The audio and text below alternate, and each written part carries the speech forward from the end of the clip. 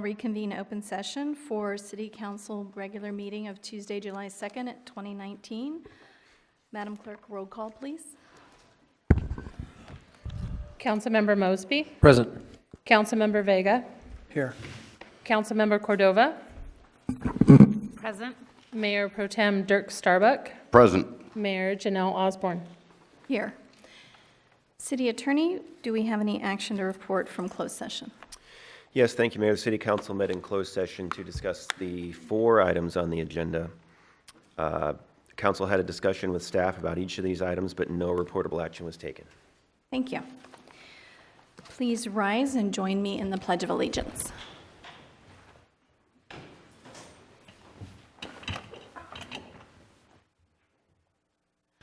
I pledge allegiance to the flag of the United States of America and to the republic for which it stands, one nation, under God, indivisible, with liberty and justice for all.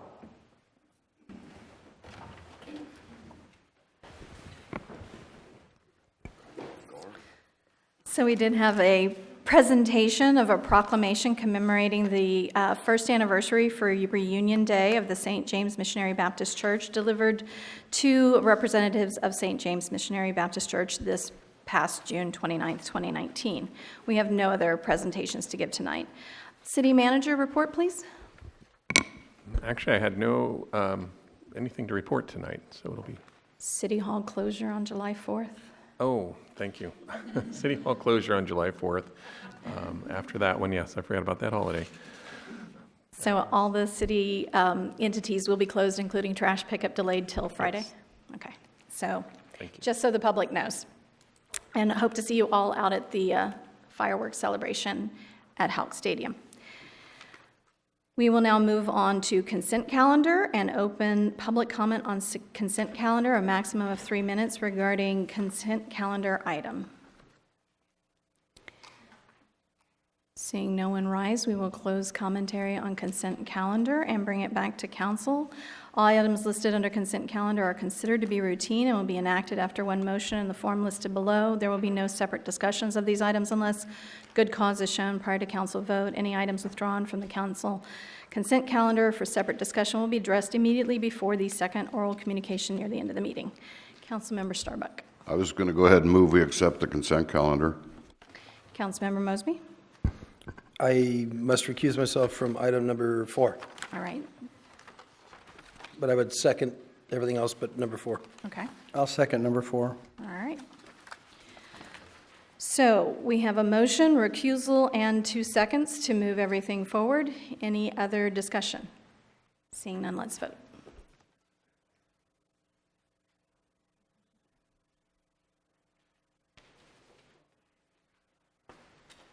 And that passes 5-0. Thank you. And now we move on to staff presentations, announcements, and requests. And the first presentation is for Community Development Program Manager Chanel Oval, presenting an update on the city's Home Buyers Assistant Program.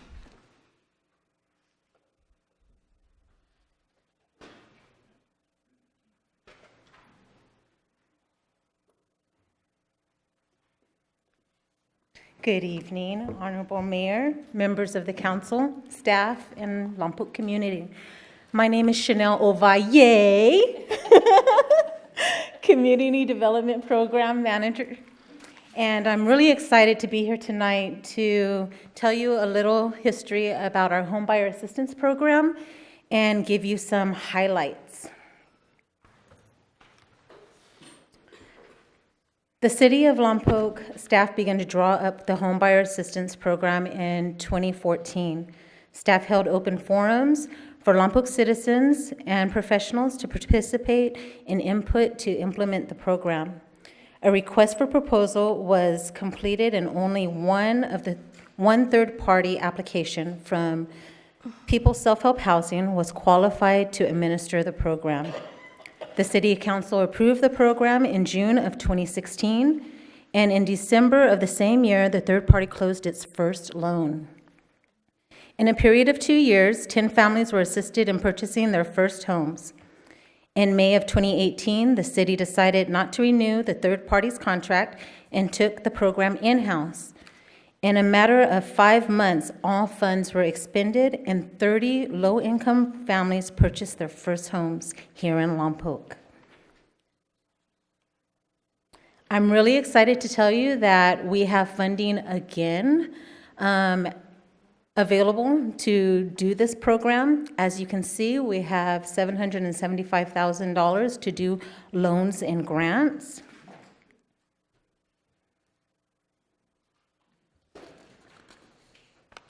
The program hasn't changed. It's still a great program that has helped so many achieve that American dream of owning their own homes. The loan is at a fixed 3% interest rate for a term of 30 years with no required monthly payments. What's also nice about this loan is that there is no prepayment penalty. Borrowers can pay down or off their loans at any time without a penalty. Loans must, however, be paid off within 30 years upon sale or at refinance of property. And the borrower must income qualify as outlined by the State Department of Housing and Community Development. The home purchase must be within the city of Lompoc, not the village or Mission Hills. Borrowers must occupy the property as their primary residence. And because we want our borrowers to be vested in the ownership of their home, we require that they give a minimum of 2.5% down payment from their own funds, not a loan or gifted funds. If you'd like more details on this program, we have our application and all the guidelines on our city website.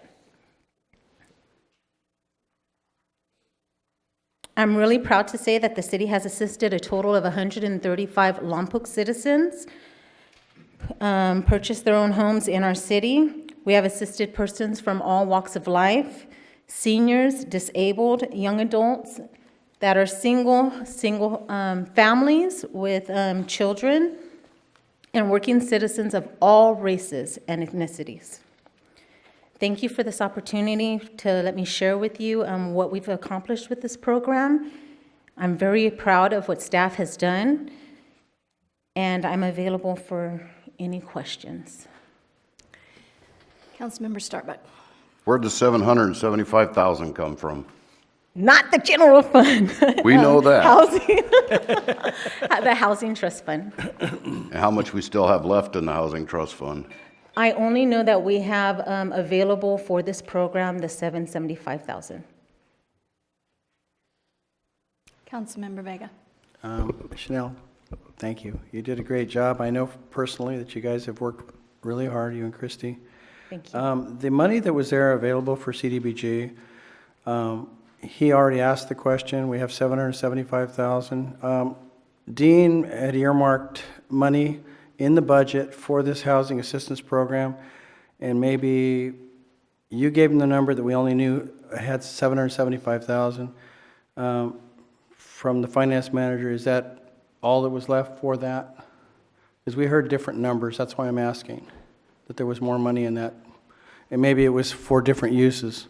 So the $775,000 are the direct proceeds that will go to the loans and grants. As you can imagine, with any program that we administer, there is a percentage that has to be utilized for staffing cost. Chanel is our one-woman crew in the CDBG world, and that is the division that oversees the Homebuyer Assistance Program. With that said, we cannot utilize CDBG administration grant funds. It would be a violation of the regulation for her to oversee the Homebuyer Assistance Program. So we do have to augment that. Direct time she spends on the Homebuyer Assistance Program, processing, coordinating, everything it takes, as you are aware of all of the back and forths we do with those loans, that has to come out of that fund. So I believe, I want to say it's approximately $40,000 goes to salaries and benefits, and then the $775 is the balance that is going directly to the loans and grants. Mind you, this fund can grow. The more developments we have in our community, such as the 44 units, if they choose to buy out of building affordable units as our community requires, which I think is amazing, that's 80 and change thousand that goes into that fund. And so that means we could potentially get 2 loans out of it. We had some loans come in at 30,000. Yeah, they did not take the maximum. Yeah, not everyone needs the full 65. It is based on their income and the gap to keep it affordable for them. And we do a thorough analysis. Some outside realtors, lenders, they just want to ask for the 65,000. Isn't that awesome? Make it easy. I want 65,000. We are very diligent in reviewing the financials because we do view ourselves as kind of the gatekeepers of the city's funds to ensure they are being stretched as far as they can and helping as many people in the Lompoc community that need to buy their first homes so that we can get that inventory moving. And it really has proven to be so successful. And if it wasn't going as fast as it was when it was going, we would have loved to get video, of our community members moving into their first houses, because it was such a beautiful thing to watch kids so excited getting their first bedrooms, and it was just an amazing program. I'm super happy that we found a way that with one staff person to kind of schedule the rest of our responsibilities so that we can get this program done in a certain period of time when what we like to call our downtime in the CDBG world. So we're happy about it and we're very excited. One other question. There was a rehab component to that before.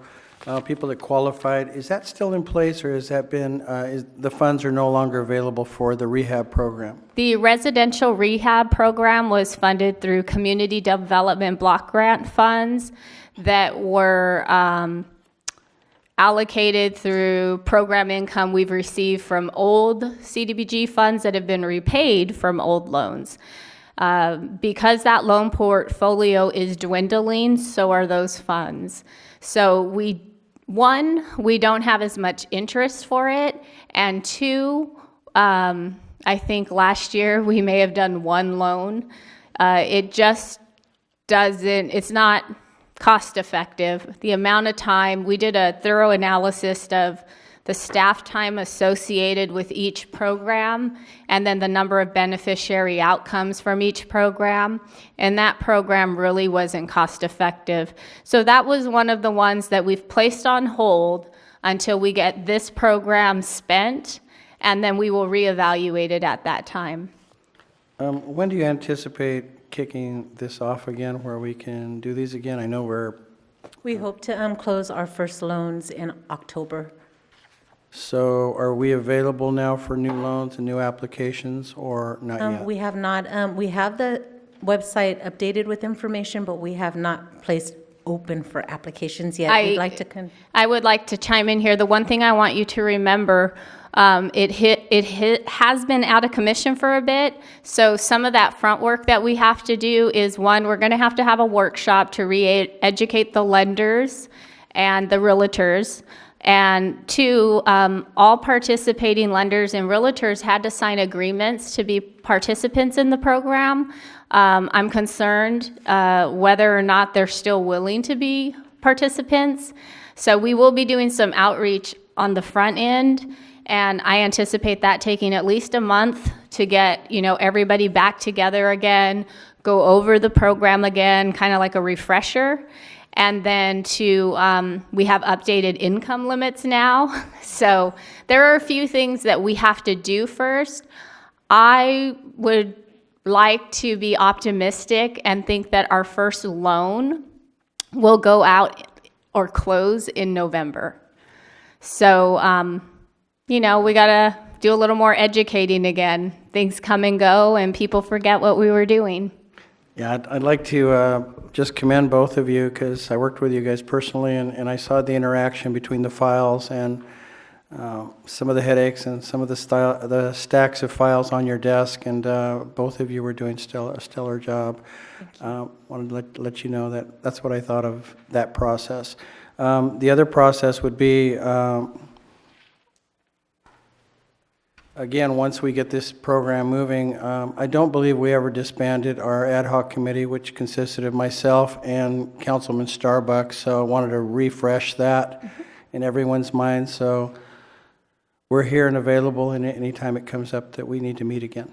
Thank you. We appreciate that. Thank you.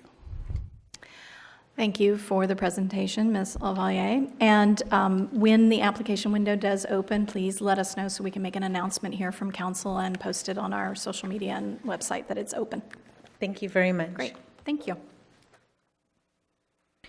Our next presentation is the Community Relations Manager, Public Information Officer Samantha Scroggin will present an update on the city's website.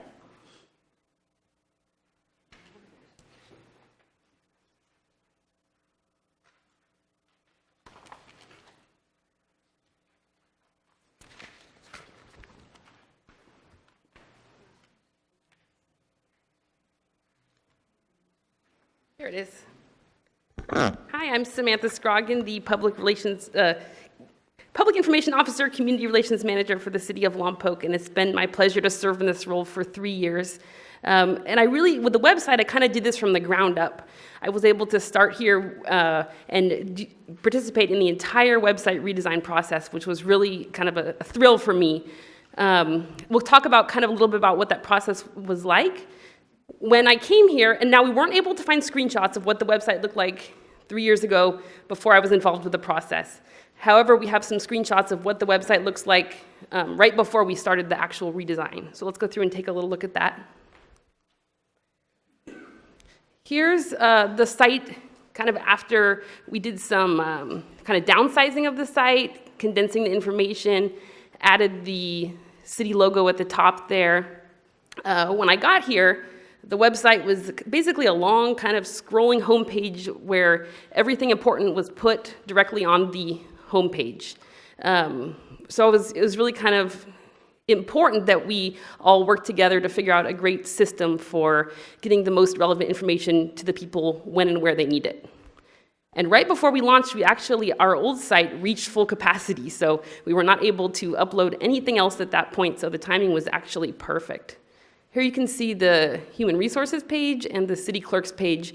Like I said, once some work went into it, but before the extensive redesign process. So in May of 2017, we sent out an RFP for a website designer, and we arrived at Vision, which is now Granicus, and they handle a number of city websites, so they're very skilled in what they do. There was an extensive vetting process, and as you can see, it was a very involved process to go through all the steps that were needed. It's a little bit hard to see, but there were many steps involved over many months to get the website live.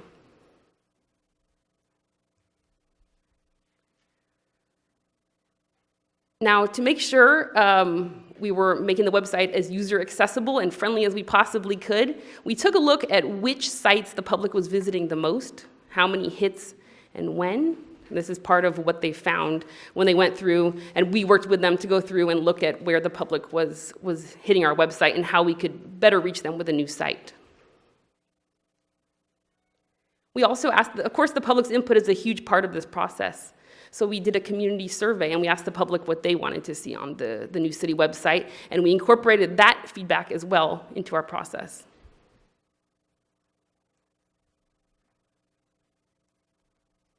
This is kind of cool. This is heat mapping that we did to determine where people were clicking on the website. And this kind of gives you a taste, if you can see through the colors there, a taste of what the former homepage looked like. Once again, this was after I went in with my colleagues in IT, IS, and we did some extensive kind of work already on the site, but you kind of get a flavor of what the old site looked like. And site mapping was quite the process, and I have to give a shout out, he's not here, but William Triber in IS worked very closely with me this entire time, as did a number of our departments and our employees. Here's the site map. You can see there's 6 different levels here. And we had to go in and plug in kind of each site that we wanted to migrate over and make sure that it went in the proper place. We looked at everything that we had on our site, made sure that it was relevant, what changes could we make, and we filled in the new site map for our new website. Training and involving our staff was a huge part of this process. There's a picture of training going on. We posted this to our Facebook page. I developed a system when I was here called communication liaisons, where I picked people in each division that would be great to kind of feed me some information that I could push out to the public via our website, via press releases. And so these are our communication liaisons at work training on the website. And we're so excited to go live on August 27, 2018. I just talked to William today, and he said the website system has cut the IS department's work on the website by 99%, and it's also allowed the divisions to be directly involved with the site. So through our CMS system, and I'll show you kind of the website live here in a minute, our employees are able to actually update the website themselves. And through Google Analytics, we're able to kind of mark our progress here. You can see we had 7 users at the time earlier today. And I think it's hard to read here, but 4.8 thousand users in the past 7 days. So our website is hugely important, and it's a way that our community is getting their information. That's all now. With Brad's help here, we're going to take a look at the current website the way it is here. Brad, would you mind just kind of scrolling down a little? Thank you. You can see here, just pause for a second, thank you. Now, this was part of the heat mapping. We were able to look at where people were going most. So that's why you see the icons across the middle there. Utility bill, library, recreation, bids, city council, and police department. Those are the most accessed areas, so that's why we have them there on the website. When there's something I really want to promote, like the free lunch program in Lompoc, I make it a highlight on the homepage, like you can see right there. And if you click the more button, Brad doesn't need to do that right now, it'll take you to some calendars of some dates and times for kids to get free lunch in Lompoc. And if you scroll down a little, there's our 4th of July spectacular, movies in the park, concert on the lawn. You can see on the left, we have meetings and events, and on the right, we have news. That's where I play a kind of important role here. The press releases go directly onto the website. So I kind of collect the information from our different departments, gauge what's most important, and upload it there under news. Brad, do you mind just kind of scrolling down and clicking on the more news? See all news? And just scroll down a little. So you can see all kind of the recent news here that the public may be interested in. I can also set it to expire when it becomes no longer relevant. And if you wouldn't mind going up to, go back to the homepage, please. Just hit the City Lompoc at the top there. So we highlight Explore Lompoc here kind of prominently. You can click through the carousel and see different important kind of things that we're highlighting. There's, for community, yeah, if you just kind of go across like services, community, click, hover over each one. It was all set up to be really kind of user-friendly. And how do I are the most common questions people might ask. And if you wouldn't mind going down to the middle there, back to City Council. See the icon there, thank you. So we had some questions about the City Council page. We've made some changes to make it, like I said, as user-friendly as we can. We have the City Council's contacts right there. We have the live webcast there at the top. We have all of our meetings organized on YouTube by date. And to further make it more accessible, Brad, can you please click on the June 24th on the left there, thank you. We added a video icon here, if you just kind of scroll down a little more. You can see we have the video there as well, along with the agenda items. So that was part of our effort to, like I said, respond to the public and make it really user-friendly. And if you wouldn't mind going up to careers at the top there. Now, pay online, careers, and contact us are kind of prominently placed because those are something people use. So I helped make that video right there. It's kind of a cool video if no one's seen it, highlighting the different jobs people do here. But this is the human resources page. You were kind of able to see that before on the first slide, what that looked like before. So I'm pretty proud of the way this page in particular turned out. And I'm happy to answer any questions. Thank you. I have heard requests about how the prior version you had not only YouTube videos, but there was an older style. Can you explain to the public the capacity and why they aren't having necessarily MP styles? Right. So as I mentioned before, our website literally filled to capacity before because of the way we were uploading videos and just putting all the information directly on the site. Housing these videos on YouTube allows us to free up space on our site, and it is kind of the way of the future, if you will. Putting a link to YouTube is fairly similar to putting the actual video and uploading it to our site, and it allows extra space as well. Okay. The other question that has often been asked is, where can I find the agenda items? They used to be within the agenda, and now they're not. So I think it would be important to show individuals, say for tonight's meeting, under event, where you can find the individual items listed and how much easier it actually is to find the item you're looking for associated with the agenda under the event column. I think you have to go back to the previous page, right? So right here, if you click, there we go. Right here, if you click on these, all the items you can need are linked directly there. So scroll down And and we- show, yeah. So there they are described very Right. easily. Labeled as appropriately as we can. Stacey does a great job with that. And like I said, I just want to thank our staff for all the work that they put into this website, daily kind of upkeeping it. And we really work closely together, all of us at the city here on this, so. Thank you. Councilmember Mosby. It's been said that some items were lost during transition. Are you aware of anything that's? No, nothing was lost. Like I said, we made some decisions about not migrating everything over, but we do save all the documents that were necessary. We talked to our legal team and made sure that everything that we needed to keep, we kept. Even if it's not housed on the website, maybe something from 10 years ago, we still have it available if it's requested. So we didn't lose anything in the process. So somebody could go to the city clerk if they're Correct, if missing they need something. something, Okay. yes. But we're trying to keep everything there as much as we possibly can. Thank you. Any other questions for Ms. Scroggins? Thank you for that presentation. I appreciate it. Thank you. I will reiterate before we start public comment, since I see some new faces here.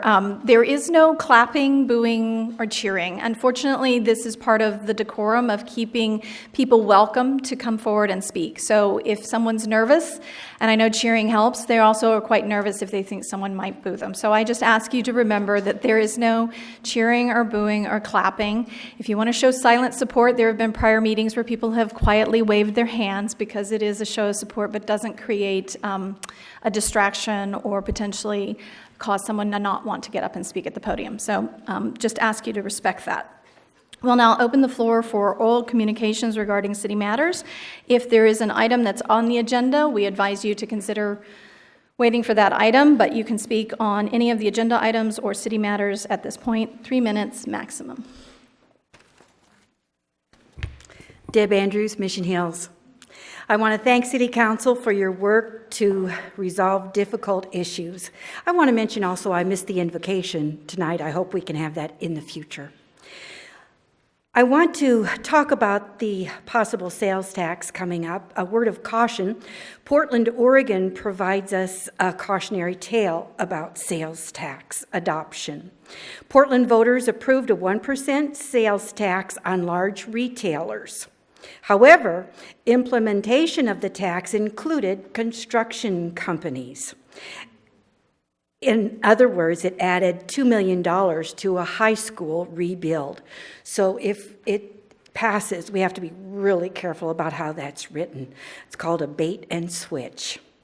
Similarly, Californians' support of Proposition 47 and 57 resulted in support of domestic terrorism, another bait and switch.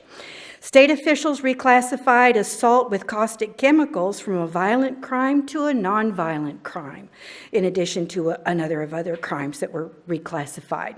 We now learn that Antifa plans acid attacks at the July 6th free speech rally in Washington, D.C. One Antifa organizer hoped to blind as many as possible with muriatic acid. In California, that would not be a violent crime. Were state officials preparing for that scenario? When those crimes were reclassified? At the time it was done, I wondered, what's the purpose? The wardress/CEO of the Lompoc Chamber eliminated records and fired the 15-year volunteer who relished sharing the rich history of Lompoc. Past events survive in records and human memories. Socialist tyrants alter how the past is perceived.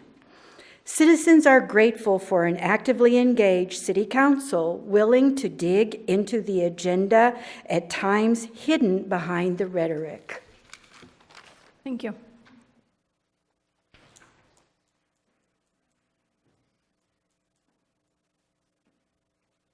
How are you? Hello, Mayor, council members, and members of the community. I'll make it short and sweet. My name is Mike Glaze, and I have a local catering and barbecue service. And I'm looking to implement a change for the Dick DeWeese Center for emergency operations. I cook for the Forest Service. Pretty much a drop of a hat call anytime a fire kicks off, like the recent base fire. And it sometimes put our current situation in a bind, our facility in a bind, because we're a share kitchen.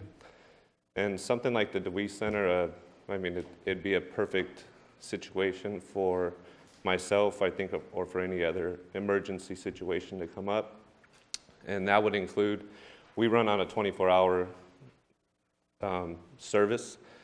So we need the hours to be open past the 11 o'clock to 7 a.m. It'd be more of like a 24-hour rental. So it'd benefit the city itself, it'd benefit myself, and it would put to use a great facility that isn't in use during that time. And that's it. Thank you. Yep. Any questions, or is that it? Unfortunately, there is no back and forth during public comment, but I'm sure one of us will reach out to you and have discussions about the potential. Councilmember Mosby. I don't know if the city manager, I know he had something he wanted to say. Oh, I just was going to say I'm in discussions with community development who oversees that, and we'll be contacting the gentleman about that. Thank you. Did you get his contact information? I don't have the name. Maybe he can share it with you. Yeah. Thank you. Good evening, council members. John Lynn Lompoc, resident. So we're going to have a great 4th of July. We have a wonderful show at the stadium. We have thousands of Lompoc residents out buying Safe and Sane fireworks to share with their friends and neighbors. And I want to remind everyone out there that if you want to have a block party, those permits are available at the fire department with certain requirements. And someone was talking to somebody yesterday, and they said, well, what do the nonprofits get out of this? And I said, well, you know, generally they get a profit share of it, but in Lompoc, they donate 30% of their profit back. They give it to the city of Lompoc, and it funds the stadium fireworks show. So a long time ago, when I was mayor, we had to go out and find that 30%. But when we brought in Safe and Sane fireworks, the council decided that that would be the contribution that the nonprofits could make that would help our community. And that did two things. Number one, we no longer had to go out and solicit those funds to put on the stadium show. So those funds from businesses were available to other nonprofits for other purposes.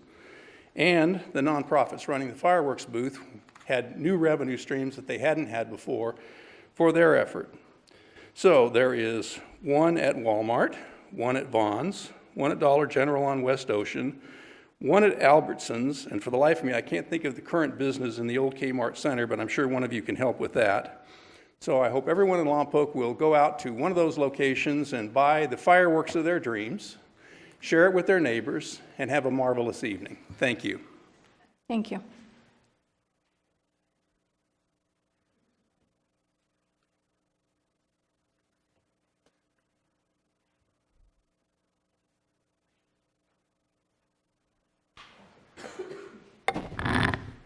Mayor, council members. First, I wanted to say a thank you for all the hard work that you did on the budget. I know it's not an easy task with all of the controversy, but I think a balanced budget is very important and one with realistic revenue. put in there. Second, I'd like to say that Lady Rocket Foundation and California Space Center continue to ramp up. We're ramping up our activities right now, especially, and we'll keep you updated.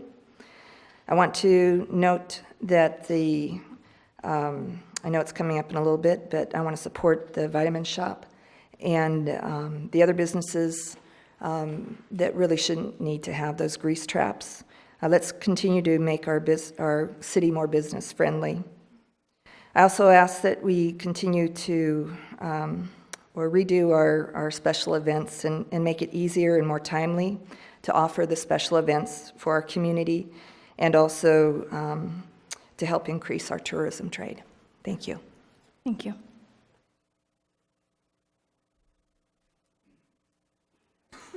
Seeing no one else rise, we'll close public comment for oral communications and move on to the next agenda item, which is appointments.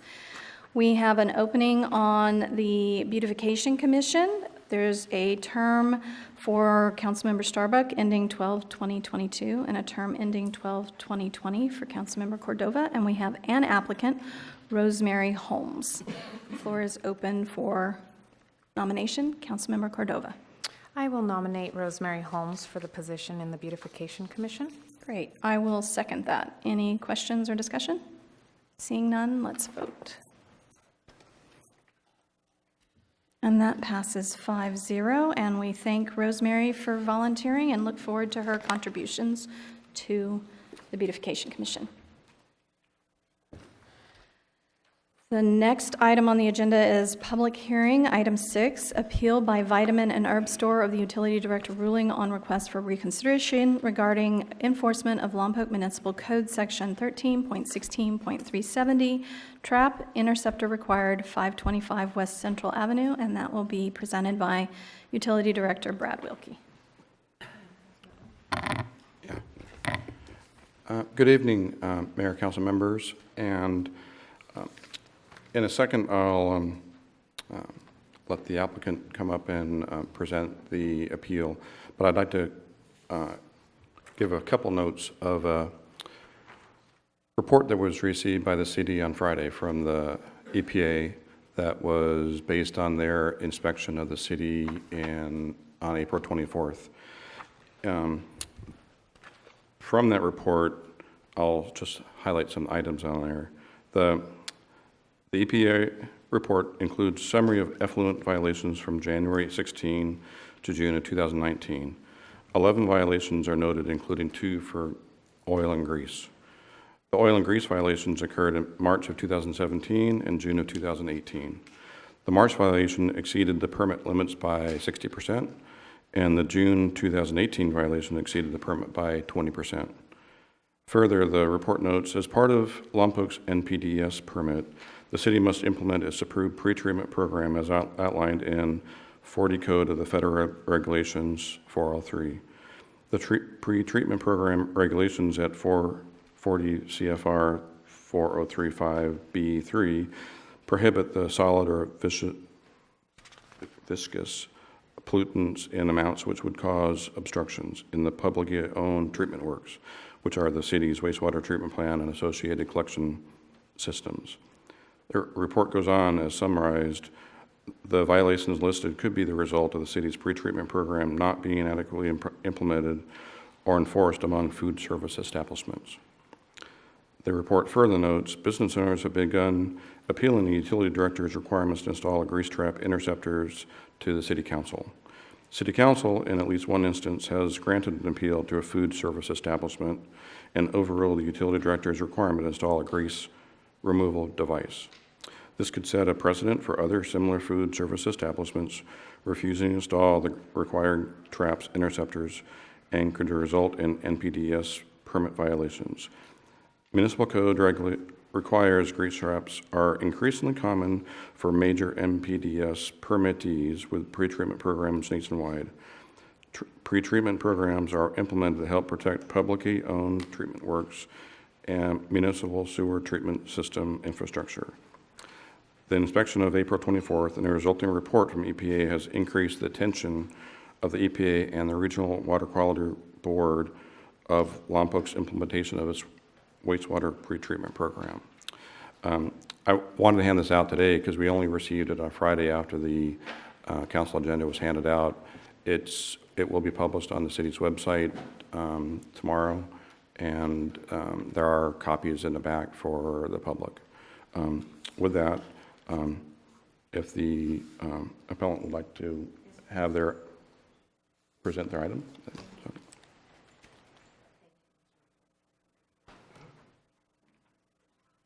Hi, thank you very much for allowing me to come before you in this appellate process.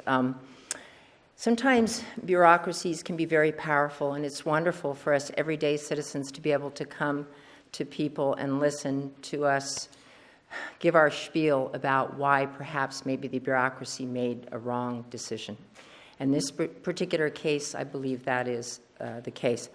I had a wonderful email from my city health inspector today. We were talking about some other issues, and you know, he sent me this email, and it said, "A grease trap seems an excessive requirement for your operation." I'll pass that on to the council. We were not one of the businesses that received notification via mail to fill out a questionnaire. Our business instead had a drop-by visitation by, I believe her name is Katrina. She never gave me her name, so I don't know. She never gave me a business card. She walked into my store, and I'm up at the front counter helping customers, bypassed me, and there was a gentleman with her.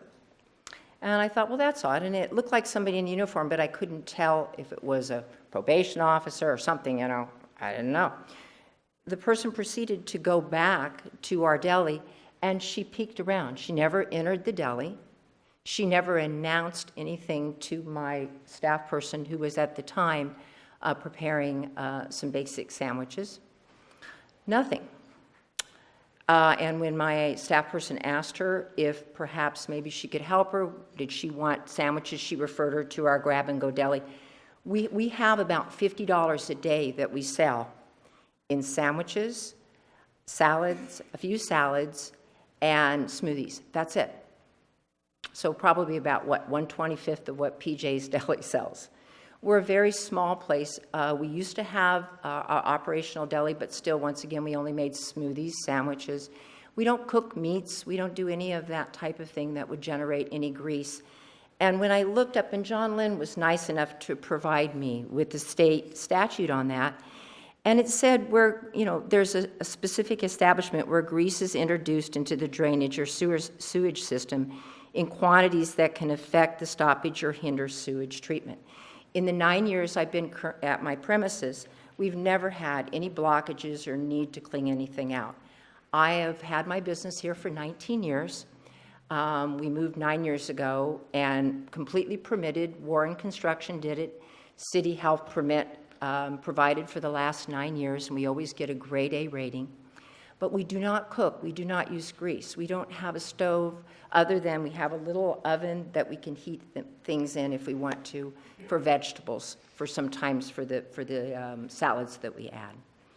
So very small operation. So anyway, Katrina comes up to me and she hands me this questionnaire, and I said, well, what's this about? Well, we think that you might need a grease trap. And I was shocked because we don't cook or utilize grease. And I worked in restaurants when I was working my way through Cal Poly.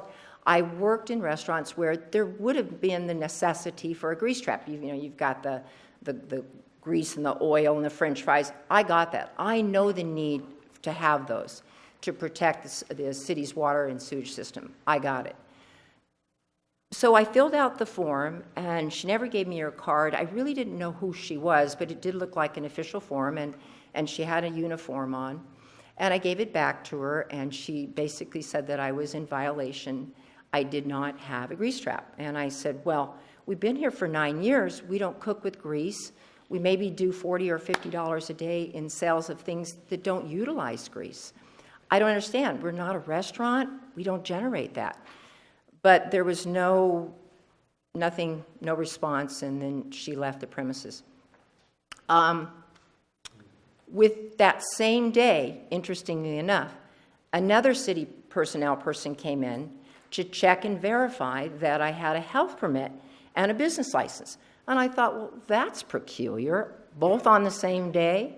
And just a week before, I had a notification from the city asking me for new schematics on my store. And I contacted an attorney, a friend of mine that's appellate judge for California courts. I used to be an arson and fraud investigator, and I used to deal with attorneys a lot.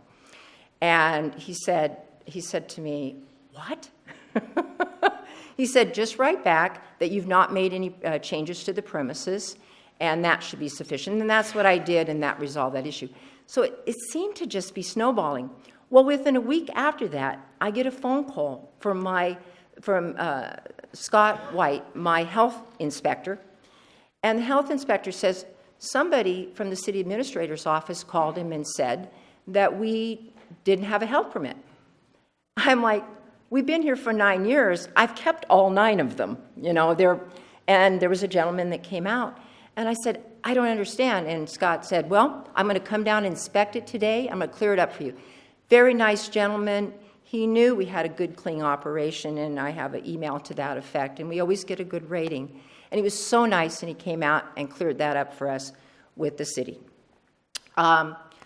Within probably a few days after that, Katrina comes back in again and says, okay, have you arranged for a contractor? And I said, well, I want to be compliant if you think this is something I need. I didn't have John's notes at the time.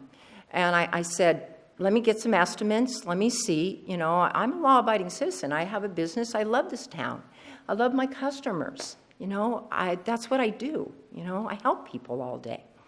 So I got an estimate. It came out at $4,000, and I'm like going, whoa, the city on their little notes said about $250, or something like that. And I'm like, so I got a few more estimates, and one came out to be about $900. And I thought, okay, even though I don't think I need one, I have a mom in hospice, I have a dad with dementia, I don't have time to deal with this right now.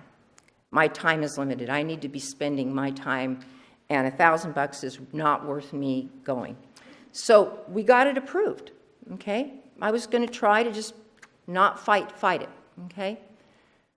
Well, the department head comes back a day later and tells my plumber, oh, this isn't acceptable. You got to tear the walls out, you got to take the sink out, you got to tear it all out, and you got to put in a new vent. We had a vent 2.5 feet away. It was just ridiculous, absolutely ridiculous. So it was like the whole time, they made it worthwhile for me to come and fight this. Because number one, I don't need a grease trap. I'm not in any violation at all.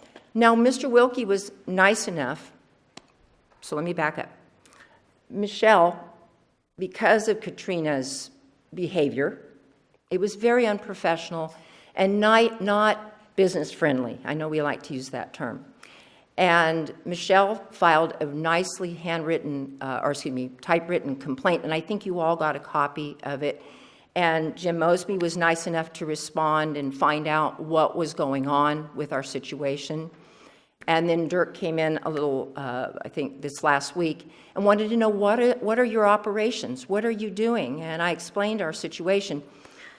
Mr. Wilkie, however, when he came in after the complaint was filed about Katrina, he was very nice and very polite, and he came in on a Saturday, and he said to me, this is in violation. We've made a determination that all restaurants and delis are going to have this grease trap. And I'm like, but I don't produce grease. I said, we make $50 just grab and go. That's it. I don't understand this. He says, well, we're just going to make it universal across the board. And I said to him, this doesn't have any common sense to it. I don't produce grease. And the next words out of his mouth that made me knew something was wrong is he said, well, what about the next business that moves in and takes your place?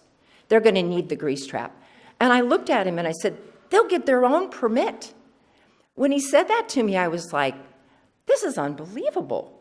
This is not how it's supposed to be. It's supposed to be a common sense, case-by-case basis. I don't get this. I don't get this. So I was encouraged by PJ's Deli, the owner of PJ's Deli, to also submit an appeal to my violation, alleged violation. And I did watch the video of the council meeting, and it was very helpful. And John Lynn gave a wonderful description on what would meet the criteria of causing damage to the sewer system or having excessive grease. I don't meet that criteria. And I think because we have a council here that can look through the bureaucracy and literally say, what is the common sense behind this? You know, I have a septic system at my house. I'm very, very aware of not putting grease down the drain. I produce probably more, even though I'm careful, than my store would ever produce.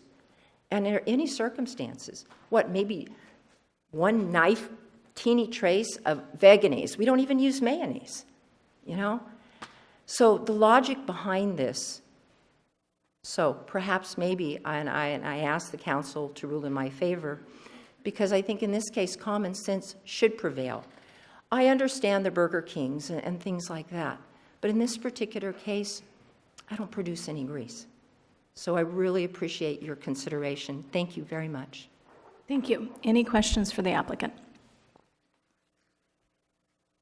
Seeing none. Oh, Councilmember Mosby. Can you explain what veganese is? It's a vegetarian-based type of meal replacement, and it doesn't have any saturated fats. It has a little bit of canola oil or grapeseed oil, and it has no egg. So there's nothing that could cause that greasy substance, and we use it because we're health conscious. We're a health food store. Thank you. I know Dirk looked at it as well, too, when he came in. He looked at what was in the veganese. It tastes really good, too. Well, I didn't ask to try it. It tastes better than mayo, in my opinion. I'll take your word. Take my word for it. Yeah, I'll take your word. I Starbuck. couldn't say some of the words, and they were simple.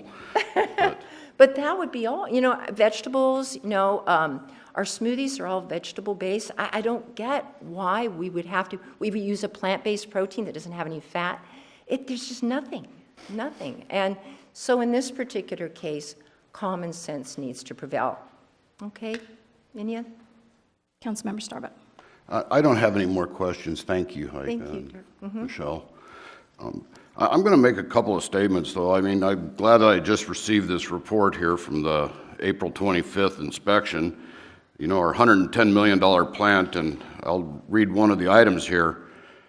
In all the time that we've operated that plant, we exceeded our oil and grease limits in June of 2018 and March of 2017, and that was long before a lot of the fast food restaurants in town were required to put in their grease traps. I don't think that the Vitamin and Herb Store, PJ's Deli, and all the others have anything to do with those back there. What gets me here is that it obviously didn't appear that our staff was very council-friendly on that either. I'll read it. Facility representatives stated that the city council has not been supportive of the municipal code requiring grease traps. One grease trap we overruled, but these were told that we are just cowboying it up here. And I take that as an insult, and it upsets me. I'm going to make another statement. Conclusion on the staff report here. It says, a ruling other than to uphold the utility director's decision could expose the city to unnecessary cost. That would be this report here, a fine, unknown but potentially significant long-term liabilities. I don't know what those would be, and would continue the existing precedent, and I'm going to say existing, there's been one, so I don't know what the precedent would be, established by the City Council at their June 4th, 2019 meeting for other similar food service establishments who also refuse to install the required traps and interceptors. The most business-friendly approach is to apply the municipal code requirements equally to all businesses. Ridiculous statement. I'm going to say that there was false facts I've heard on my recusal about PJ's that this council was presented, and that's why I went to the Vitamin and Herb Store to make sure I didn't get any more false facts. If veganese is the worst thing going down the drain at a vitamin store, and I'm wasting my time up here reading how it's our fault about this, I'm going to uphold your appeal, Heike. Thank you. Any more questions for staff or applicants before I open for public comment? Seeing none, the floor is now open for public comment. Please come forward to the podium. You have 3 minutes each.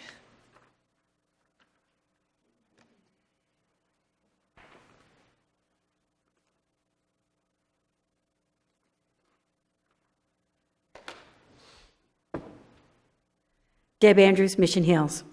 When I first moved here a couple of years ago, I spoke often about what is the boot on the neck of Lompoc.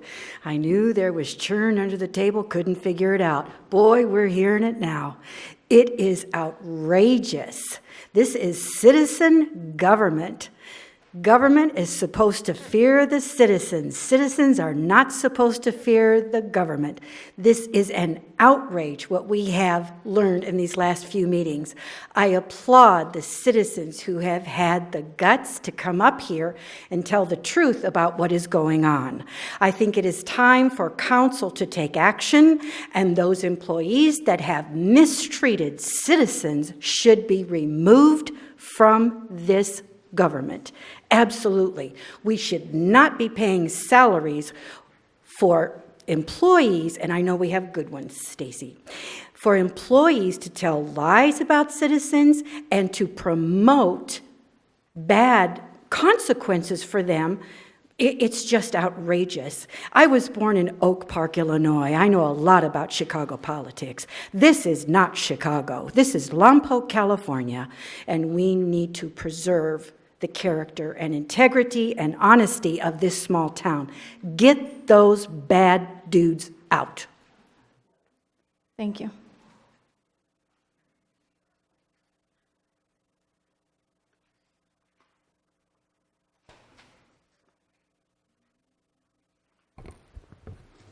Good evening again, council members. John Lynn, Lompoc resident.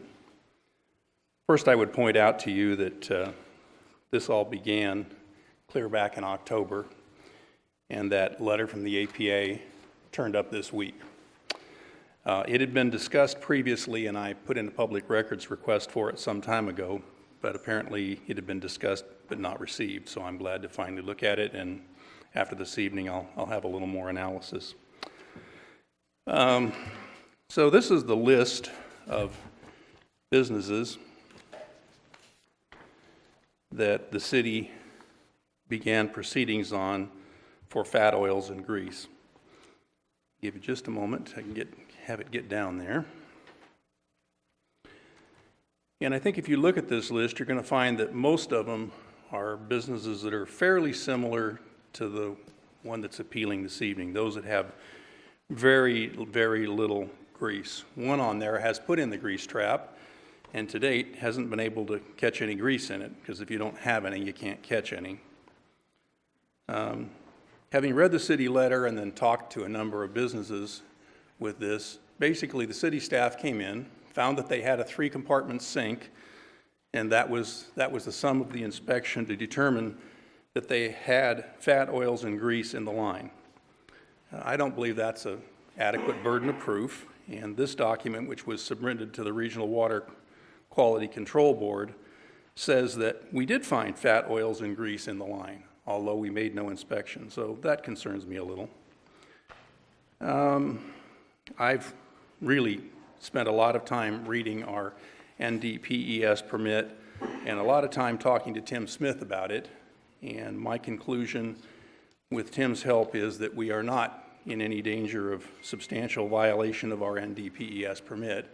And by the way, that spike that we had in grease in those 2 time periods was averaged out over the year, and that's what we're required to maintain as a yearly average.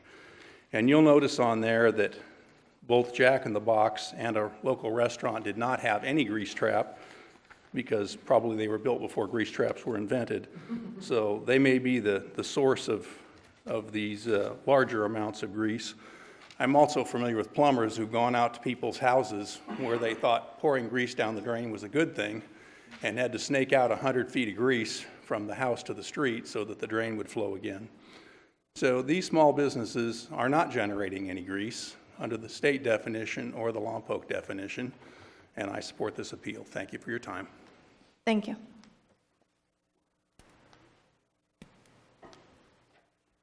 Seeing no one else rise, we will close public comment and bring it back to discussion by council.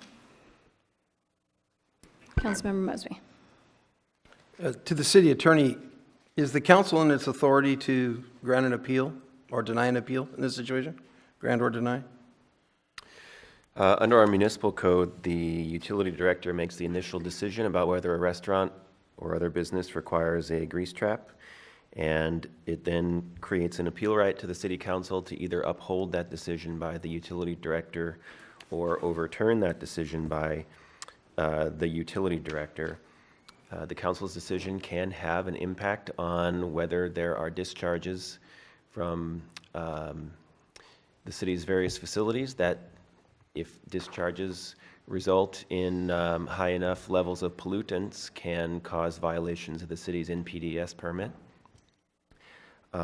So the impact of your decision can have an impact on whether cumulatively we end up violating our NPDES permit. But that's something for the council to consider in its discretion.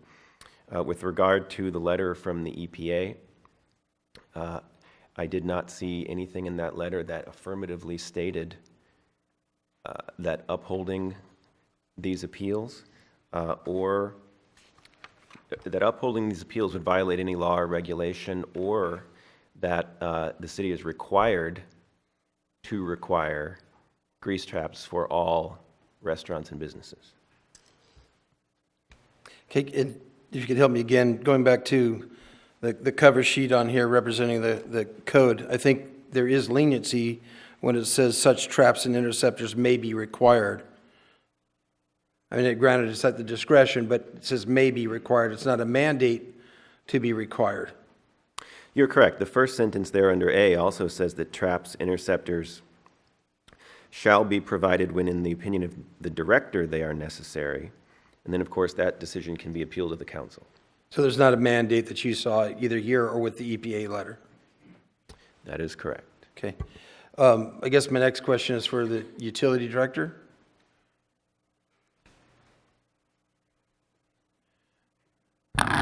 Yes. Do you have any evidence of the plugged lines, having plugged lines directly for the facility in question? Without either a grease trap or a sampling station, there's no way to get empirical evidence of the existence or non-existence of materials that could be affecting the lines. Have you heard of any blockages? Have you heard anything in the wastewater department, any overflows? No. Caused by that facility? And they do have a lateral, correct, that it connects to?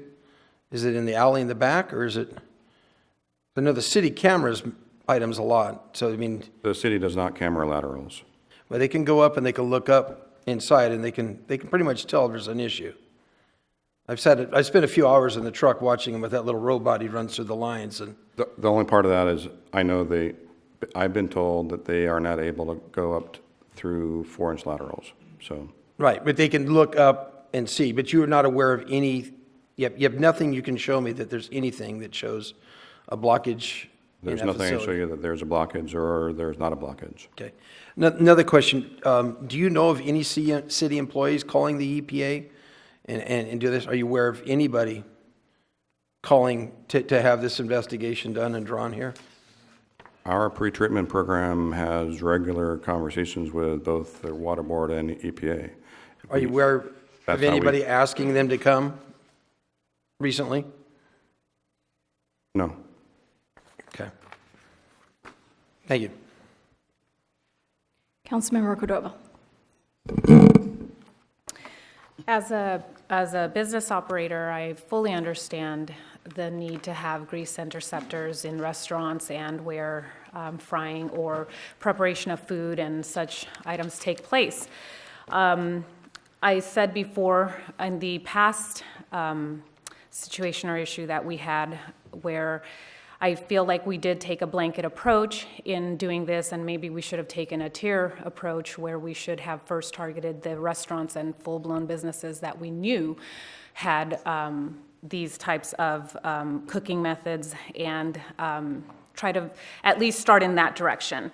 In just a quick review of the report, I do want to point out that As far as areas of concern, on page 5, the report does say that the presentation of areas of concern does not constitute a formal compliance determination or violation, and then it goes on to list a bunch of bullet points that all start with the city staff said. So it is my opinion that we could have done probably a better job. I don't like to take away from the authority and from the work that the staff does, and I don't think that that's going to get us anywhere, and I think that they do a hard work every day. But it is my opinion that we probably could have taken a better approach, and I would support an appeal for this applicant.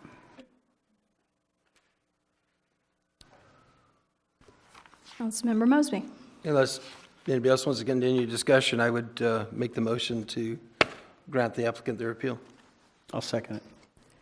Councilmember Vega, did I hear you make a motion for a second? Could you repeat that again? I was recognizing you to have the floor to make the motion for the second and just getting Oh, you so to you want to recognize me instead of me just saying a second? I thought when we did an appeal that I automatically could give a second. Thank you. I will give a second. Thank you. We have a motion and a second on the floor. Any further discussion by council? Seeing none, let's vote. And that passes 4-1. And Mayor, we will be bringing back a resolution to reflect the City Council's decision on this appeal, and it will be on the consent calendar at the next meeting. Thank you.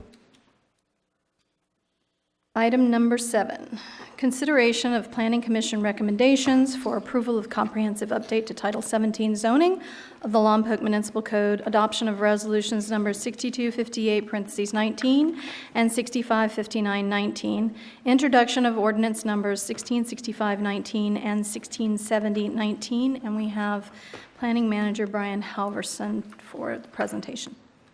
I just quickly wanted to introduce the item. We're going to do a short presentation. I wanted to thank the council. I know it's a lot of material to go through. We've also provided some of the material in the back, environmental document, existing code, proposed code, red line code, general plan, but they're not to take away. They're just for reference tonight. So like I said, we're going to do a short presentation, and Jennifer is going to start that off, and then I'll do the closing on that short presentation.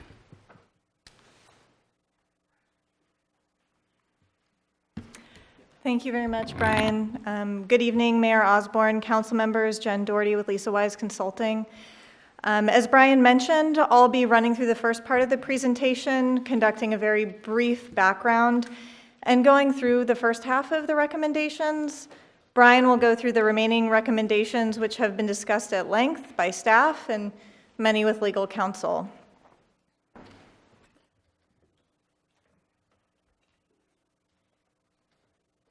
And our slides are numbered, so if there are any items that you see that you'd like us to go back to during discussion, please feel free to note that number and we'd be happy to go back to it.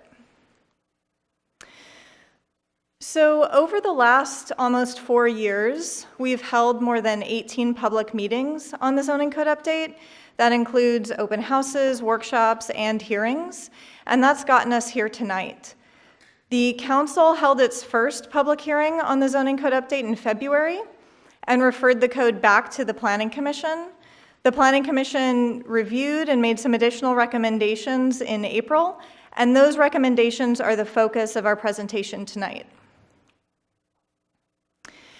There are 3 versions of the code that have been provided to you and available to the public. The purpose of providing those 3 versions is for transparency and to facilitate review. All 3 versions represent the same content in terms of the recommendations for the code update, but each version might facilitate review by the user. For example, the first red line includes all the changes recommended since the first public review draft was published back in July, so a year ago, July of 2018. So if you're interested in looking at all the changes since last July, that version shows of all of those. Red line number 2 shows only those changes in strike through and underline that have been recommended since the council last saw the code in February. So if you're only focused on the most recent changes, that version may be most helpful to you. And lastly, a clean copy is included. That's the version that would be adopted with an ordinance when that action's taken. So on to the recommendations. Again, these are recommended by Planning Commission through their April hearing. A special event overlay is included in the code to facilitate events in the industrial zones, so industrial and BP zones. And Planning Commission's recommendation was to not include a limit to the number of special events that can occur in that overlay. Previously, a limit of 4 events per building per quarter was proposed. The Planning Commission also recommended that restaurants be a permitted use in the industrial zones. Previously, that was identified as a minor use permit, which is a staff level approval. And Commission reaffirmed their recommendation that large chains should not be allowed in the industrial zones, and that would be defined as restaurants that have 10 or more standardized locations worldwide. An ordinance adopted last year allowed for food service uses in the wine ghetto, subject to certain requirements and a special use permit. The Planning Commission recommended that a criteria that limits food service to 749 square feet be eliminated. Now, we would note that no changes recommended to the zoning code would alter or change any standards in building or fire code. Because of Planning Commission's recommendations for allowing restaurants to be permitted in the industrial zones, staff is recommending that food service as a less intense food use also be permitted in the industrial zones rather than requiring a special use permit. However, this has not been included in the red lines as this was not a recommendation from Commission. There are a few items we've noted as not in the red lines in our presentation. Those are for Council to consider, give us direction. We'd be happy to include those in the code. The Commission also recommended to not include a minimum building height in the code. Currently, that's included in the Old Town commercial zone and the H Street overlay, or was initially proposed in those 2 zones. Old Town commercial currently does have a 20-foot minimum height requirement. So the red lines you have eliminated the minimum building height standard. The Commission also recommended more flexibility related to parking lot striping permits. So rather than requiring a striping permit for any changes to parking lot restriping, it would only be required when there is a substantial change to the existing layout or when the number of parking spaces would be reduced.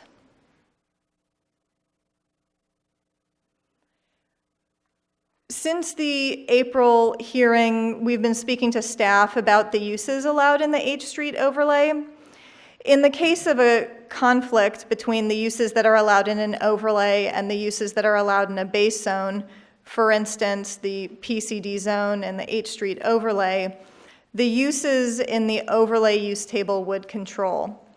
As such, staff is recommending minor revisions to the H Street use table to better reflect direction from council as well as residential uses. So those include uses related to cannabis, animal raising, and some residential uses like residential care and accessory dwelling units or ADUs.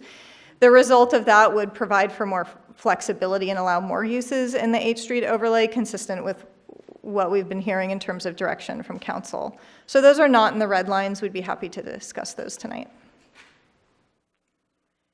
And I think with that, I'm going to hand it back to Brian.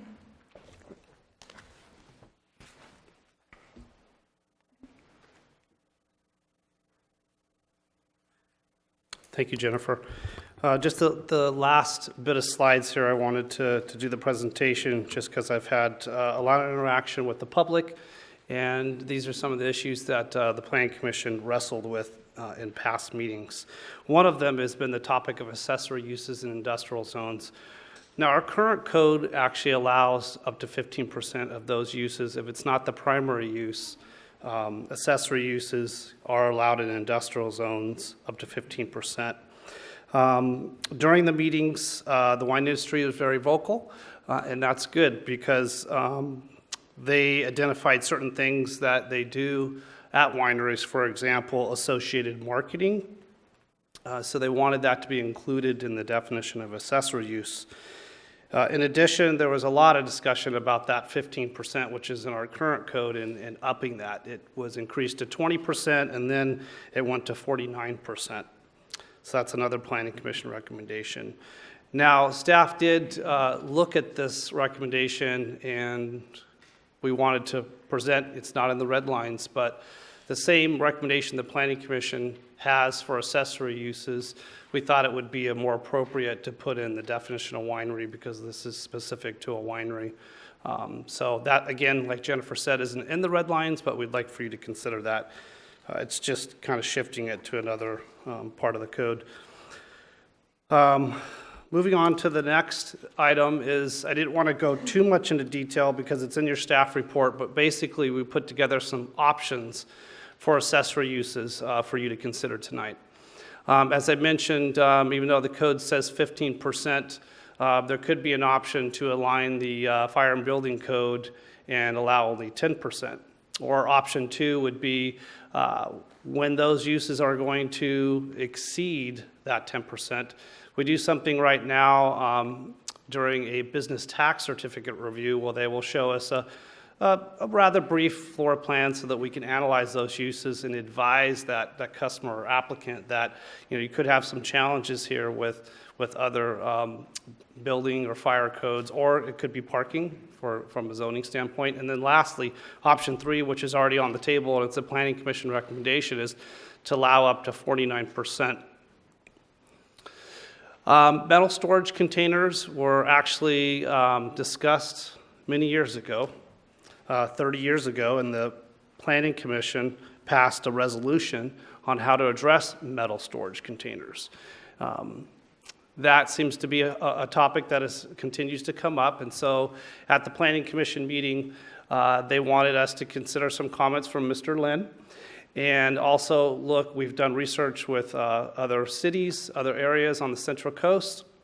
So we just simply put together some recommendations on how to address metal storage containers in the code. Now, again, this is in the red line, so it's just for your consideration, and we made a table in the staff report to show you those recommendations. So just in summary, I'm not going to read all of them, but we've made some recommendations for the commercial and industrial zones. For example, architectural guidelines, screening, how many per parcel, how to address vacant sites, for example, a conditional use permit. And then for ones that are temporary, for example, at any zone like a residential area, we put a limit on of 180 days per year and meet accessory structure setbacks. Now, I will just say, even though it's not included on that slide, staff does not recommend allowing metal storage containers in residential zones on a permanent basis for a couple reasons. When it comes to storage on a residential property, we think that it's more appropriate to do that in, say, like a standard shed. It doesn't require a building permit. It has no plumbing, no electrical, and it's 120 square feet or less. Our concern is, without a code enforcement component with the city, that people may try to live in them or they may try to conduct businesses out of them. And we just don't have the staffing to be doing these inspections. And so we think it will be problematic for the community and the quality of life. Conditional use permits, we heard of the Planning Commission, we heard of the council. They essentially want to have the ability to allow a use that may not be listed in the zoning code, but with a conditional use permit, it would be allowed. Our current code has that, and we have quite a good analysis in our staff report of that potential change in the code. We specifically didn't put it in the new proposed code because we wanted you to see the analysis in the staff report from our attorney's office. And we also wanted the council to weigh in and direct us if that's the direction that they want to go. And also for a minor use permit, we would also recommend the same flexibility for that type of permit. We have worked very, very closely with the public. We hear them, we recognize them, we continue to meet with them. Again, John Lynn is one of them that I've personally spent probably over 10 hours with him and going over a lot of comments. A lot of them were very helpful. So what we did is we included that as an attachment in the council report, and we went through those in accordance with the Planning Commission recommendation, and we have them highlighted and shown as either a change or no change. The change would simply mean that the code is recommended to be changed if the council agrees, or no change, it would just remain as drafted. And if you want to, we could go through, there's quite a few, but if you have any questions of why we recommended no change, we can certainly talk about that this evening. There's also a Cypress Court, we call it the Cypress Court General Plan and zoning changes that are part of the recommendations tonight. Just a little history on this. The council has already eliminated the office commercial and commercial office designation. So these are basically the last two remaining parcels. And the Planning Commission reviewed those parcels and recommended a zone change to HDR and R3. Let's see if this pointer works. For the top part here. And then this is the senior apartments, Cypress Court Senior Apartments. This is a vacant site, and they recommended that to be a medium density residential or R2 property. We've looked at that, and we've made, it's not common, but every once in a while staff gets a little more information that we believe the council should consider. Our recommendation is a little different than the Planning Commission in the sense of the mixed-use zoning for this site. Sorry, I don't have an aerial photograph. We thought was more appropriate, and for a couple reasons. One is when the Cypress Court apartments were built, they were built under the commercial office designation, which allowed a higher building height, and the density was allowed under that CO or OC designation. So if it was rezoned to one of those, either R2 or R3, there would be problems with density, meaning the density requirements, and height, and even setbacks. So we thought it was appropriate that that would go to MU. Just a couple items here to follow up. There will always be a moving target where things need to change. For example, the architectural design guidelines are very dated. After this code eventually gets adopted, we would like to work on amendments to the architectural design guidelines, because sometimes the guidelines are actually stricter than our code. So even though the code says one thing, we would need to actually defer to the architectural design guidelines. So we need to work on that. And then of course the noise ordinance as well. It needs some cleanup items. I'm not going to go through all the recommendations. They're very clear, and we've seen them a variety of times in a few meetings here. So I can keep them on the screen, but that does conclude staff's presentation. We're available to answer any questions at this time.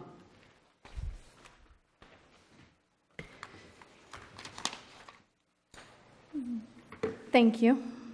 This is a very in-depth with many moving parts. I would suggest that maybe we break it down and not try and tackle it all at once unless there is consensus among council of recommendations that we want to accept and move on from.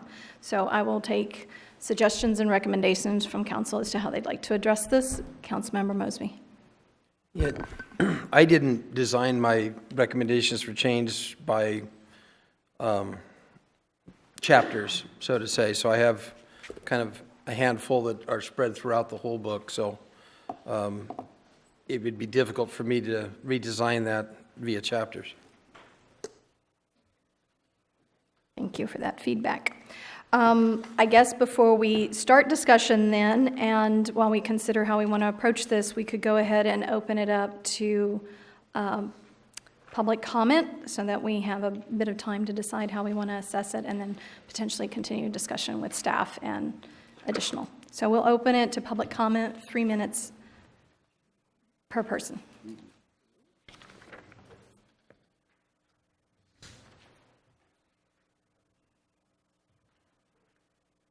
council members, audience. I'm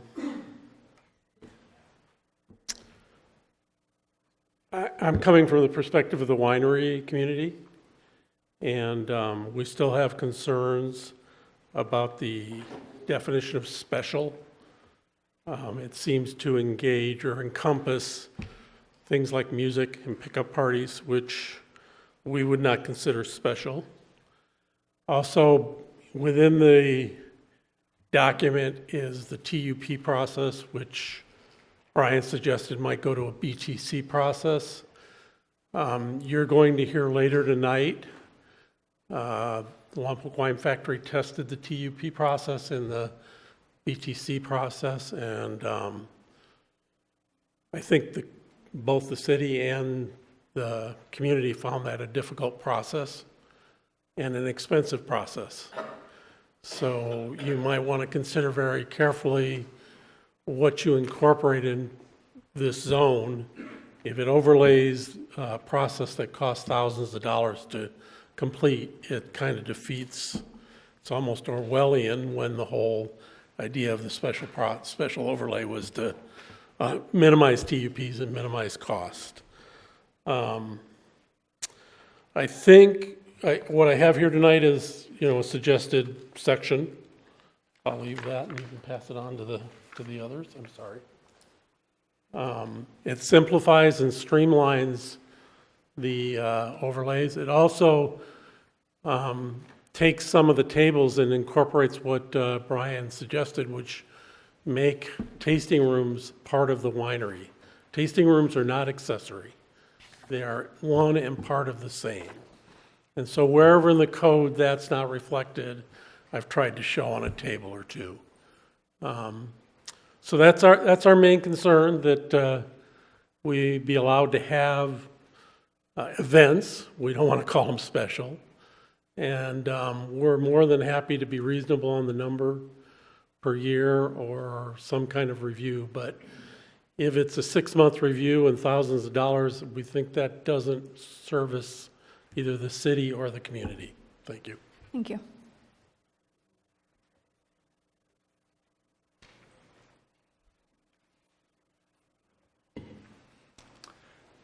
Good evening, Mayor Osborne, members of the council. My name is Bob Havlicek. I serve as Executive Director for the Housing Authority of the County of Santa Barbara. We do support staff's recommendation for items 7E and F to come back as a mixed-use development that would be conforming. Just a little background about the Housing Authority. We own and manage over 1,320 units here throughout the county. 474 of those units happens to be here in the city of Lompoc. Although we have a jurisdiction county-wide, our headquarters has been here in Lompoc for decades. Just as a point of reference, we have an annual budget of over $50 million, and that money is primarily federally funded. We have nearly 120 employees, and over 50 of those are based here in Lompoc. Last year, as a point of reference as well, we housed a record 171 homeless families throughout the county with the assistance of a variety of nonprofit organizations. 74 of those were Lompoc residents that we housed that were homeless. As you know, homeless have a negative impact on businesses and put a strain on scarce resources, including the city's fire, police, and parks department. It also impacts the local emergency room as well as local merchants. We recently completed the renovation of most of the 31 units located at Thompson Park. That was originally financed by the city many years ago from a previous owner. And in fact, city staff actually recommended that we take a look, and we decided to acquire the property. It had a considerable amount of deferred maintenance, and most of those units were unoccupied. So our position in the April 10th letter to the Planning Commission that we submitted still remains the same. And what the Planning Commission was proposing is to establish a non-conforming use for the existing property at Cypress Court and for our proposed 15-unit infill development located at the corner of Cypress and 7th. Our application for that project was deemed complete back in December 21st of 2018. So we thank you for your consideration and hope we can get a mixed-use zoning change. Thanks. Thank you.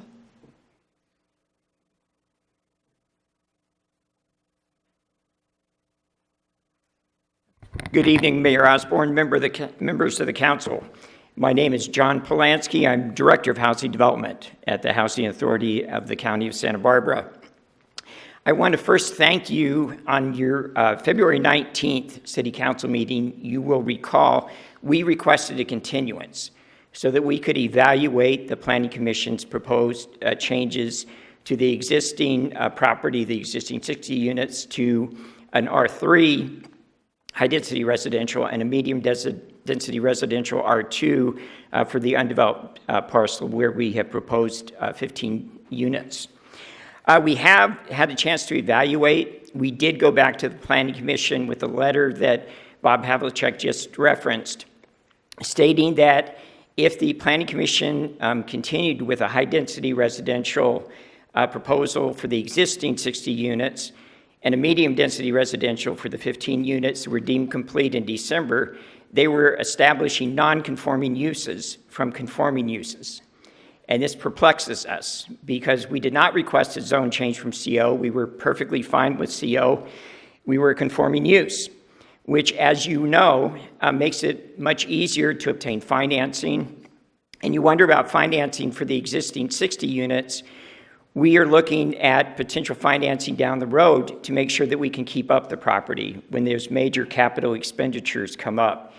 It's at the entranceway, one of the entrances to the city of Lompoc, and we're really concerned that we're able to keep that property looking as good as it does today and taking care of the seniors who live there. The same thing is true with the 15 units that we're proposed to develop. It's going to make it much more difficult to obtain financing. The financing will be much more expensive if there's a non-conforming use that's placed on this property from its current conforming use. So what we're requesting is that you do not adopt Resolution 6259, 19 in parentheses, or the ordinance 1665, parentheses 19, which are items 7E and F on this evening's agenda, but instead support the staff recommendation to change the zoning to MU, which is mixed use, for both properties, which would allow it to go from a conforming use where it currently is to another conforming use, not a non-conforming use. We're really perplexed at why the Planning Commission did not consider our request, and we're hoping that the council does not adopt the resolution and ordinance before you, and instead supports staff recommendation to change the zoning to MU. Thank you. Thank you.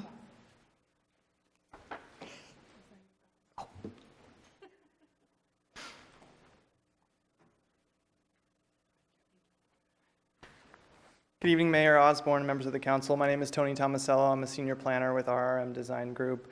I'm also here representing the Housing Authority. I'm the agent for the project at the corner of 7th and Cypress. I want to reiterate, as Bob and John had just mentioned, that we'd like the council to consider changing the general plan designation and the zoning for these two properties to mixed use, as that would be the existing development and the proposed project that was deemed complete in December would be conforming under those under the mixed use zone. Of all the properties that have been rezoned as part of this process, none of the others were changed to a zone that they didn't conform to. So these would be the only two circumstances where that would occur. We are in the process on Cypress and 7th. We have a complete application. We've been continued to the August hearing. This is a project that has been in process for some time now. We've been working closely with staff to respond to the Planning Commission's questions and bring those up at the next hearing. This is a project or a property that had been slated for affordable housing. It was in the original CC&Rs when this property was subdivided that it would be developed for affordable housing. And changing the zone only makes it more difficult for the housing authority to refinance and continue maintenance and upkeep on these properties in the future. So again, we ask the council to modify the draft resolutions to change the general plan designation and zone to mixed use for the Cypress Court and Cypress and 7th property. Thank you. Thank you.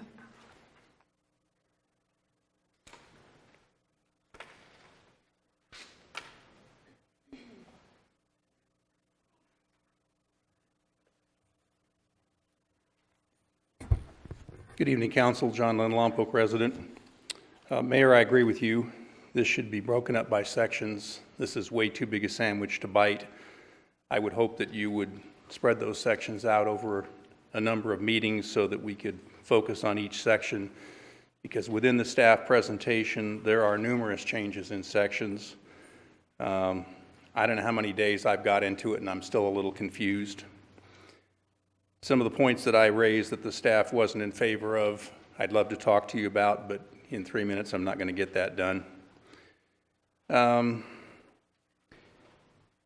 One of the things that I spent a lot of time on was storage containers, and I think the staff and I worked out a great section for the ordinance. Unfortunately, I made one mistake and didn't realize it at the time, so I need to get that corrected, and there are a couple items in there that I think need to be corrected. First, it went from painted to match surrounding structures to adheres to architectural guidelines, and that certainly opens up a whole big can of worms. The place that I was in error was that on properties that don't have a lot of buildings on them, because in the code as we worked on it together and agreed to, you would be able to have one container per 14,000 feet of building space. There is one parcel in open space, and there are 2 parcels in industrial that don't have very big buildings, have large yards, and have a number of containers. So I would ask that you add to that up to 5 containers per acre in industrial and open space. And then there's been a great deal of discussion about containers in residential zones, and I'm sensitive to what the staff said, but then someone else pointed out to me, well, you can build a shed. And in my mind, a small container of equal size would be more durable and would be better looking over the long haul. So my compromise would be that containers up to 14 feet in length and 120 square feet would be permitted. And that's based on the shed that you can build. So it's no different than building a shed, and I think it would provide a better one. And then the last one was originally in one of the drafts that the staff presented to me, but it fell out at the last one. And that is properties in residential zones used primarily for non-residential purposes are permitted 1 container, properties over 14,000 square feet, et cetera. And that just comes out of the commercial zone. And just so you understand, this principally affects churches, and most of them have containers. There are certainly a number of other things I'd like to talk to you about, but we're not going to get it done in 3 minutes. But I would ask you to please turn up the air conditioning, because it's pretty hot out here. Thank you.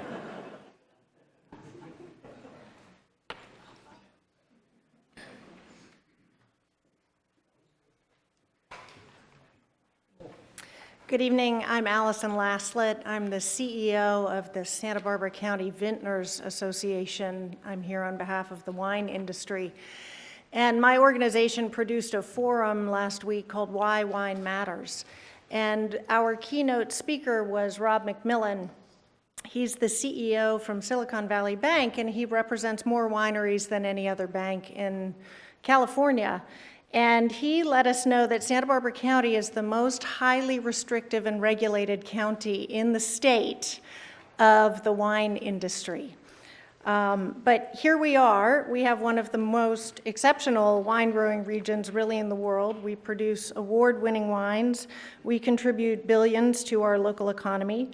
Vintners invest in land for generations. They create an exceptional agricultural product. And yet we have had a county that has been against that success. What I find impressive about vintners is that they have succeeded and persevered And that speaks to their spirit. They don't always have the luxury of welcoming someone to a vineyard because of the regulations. They may not own the vineyard. They may buy grapes and produce them. But what we have here in Lompoc is a group of vintners who have taken an industrial area and they have really created a magnet for tourism and a destination for people to go to. I'm not going to stand here and talk about square footage or the details of what defines a special event. I think the vintners can tell you that best. They know their business. They're not looking for regulations that take advantage or create havoc. They're looking to make a living and to survive despite odds that have been bigger than them and even been outside the bounds of this particular city. But I urge you to listen to the experts in the room because they are the experts and they know what they need to succeed. And I'm also asking you to help turn the tide in Santa Barbara County so that we can not be the most regulated county in California and we can get behind the wine industry.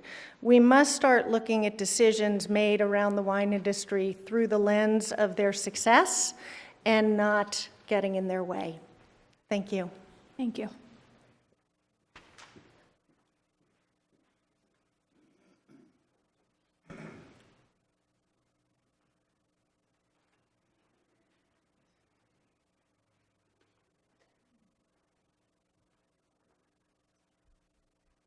Hi, Mayor, City Council, how you doing? Brian Cole. I'm going to be touching on the TUP a little bit, but I'm going to mostly speak about the zoning changes coming up, finalizing that is. And I don't wish to undermine any of your authority. I'll leave that to city staff to do that from time to time. So I'm speaking about the soon-to-be finalized zoning changes. I'll also speak on the apparently flawed process, in my opinion, of using parliamentary procedure or Robert's Rules of Order-based meetings and the process where we voice our concerns to our elected representatives only to have non-elected city employees making final decisions. I think it's better to have open dialogue, and we can learn more and more clear information from each other in that regard. Perhaps it makes me feel like I'm not talking to the right people. February 2019, thank you, Dirk Starbuck, Councilman, referred to the large set of proposed zoning changes as a train wreck. And I remember that back then, too. Echoed many of the complaints of the speakers when he raised concerns with the way city staff altered some of the changes only within the last 2 weeks, as if they couldn't be involved for the 3 years prior. Changes that were recommended by the Planning Commission, which I'm happy to see up on the screen, actually, to now. Points of contention, which I find interesting, were made from a public health and safety standpoint, which, when the budget came up, there doesn't seem to be that concern in terms of cutting public safety for the fire department or the police department, which is also public health and safety, in my opinion.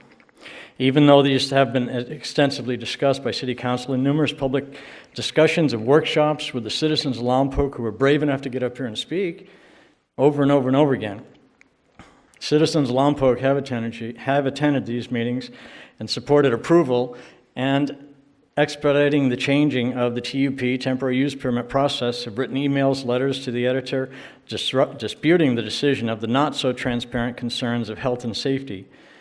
The wine factory, just as one example, I kind of wonder if they could file a grievance to get their $400 back from the city for failure to perform due diligence in a timely fashion.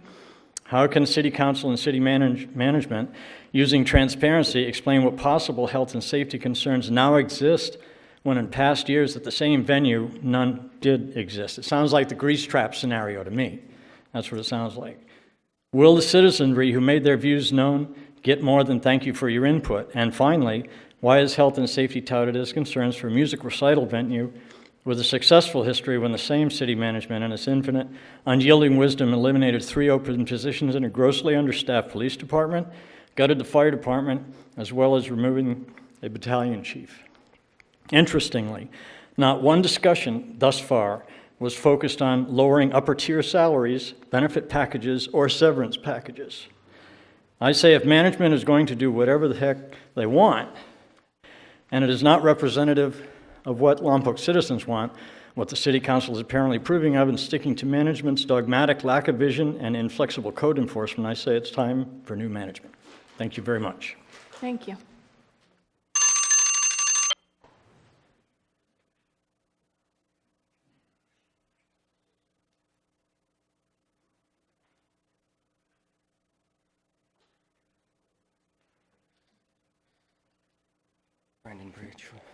Brandon Bridge, resident. I just kept on reading through this gentleman's letter, who I, in some ways, kind of look up to, Mr. Kessler, because he's a wine grower and a winemaker. But at the bottom, he's kind of struggling with the same thing a lot of us are, which is his numbers in July were 20. Which means he's counting that bottom line. He's starting to make a decision.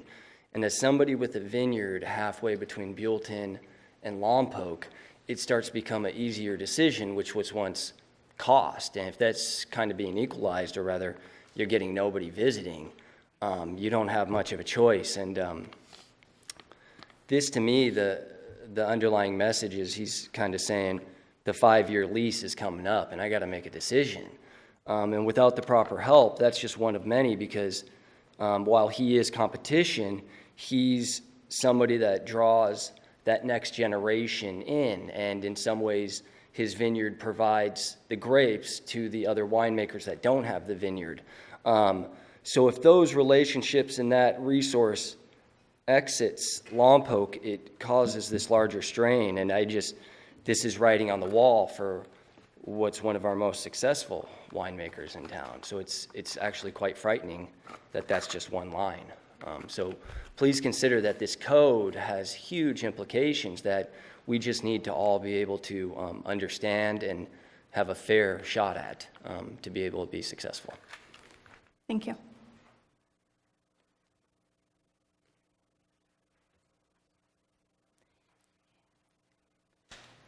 To help with the evening, if you're going to speak, go ahead and come closer to the podium and be prepared to step up so we make a more efficient meeting.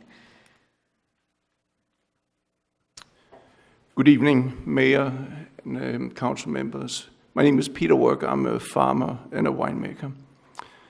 Together with my wife, we built up a business from a vacant piece of property to today being distributed throughout the United States and to a handful of countries abroad.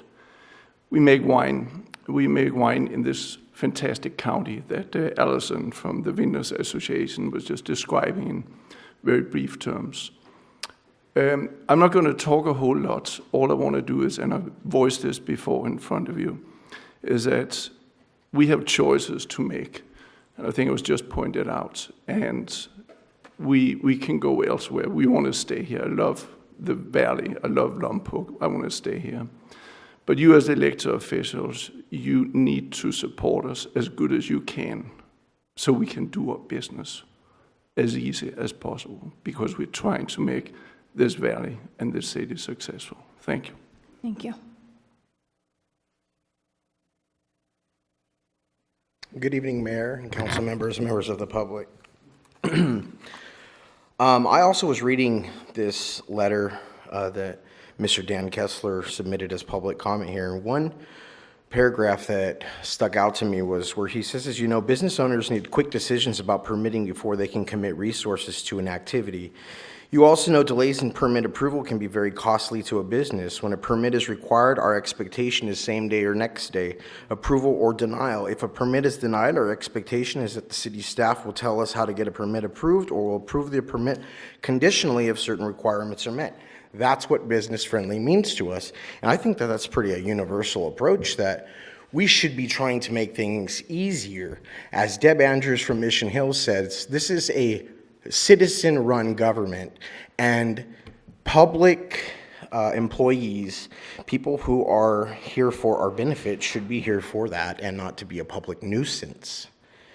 I'd also like to remind you, Mayor Osborne, of your own campaign platform, in which you stated that as mayor, your goals would include to develop Lompoc into a truly business-friendly environment and focused and efficient community development strategies. I think your vote tonight was against that. You also said for community development that you would continue to improve permitting and planning policies for efficiencies and to streamline processes, to encourage and support businesses to remain, expand, and open in Lompoc, providing quality pay. You also said that you wanted to design incentives for businesses and industrial parks to have space readily available for expansion. That's what they're asking here for tonight. You also said that you would be a strong voice for all residents and businesses. I'm not here to bicker. I'm here just to remind you of what you have promised to the people, and I don't think that that's being reflected here in the city by yourself or by the workers here. And I think that there's a lot of people here that are outraged and they're upset because they feel that the city is fledging a war against them. These are people that contribute to our economy, that provide jobs, that provide taxes. And I think it's wrong that the way that the businesses are being treated. I've stepped up here and I've spoken about cannabis businesses and the difficulties that they had. And I'm happy that that's been moving forward. But now it's a whole new chapter here. So I support these businesses. I support the small businesses that are trying to make jobs available here, that are contributing to our economy, that are trying to make ends meet and stay afloat. One thing we know here in Lompoc, it's very hard for businesses to remain open. We've seen restaurants close their doors and other businesses, and I would just like to see that those businesses get help from everybody here at the city and no more roadblocks are put in their way. Thank you. Thank you.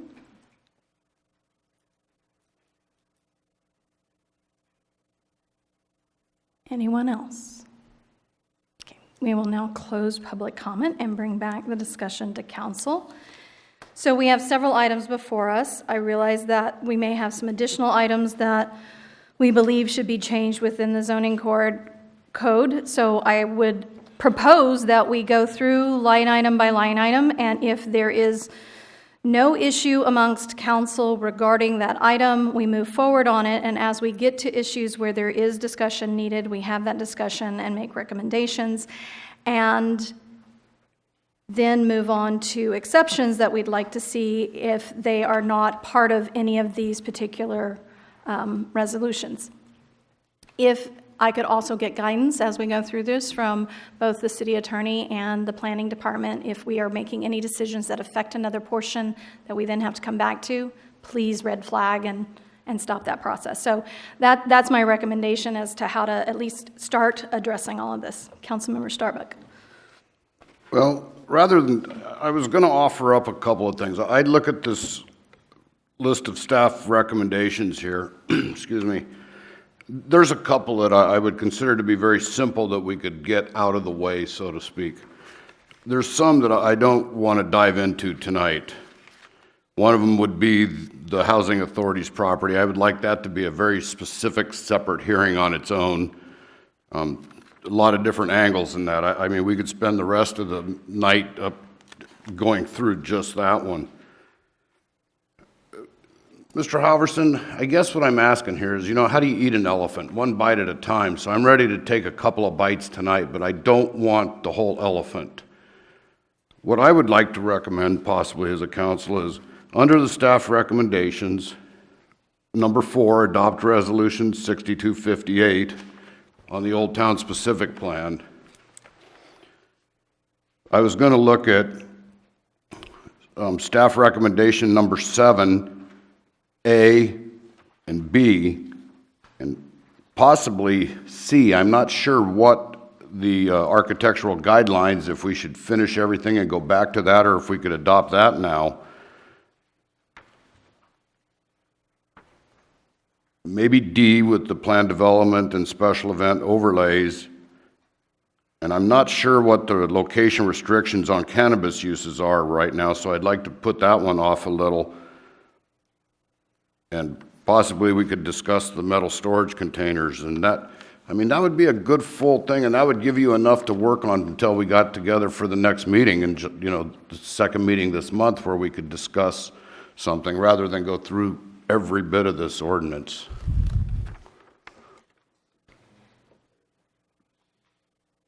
So we have two recommendations on the floor. One, to start at D and move forward rather than just accepting the entire document. And the other has been very specific call-outs by Councilmember Starbuck. I'm happy to move forward on just the items recommended by Councilmember Starbuck, who I'm trying to keep up with by bouncing back and forth between the agenda numbers and the staff report. So pardon me if I don't actually, yeah, they're slightly numbered. One's E's and I's and 2's and 3's, and the other's numbers and A's and B's. So I think I got back and forth quickly enough to note what you were referring to, but I'll try to match them up as we go through it. Is there any other council requests for something to be addressed tonight rather than at another meeting? Councilmember Vega. I see that there's representatives here from the Housing Authority, and I know you didn't want to deal with this tonight, but I do have a question for them since they're here. If we could possibly do that, I think it's important. The use of their time. I do have a question here that I think is important. Okay. For one of the representatives there from the Housing Authority. Okay.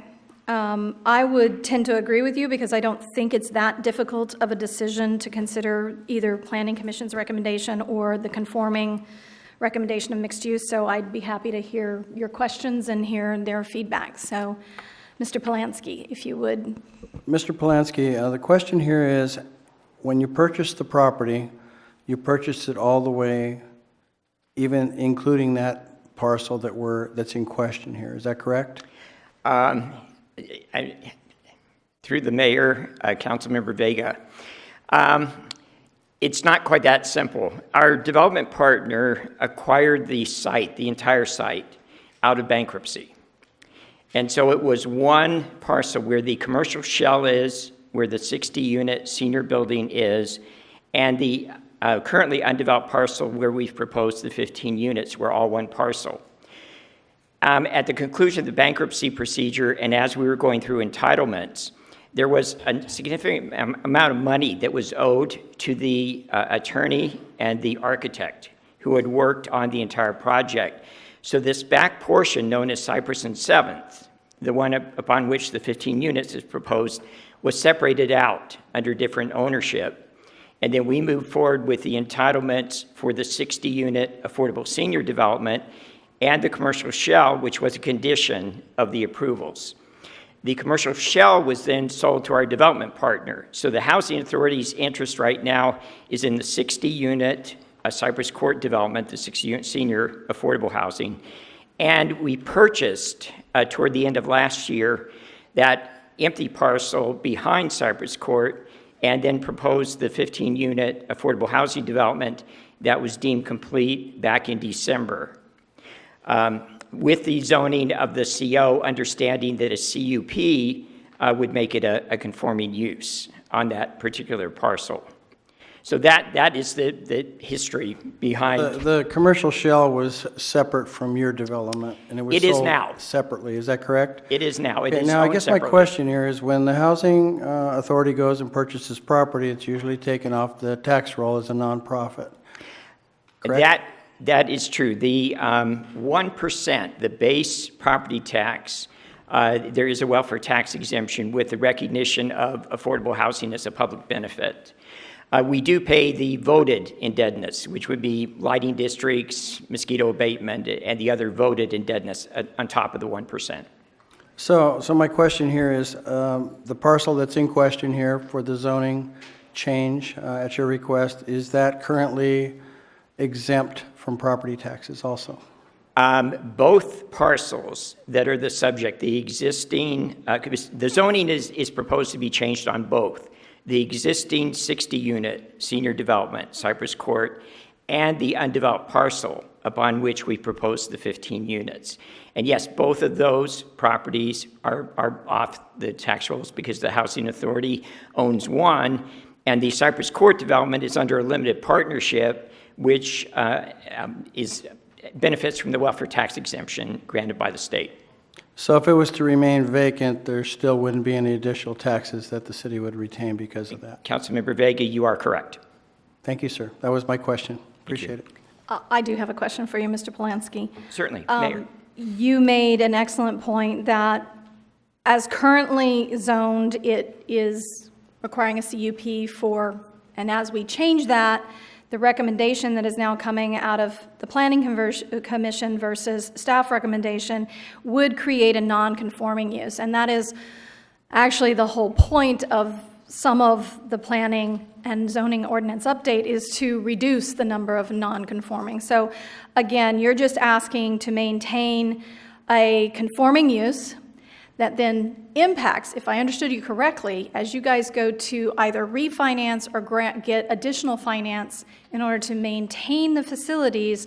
If it's a non-conforming, it actually causes problems for you when you go to get that financing. Thank you, Mayor Osborne. You are absolutely correct.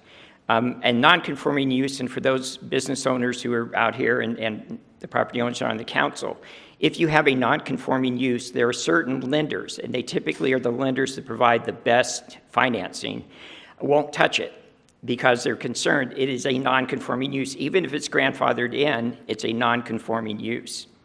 And the question would easily arise is, why was it changed from a conforming use to a non-conforming use? And I can see some of our potential finance partners asking that question, and quite frankly, I don't have an answer for it.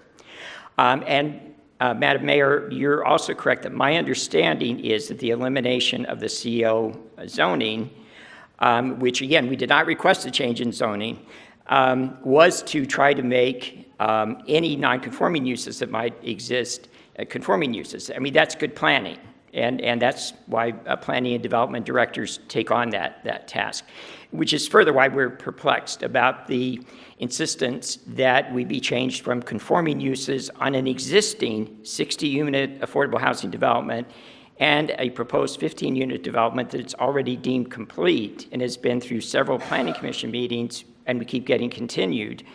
We're just perplexed, not quite understanding why.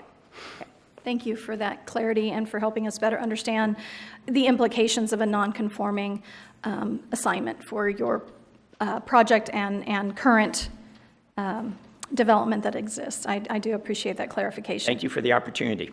Okay. Any other questions, Councilmember Cordova?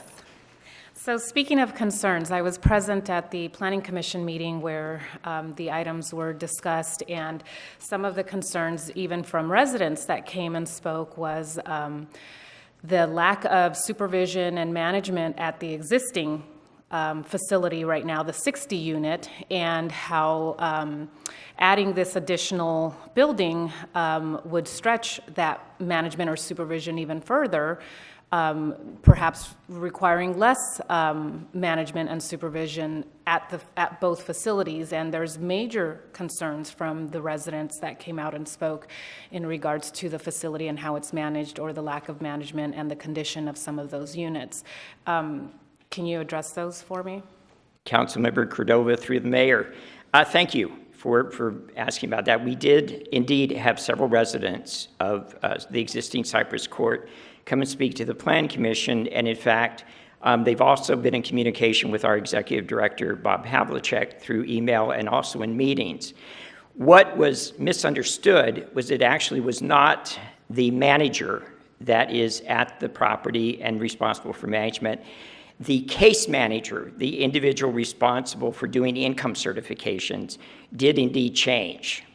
And that's what was causing the confusion with a couple of the residents that came, because we had 3 case managers, because of reassignments and promotions, that had been assigned to the individuals living at Cypress Court.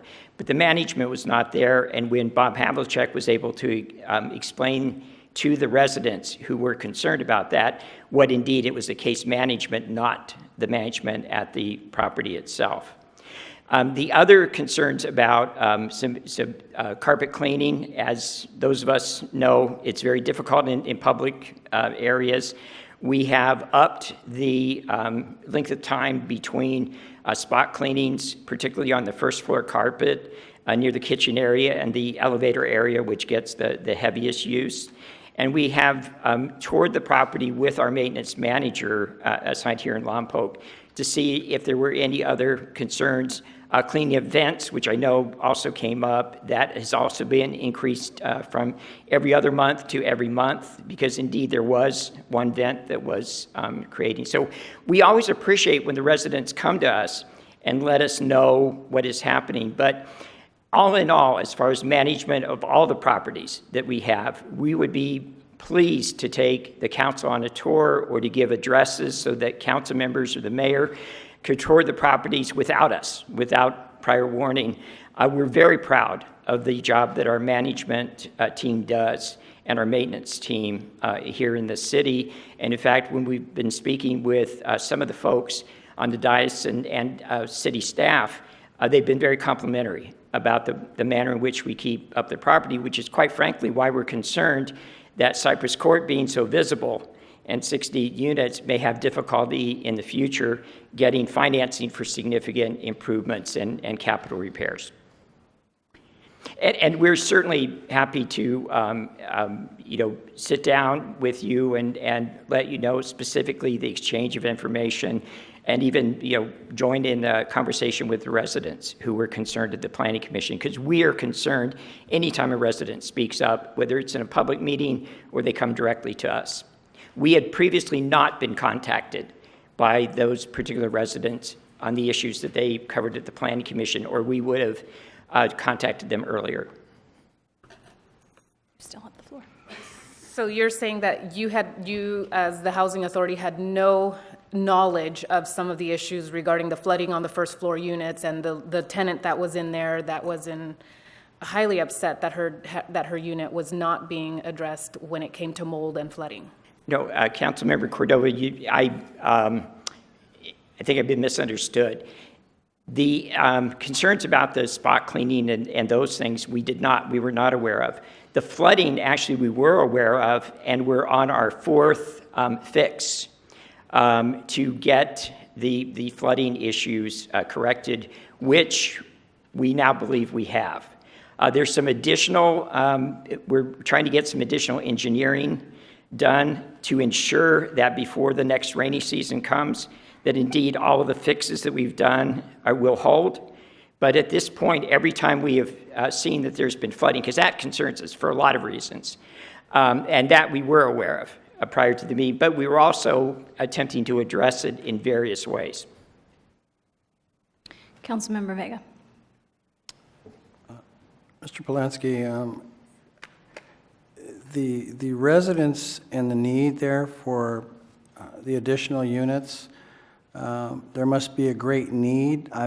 I understand here. Is there like a waiting list or a pool of people that you guys currently have a list of as far as disabled or retired people or fixed income people that would qualify for units that you would be building there should it move forward? Councilmember Vega, through the mayor, thank you for that question. We have countywide jurisdiction, so our primary lists are countywide. We have over 6,000 unduplicated names of folks who are requiring affordable housing. For 15 units is what we're proposing on the Cypress and 7th site. For the city of Lompoc, that number approaches 1,000 individuals just for the city of Lompoc, and the vast majority of those individuals are Lompoc residents currently.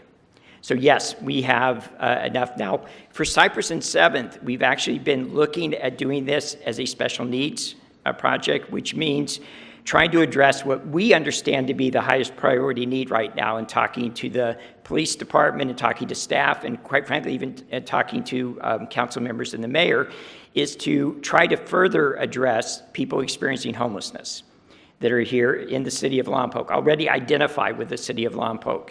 And so that and homeless veterans are the focus that we've looked at for these 15 units, which will only put a small dent. But yes, we literally have hundreds of people desperate for the housing we're looking to provide. As you know, we're up against percentages and demographics in cities and equitability as far as housing being spread out throughout the county. So Lompoc, Certainly. Sustainability is a real big issue, as you know, with budgets and everything. So it's not a targeted thing toward you guys. I see your units, and they look like they're, for the most part, they're some of the best maintained around from what I see. Thank you for the clarity. I just have an issue with sometimes, regardless of the percentages of denying a property owner the use of the property once they own it. That's why I wanted to question you. I think many of us, regardless of money or the property tax benefits or the fact that there was a waiver or anything, once somebody purchases the property with the intent, and I think that probably you can clarify, was the intent always there to build out, or was that something that came at a later date because of financing? Thank you, Councilmember Vega, through the mayor. The intent was always there. We have a very simple mission, and that is to try to increase the supply of affordable housing throughout Santa Barbara County, with the exception of the city of Santa Barbara, which has its own housing authority. So yes, the housing authority's only intention, and actually at the time that we acquired it, not only did it have the CO zoning, which meant just a simple CUP would make it conforming, but it also had an underlying overlay of affordable housing.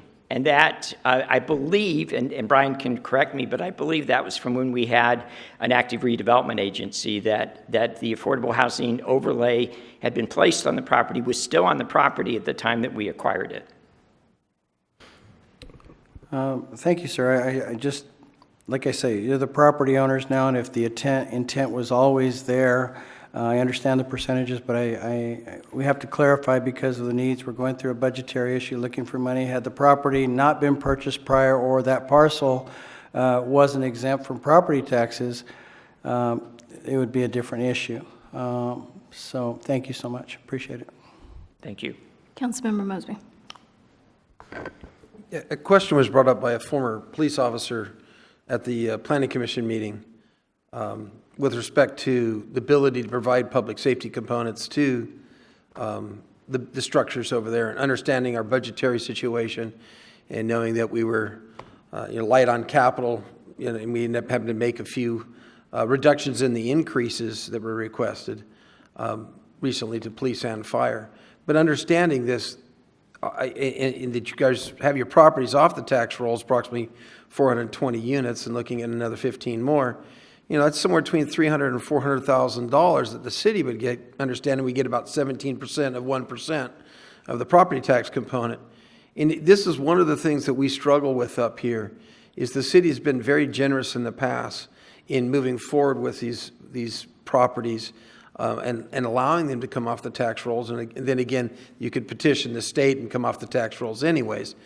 But this is one of the difficulties that we're struggling with, is we've got $1 million to $2 million worth of properties that are off the tax rolls, yet we're still providing all the public services to.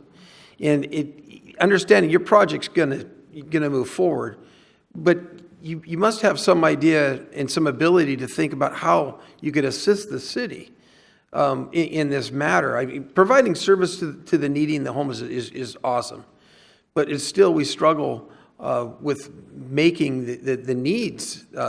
Maybe you could find some of the gracious donors you have. I mean, we had a couple fire trucks or something like that that could help offset those type of components and assist us with the needs. And I think that's one of the concerns that you're feeling up here. Maybe you could answer quickly on some of those. Certainly, Councilmember Mosby, through the mayor.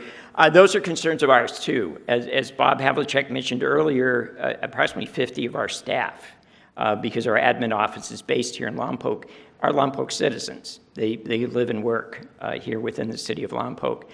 A couple of really quick points, and we work very closely with the police department. We've had tremendous support. And in fact, right now, because we've found that security cameras are the best manner of deterrent and security, is we're trying to find ways in which we can give access to the police department our security cameras, so that they would be able to just on their phone, on their portable device in the vehicle, see what was going on at a particular property if this property address came up. The point that I would like to make is of a little bit over 400 units that we own within the city of Lompoc, again, having a countywide jurisdiction, right now on the ground we have a total of 1,324 units, with an additional 110 units either under construction or approved to begin construction in the city of Santa Maria, and several other large projects that we're working on, none of which are in the city of Lompoc. The only new construction development that we have on the table right now is the 15-unit Cypress and 7th development. Now, we are moving forward with rehabilitation of Parkside Gardens, which is right next to the Aquatic Center. Again, a senior development that's been off the tax rolls and affordable, but providing housing for seniors for a number of years. So yes, we are good citizens within the city of Lompoc and throughout our jurisdiction in the county of Santa Barbara. We always strive to be that way, and keeping in touch with public safety, whether it be fire, police, paramedics, we're really concerned about. But the folks that we are housing and the folks that we are likely to house at Cypress and 7th are already using public services here in the city of Lompoc, because they're either experiencing homelessness on the streets in the city of Lompoc, or they're doubled and tripled up within the city of Lompoc, or living in their vehicles.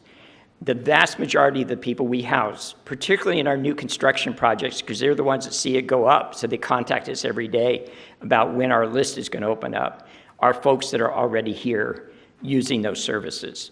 So yes, it is a concern of ours, and we will certainly look for ways with our partners. There are occasional opportunities with some of our financing partners. That's why it's important for us to be able to hit the big guys with conforming properties, to see if we can get small grants and different things. And safety is a big concern of ours, not just for our residents, but for our staff and the rest of the citizens here in Lompoc.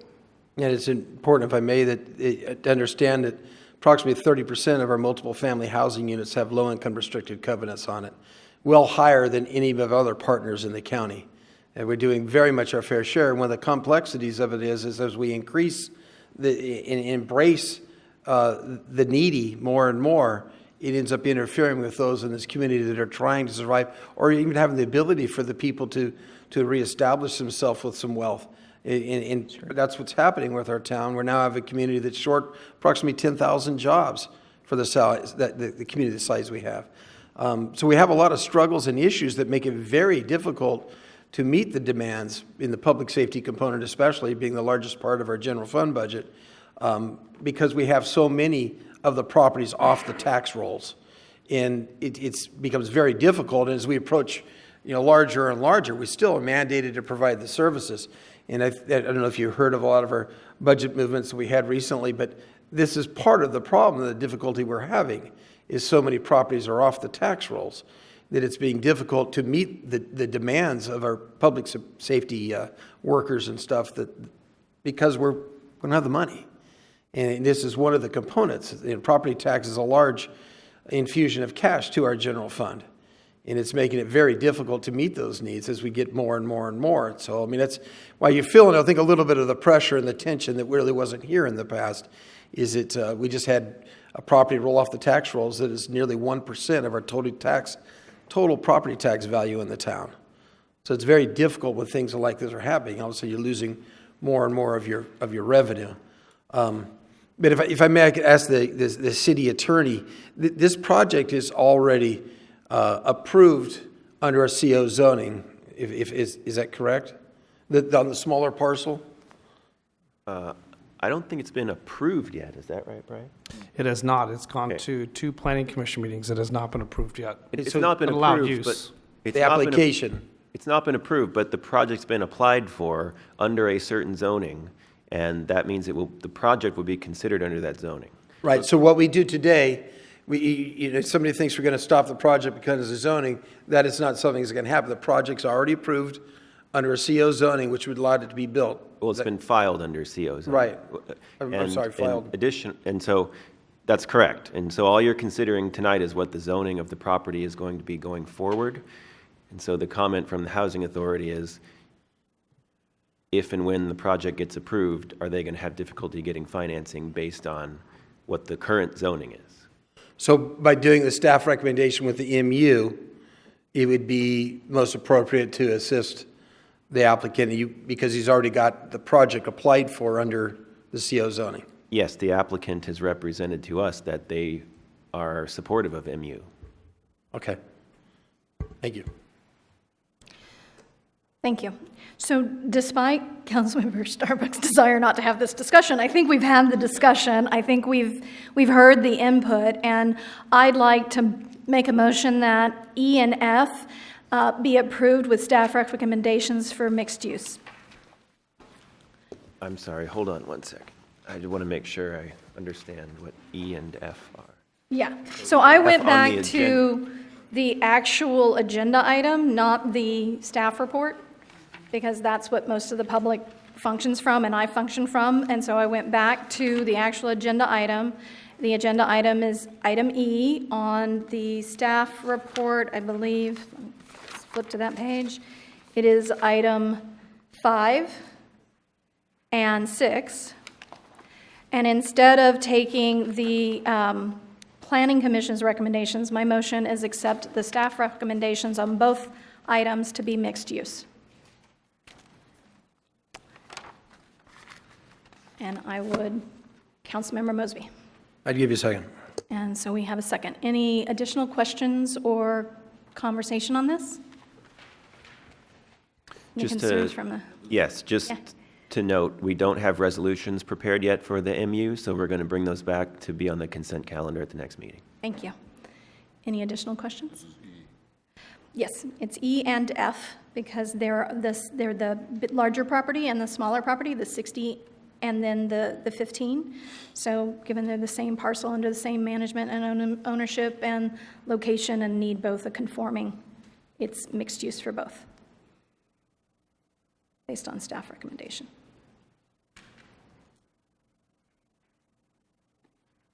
Any other questions?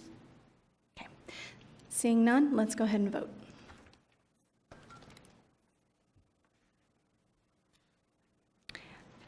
And that passes 4-1. So we've made our first decision on the zoning ordinance update. We have made progress. All right. Now we will take a step back to item D, which I believe was on the list that Councilmember Starbuck recommended that we consider this evening. Is there any discussion or concern regarding this item from council? If we are going to be discussing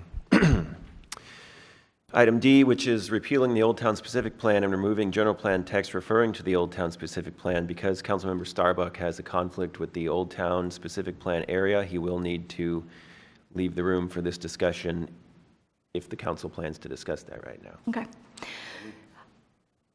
Do I have anybody opposing the discussion? Seeing none?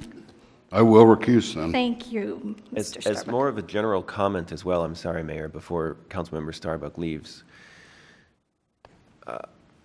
I think it's perfectly appropriate to have these segmented discussions about different areas of the zoning code update, but to actually adopt the resolutions in a segmented way, one by one, is going to cause issues because, for instance, if we repeal the Old Town Specific Plan tonight, there may be references to the Old Town Specific Plan that are in our zoning code that is then going to be inconsistent. So what we can do is we can have these segmented discussions on topic by topic and then adopt all the resolutions at the very end. Okay. We are finished. And that's with the all guidance I was looking for, given sort of breaking it up makes it potentially difficult to adopt things. So anything that we should avoid adopting till we get through with the entire discussion, please raise the flag. So this is one we can have the discussion on, all agree on, but not adopt until we're ready to adopt the entire document. Yes.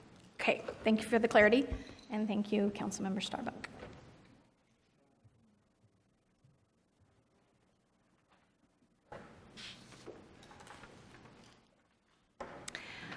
And now we can open the floor to discussion on Old Town Specific Plan. Is there any questions or concerns about the change that would be made by this adoption?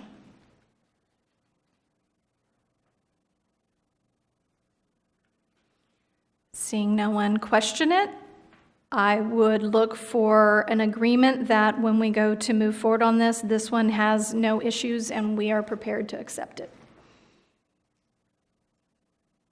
So nod of heads enough. What would you like to hear from us that we agree on moving forward on this without it being an adoption? I think we're going to have a lot of little segmented discussions, and I think that we need to vote on each of them just so we have an Recorded. ending point to each Okay. discussion. All right.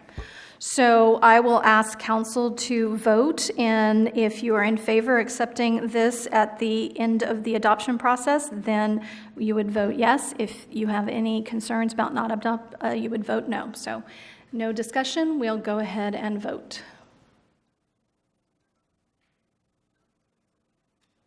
And that is supported 4-0 with 1 abstain. Councilmember Starbuck, if you're in hearing distance, thank you. You may return. All right. I believe the next item that was recommended by Councilmember Starbuck to discuss was item G. And within that, that would be on the staff recommendation, that would be item 7. And then within that, it was, I believe you said the first and the second, so A and B. And then you also mentioned the overlays and storage containers, that you wanted to hold off on rescinding the cannabis and the architectural guide. Anything else I'm missing from that? Did it wasn't clear if you wanted to discuss that or not discuss that. So why don't we leave it on the list, and if it becomes too complicated, we can hold off.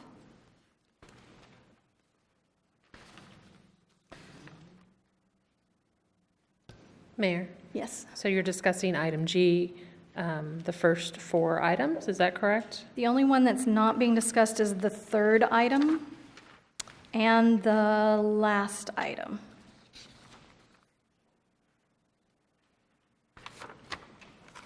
Thank you. At the moment.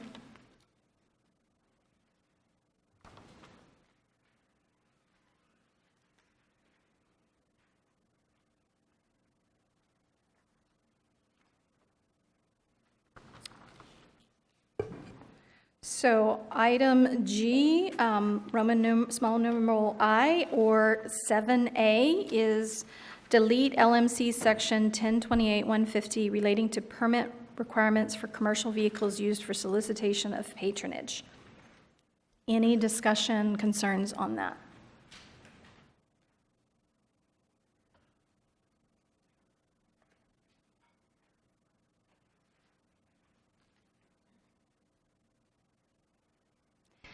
Seeing none, the process for Councilmember Starbuck, since you were out when we decided on the process, is that we will vote to accept and then at a later date adopt the entire resolution.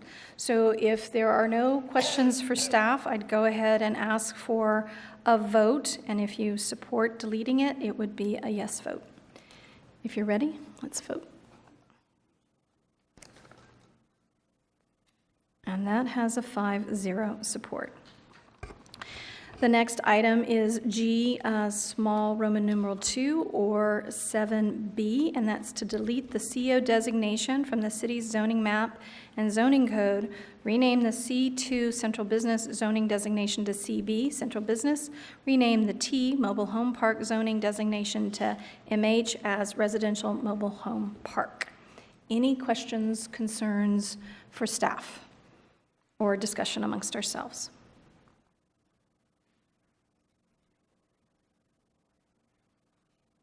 Seeing none, if you support the delete, then that would be a yes vote. If not, it would be a no vote. Go ahead and vote.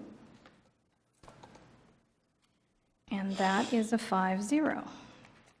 We will now skip item G3 or 7C and move on to item G4 or 7D. That's the add the planned development, special event, and H Street overlays. Any comments, questions, concerns? Councilmember Mosby. So moving forward with the H Street overlays, concerns that I have on making change to the overlays, is this the time to make those concerns? Yes. Okay, so what we're doing now is we're now going to take certain chapters out of this book now, and we're going to go through them. As I understand it, the way that the council has decided to tackle the zoning code update is by the various discussions listed on the agenda. If you look at section G,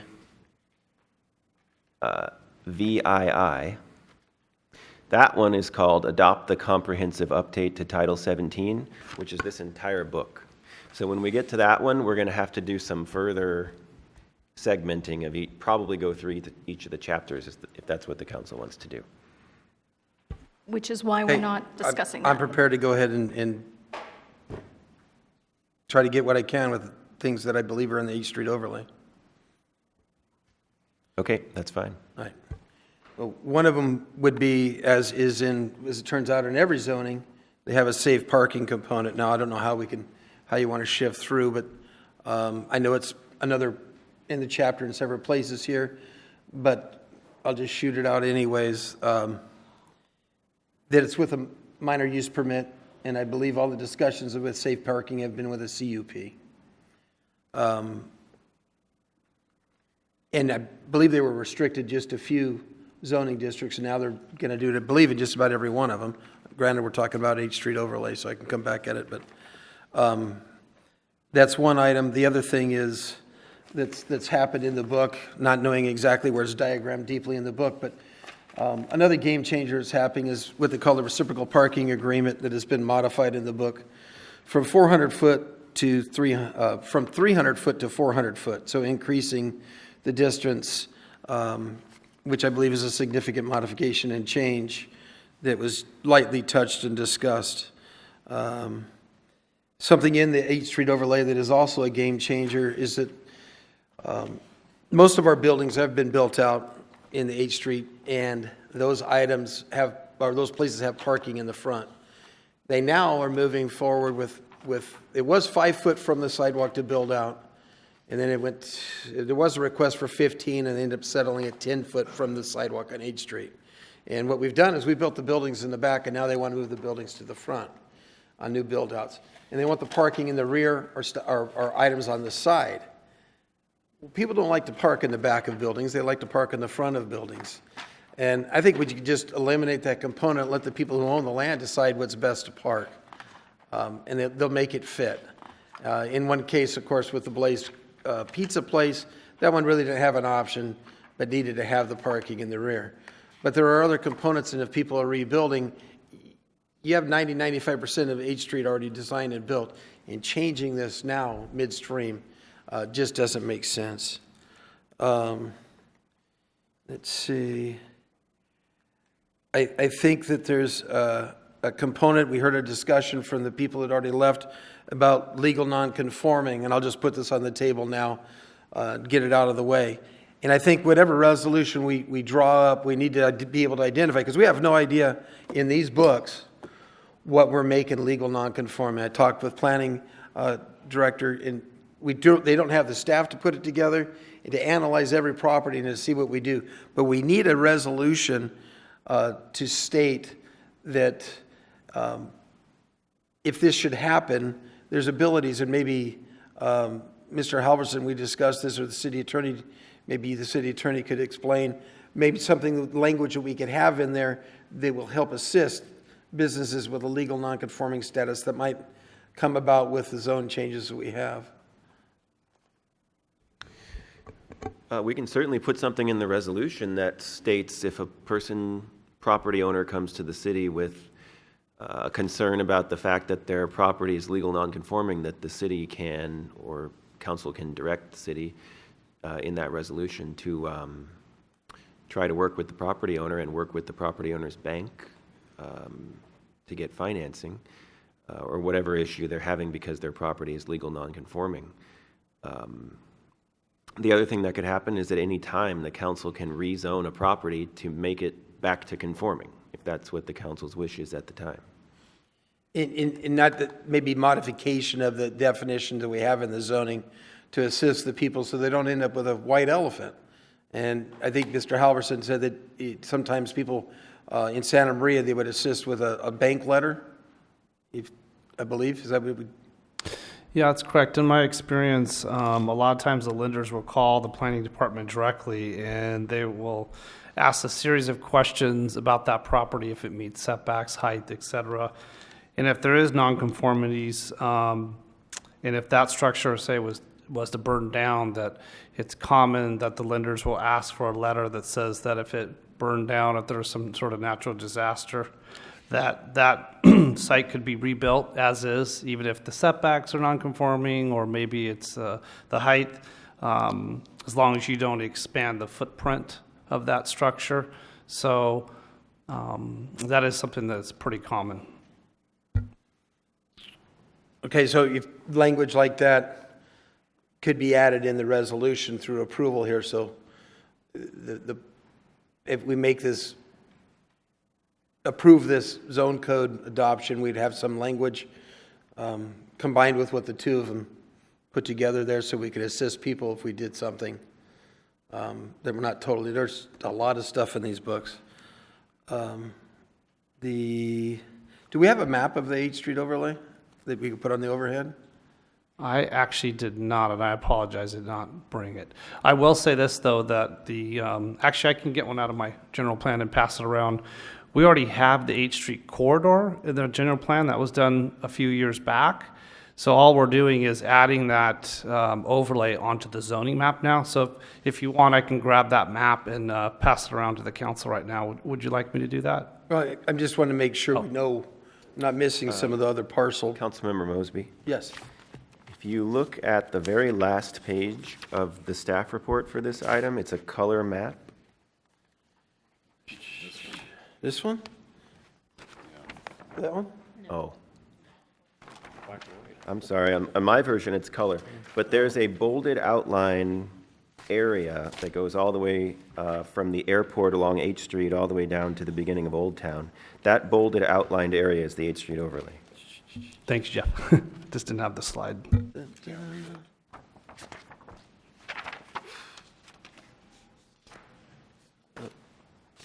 Might have filed that one already here. Oh, here you go. I had the staff report from the previous meeting as well. For the June 18th, was in black and white. Let's see.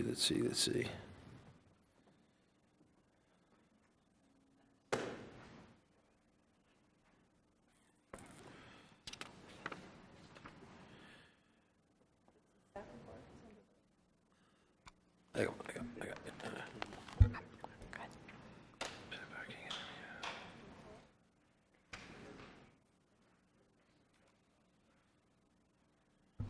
As part of ordinance 1670, it's Exhibit A, or Exhibit B, sorry, Exhibit B shows that.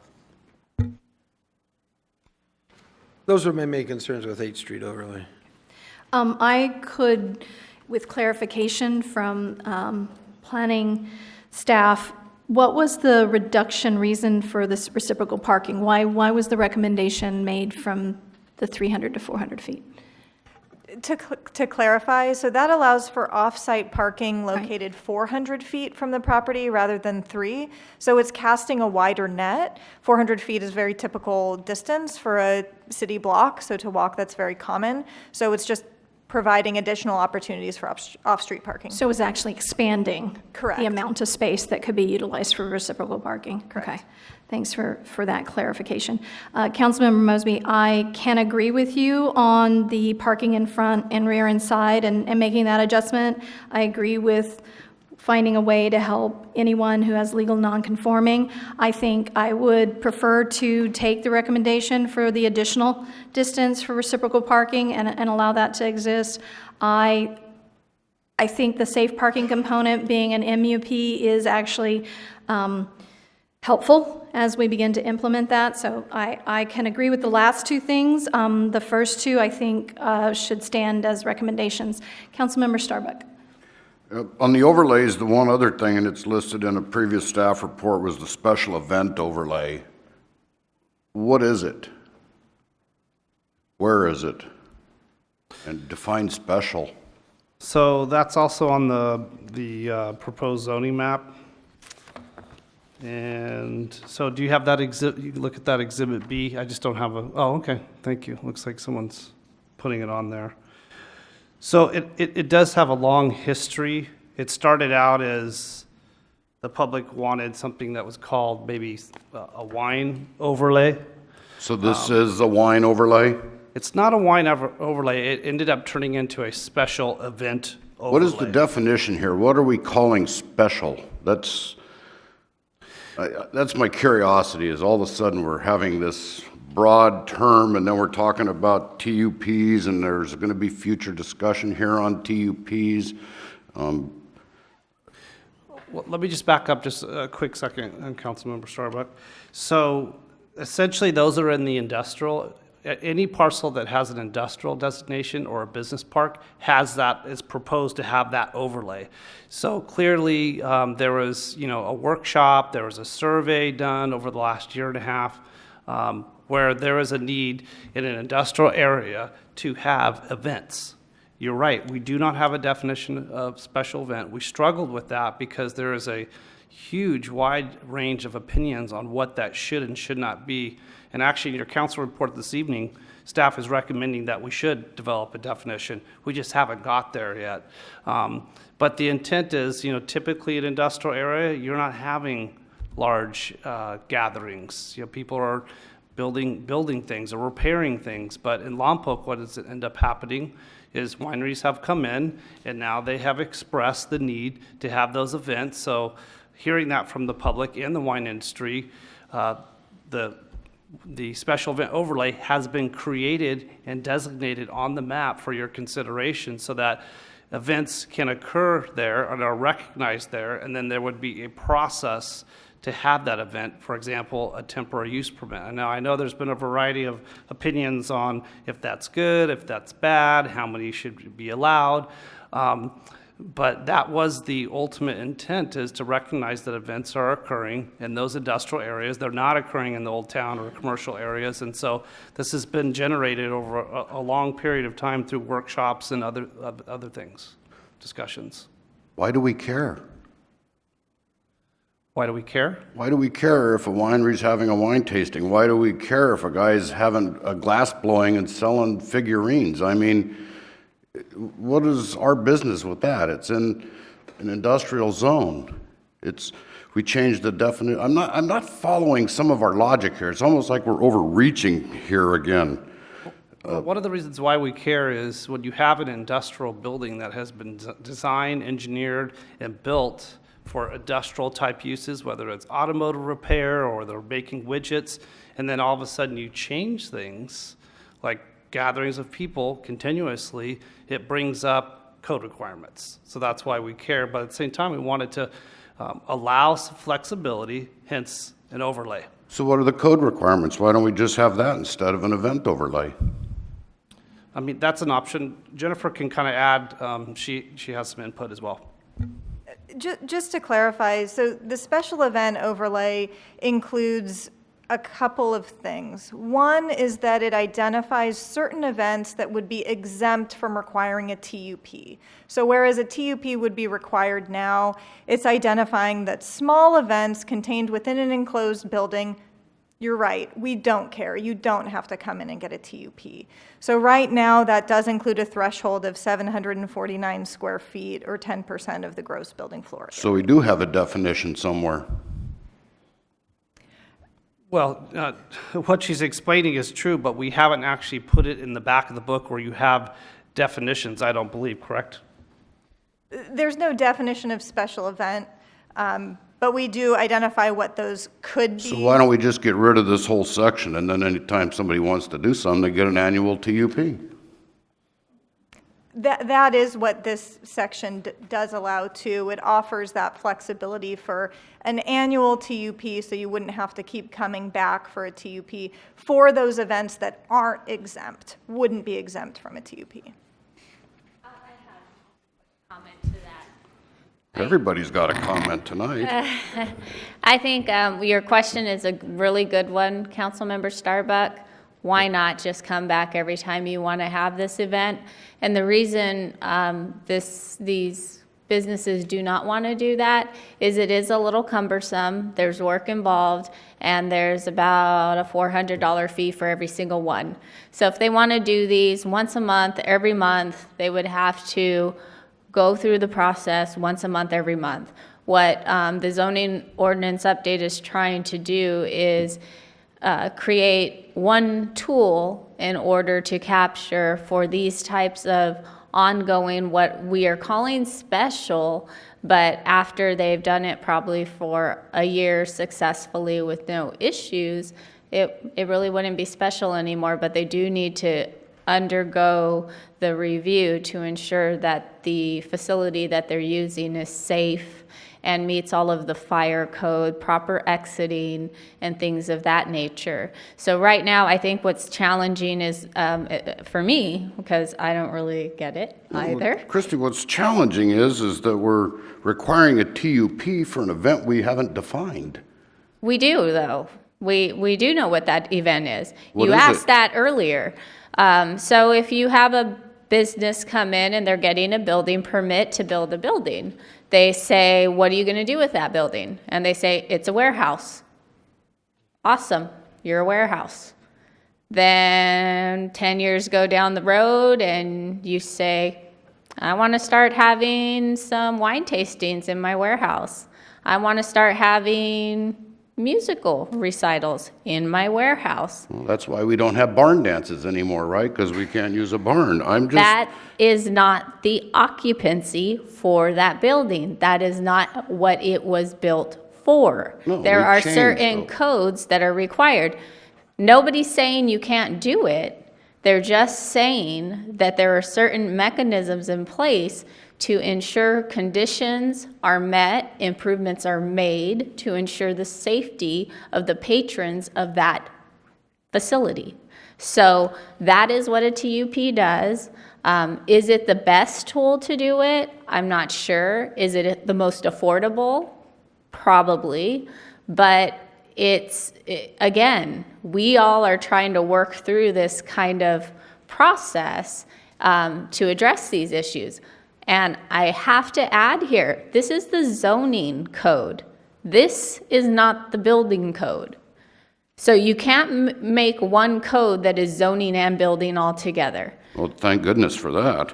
And so that's why some of these things you're going to see here, they seem weird because we're trying to be business friendly and make sure that someone who hits the planning counter and is given one answer isn't absolutely blindsided when they go over to the building counter. It seems as though the easiest fix here would be to change the definition of industrial. You all have a preconceived notion. We're going to have mechanics. We're going to have machines. The wineries have taken it over. Why don't we just change it to a different type of an industrial zone? It would be the easiest fix. I don't know if it'd be that easy. You have a lot of wineries in those Nothing zones. up to this point has been easy with this. I agree. Also, just wanted to add that as we've gone through this process at the Planning Commission level, the wineries have spoken up and said there are certain things that they would like included, like wine pickup parties, various things that we've actually, over time, meeting with them and having our Planning Commission meetings, that we've actually cited in the code to just make sure that it is clear, because that is a good question. What is a special event? So they've come to us, we've listened, and we've actually integrated that into the code, some of those examples. So I think we have addressed a lot of the concerns, but it's not easy because it is an industrial area. I mean, rezoning those areas could be problematic as well. Councilmember Mosby. To get back with the questions that I had earlier, in getting back to the reciprocal parking, one of the difficulties is when you start establishing reciprocal parking, you have path of travel. And it's difficult. The further you are from it, the further somebody's going to have to travel. And where do they go? They go on the city sidewalks. You need to have the ADA compliant component. When we make somebody else put something in at their facility, they have the parking there. Going 300 foot away is a long stretch. Just think about, our grandparents or the elderly being mandated to be 300 foot away from the front door of a facility. And now you want to go another 100 foot further. We had some examples that happened in the town, and they were very difficult for the businesses to keep going. 10 to 20% of the customers just wouldn't go. And now you're going to go another 100 foot. I mean, I think it's not appropriate to take it that distance. It's the safe parking component. When you're allowing this change of use, now you're going to have night camping. It should be at least diagrammed with a CUP, not an MUP over the counter. So, I mean, I would stay with my same items there. Now, getting to what was changed with Councilmember Starbuck talking, and I brought up an idea. I started thinking about this TUP. It seems like we've got so complicated with the TUP component and the special event overlay. And so I started asking questions about what do we do when people have open houses? And a lot of what the complexity is, a lot of these wineries are wanting to have open houses. They're not wanting some permanent level of status. And that's what's happening is we're using books that have definitions of permanence, the building code. And the building code doesn't have a lot of looseness for temporary. And that's kind of why we keep hitting things, and it's hard for our plan to get there. Another one, we have chamber mixers. I don't think they have to come get a TUP to have a chamber mixer somewhere, and they're modifying the use of facilities. There'll be a ribbon cutting. There might be 100 people in there, and they're serving food. Sometimes there's wine. But there's not an over-establishing encumbrance when they're trying to do this. And probably the other one where we do have a permit component, but I don't think it's with a TUP, and it's not with an inspection, that's garage sales. And some of the garage sales are very well attended. Some Sunday mornings, there could be 100 people in somebody's yard and inside their garage. Maybe they're in their backyard as well. I don't think there's any alcohol involved, but I think that we're overthinking this a little bit too far.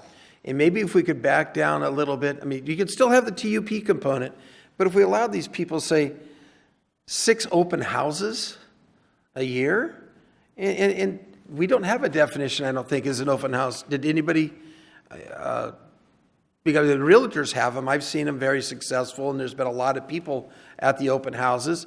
People are inside, they're in the backyards, and at a bigger event, heck, you might even have music. And if they're really trying to sell the house, they might have a few other things there, food and some other stuff. But I think that's what a lot of the wineries are trying to do. If they get to that point where they're, off the property and off the charts, I can see the TUP component. But I really do believe a lot of people are just looking at the open house. But did you have an answer for me, Mr. Albertson? Councilmember Mosby, I don't think that's really a matter of what we call it, whether it's a special event or it's open house. I think we do need to define it, so I just want to say that. But you mentioned 6. I mean, we are really trying very hard to make this flexible. For example, I know it's going to be discussed later in this meeting, but we're open to doing 12, as long as they outline and give a good project description and show where that event is occurring inside the building. 12 events, and pre-plan that up for a whole year so that they can have those events. So, and as far as costs, I mean, if they spend $400 for 12, it's very minimal cost. It's about $30 an event. So getting back to my question, do we have a definition of an open house? We do not. Okay, we do not. So we allow houses to be converted and allowing special events at people's houses when people are trying to sell the houses. And we're able to get that. And I think that's what a lot of the wineries are trying to do, is just have an open house and try to sell a little product. And if it gets on beyond that, and then it is a special event, and I think that's where we've been butting heads. I must have gone to, I think, all but 2 of the meetings that we've had over the last several years. And I've seen that we seem to be overcomplicating, and we're kind of fighting back. You're saying it goes this way. They're saying, no, we're just trying to do this.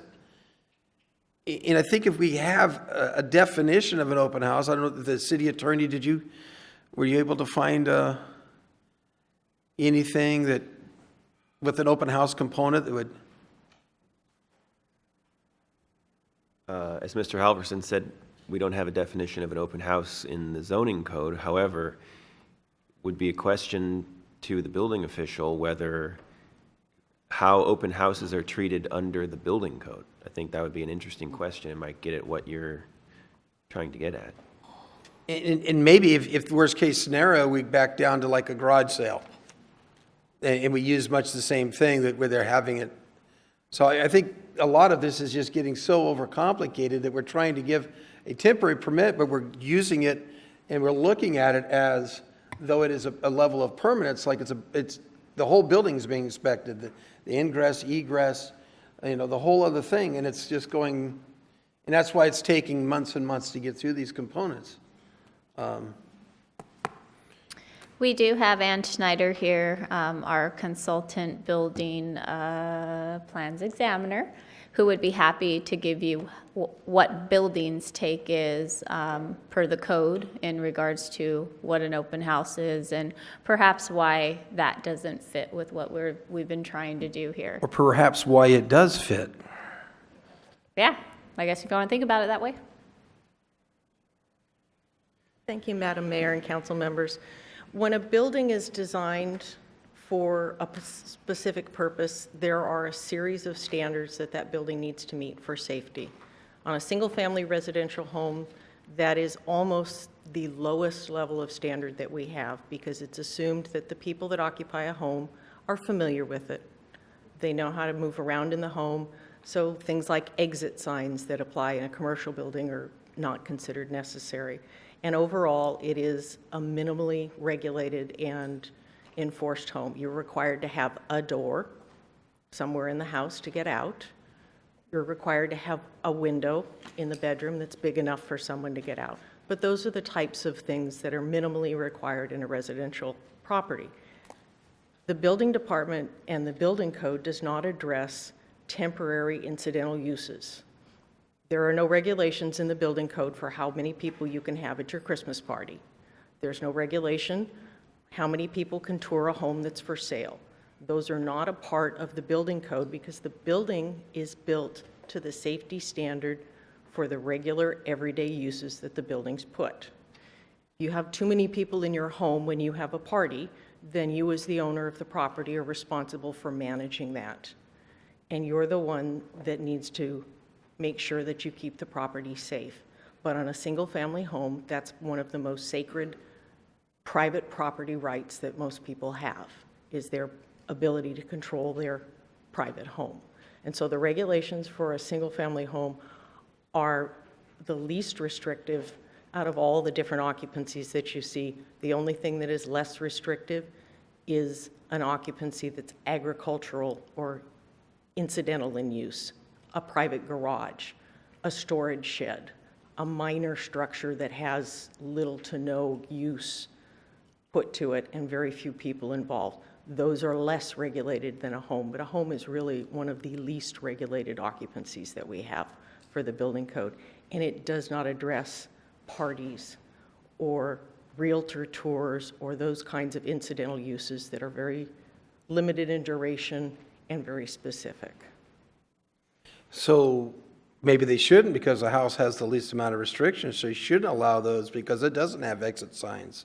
Where the facilities that are more restrictive and built to a higher standard, we're restricting them more so that have more, panic hardware and bathrooms and ADA compliance.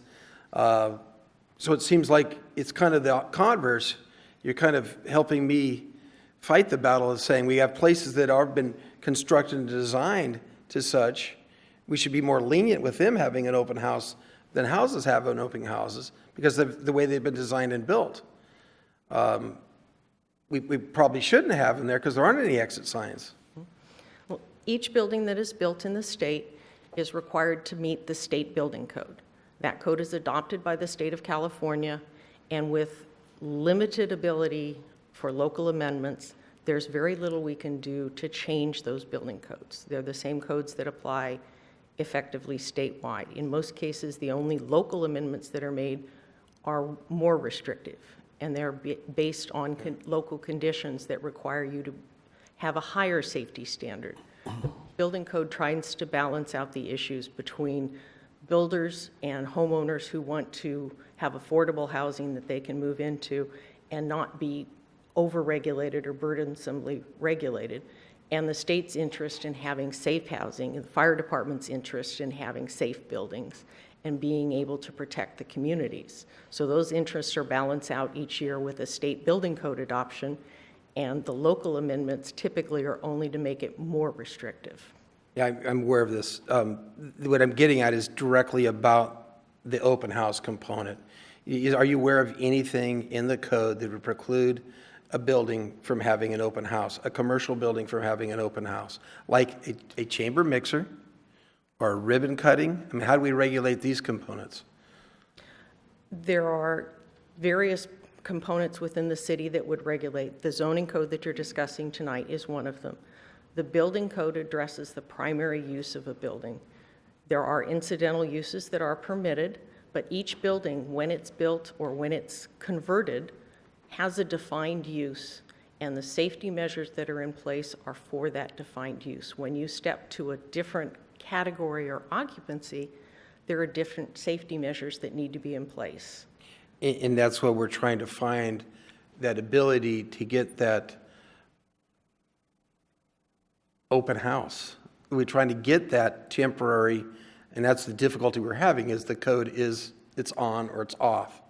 And that's what we're trying to find this. That's why if somebody has one of these events that ends up happening, we don't have anything that regulates how many ribbon cuttings events have, commercial properties have. We don't have, we do have a regulation on garage sales. I think it's 2 a year. But we don't have components that we're already doing. And I'm just trying to find that fine line to allow the people to have these, what we're calling something special. And they're just trying to really have an open house. And that's where we're trying to find that area of leniency to allow them to have their open houses. I mean, I understand the complexity of the build-outs and stuff, but I know we need to get there, because the TUP is being diagrammed much like a CUP, only in the component that the $400 they're paying and the staff time that's going on, it's costing thousands of dollars in staff time to get a TUP moving forward. And it's a layer of complexity. That's why I'm trying to see. We don't have something that says you can't have an open house in a commercial property. I don't think there's anything designed anywhere that I've read that says we can't. And maybe that's an easier way to look at it. And it's not a use component, it's an open house. Thank you. Any other questions before she steps away? Councilmember Vega. Not for the consultant or the building official, but I have a suggestion here. It seems like this is a really important item. There was a good question that was asked for a definition of the event, and I don't think we received one because it's not clear. And I think some of these questions are exactly relevant to success of some of the success of these businesses in the wine industry or any of the industrial areas. So just as a suggestion, I think that we're not informed enough right now to move forward with this item, and I think that we should, we have other items on the agenda, so I'm just suggesting that we just maybe move on and table this and come back to this so that we can be more informed in our decision-making, because I think the going back and forth is probably not conducive to the public's time also, so that we pay attention and get for their attention span. Just a suggestion to the mayor. So I absolutely agree that I think this particular item has turned into a much longer discussion. There's been some interesting concerns brought up by Councilmember Mosby, and I think we all would like to look more into that. So I'd be willing to put this item off to the next meeting if I have a support for that. Councilmember Mosby? I wonder if the 4 items that I presented earlier, if I could get a second on those. That's a safe parking for having a CUP, keeping the reciprocal parking at 300 foot, and legal non-conforming resolution, We had the parking on the rear and the side component being removed. So I like all your suggestions, but again, Councilmember Vega does have a good point. There are one or two of those that I'd like to investigate a little bit further before I support you on it. It's not that I'm not willing to. It's just I'd like to look at why an MUP was suggested versus a CUP and the 300 versus the 400 and vet that a bit. So again, I think they're excellent suggestions, and I think we should consider them. But if we're going to put a hold on this item in the entirety, that we hold off on any portion of it at the moment and let us all consider that. So unless there's someone who'd like to I'd still give... put my motion forward if I can get a second on that. Would anyone like to second it? I'll give you a second. Councilmember Vega has given you a second. Any discussion? Mayor, Yes. if staff understands that motion, then I'm perfectly happy with it going forward. But I particularly need some clarity on what the legal nonconforming aspect of the motion is. I don't know what Councilmember Mosby's asking for there. Councilmember Mosby. That we have built in the resolution that we would provide a leniency component and assist with somebody who has the determined legal nonconforming status. As Mr. Halverson has said, in Santa Maria, they would write a letter to the bank explaining that if the property had burned down, that it can be built back up, and that it would be recognized. And I like it in there at no charge to be able to come back to council if we've made somebody legal nonconforming without them knowing, and that we could revisit it. Okay, so we can add to the resolution a statement that if someone comes to City Hall with a complaint that their property is legal nonconforming and they're having difficulty interacting with a bank or getting financing, that staff will provide a letter stating what the rules are on their property with respect to its legal nonconforming status. And then you would also like any person that comes to City Hall with a complaint about their property being legal nonconforming, that will be brought to the City Council to decide whether to do a zoning amendment or to just to inform the City Council. Discussion, yes, inform City Council. Okay. Is that all right with Yeah, planning staff? I just wanted to clarify one more thing. I think that is correct. I'm also envisioning maybe some new red lines in the non-conforming section, but I can certainly talk to Jeff about that with basically the provision I'm talking about. If it's the structure is damaged or destroyed, then it could be rebuilt. So I'd like to, if the council agrees, I could work with Jeff and come back with some draft language in that sense. Councilmember Mosby. Yes. And then the last thing is, Jennifer may want to expand on this, but so the parking being required to be in the rear or the side, I know we're not going to talk about it much, but there is a requirement that was carried over from the Old Town specific plan. And in general, it's been expanded, or it's in the H Street overlay, that requires a build-to line. So the build-to line requires a certain amount of the building to be up front towards the street. And it's common, and a lot of people like to see a building closer to the street as opposed to just a sea of parking. So that gets the building a little closer. I think what might be more appropriate for Lompoc is that the developer has the ability, if there's room and if they want to design the building closer to the street, that they can, as opposed to always having the parking in the front. Case in point is Blaze Pizza, Chipotle, et cetera. You do have kind of a stagger approach. So I agree with Councilmember Mosby that there's going to be times where you may or may not want the building close to the street for a variety of reasons. So it might be better just to have flexibility as opposed to requiring all the parking to be in the rear. Councilmember Mosby. But I was asking for the parking that was mandated to be in the rear and the side, so you're making my point to let the property owner decide where the build-to line is. That could be, open it up, and I'm kind of curious if anybody else, what their opinion is on that build-to line. Then I'd put a fifth thing on there as well. That's the mandated Bill 2 line. Let the developer and let the project come forward. That doesn't have the mandate of the Bill 2 line in the front. If you'd give me a second on that. Councilmember Vega, you seconded the original motion. Do you continue to second all the adjustments? Yes, to give the builder the discretion, as I would agree to that, second that. And there was an additional suggestion regarding the reciprocal parking. No, the legal nonconforming discussion that was also added to the motion. Do you Yes, I'll accept give that? a second. Okay, thank you. Councilmember Starbuck. Yeah, just so I'm clear on this, this motion is going to be brought back, if it's approved, when we discuss the planned development special event and 8th Street overlay. That's what the intent is here, right? Councilmember Mosby. What I was trying to do, this is primarily 8th Street overlay components, not special event. The way we're going at it is different than what I have designed and written down, so that's why I'm trying to get my shot, and these are 8th Street overlay components. So Mr. Halverson, when we do the discussion on Roman numeral 4 here, then this is what we're going to discuss when we get into the 8th Street overlay, right? These are what these items are, when they'll be brought back up. Right. I mean, Councilmember Mosby is pulling out those specific topics that he believes need to be changed in the zoning code.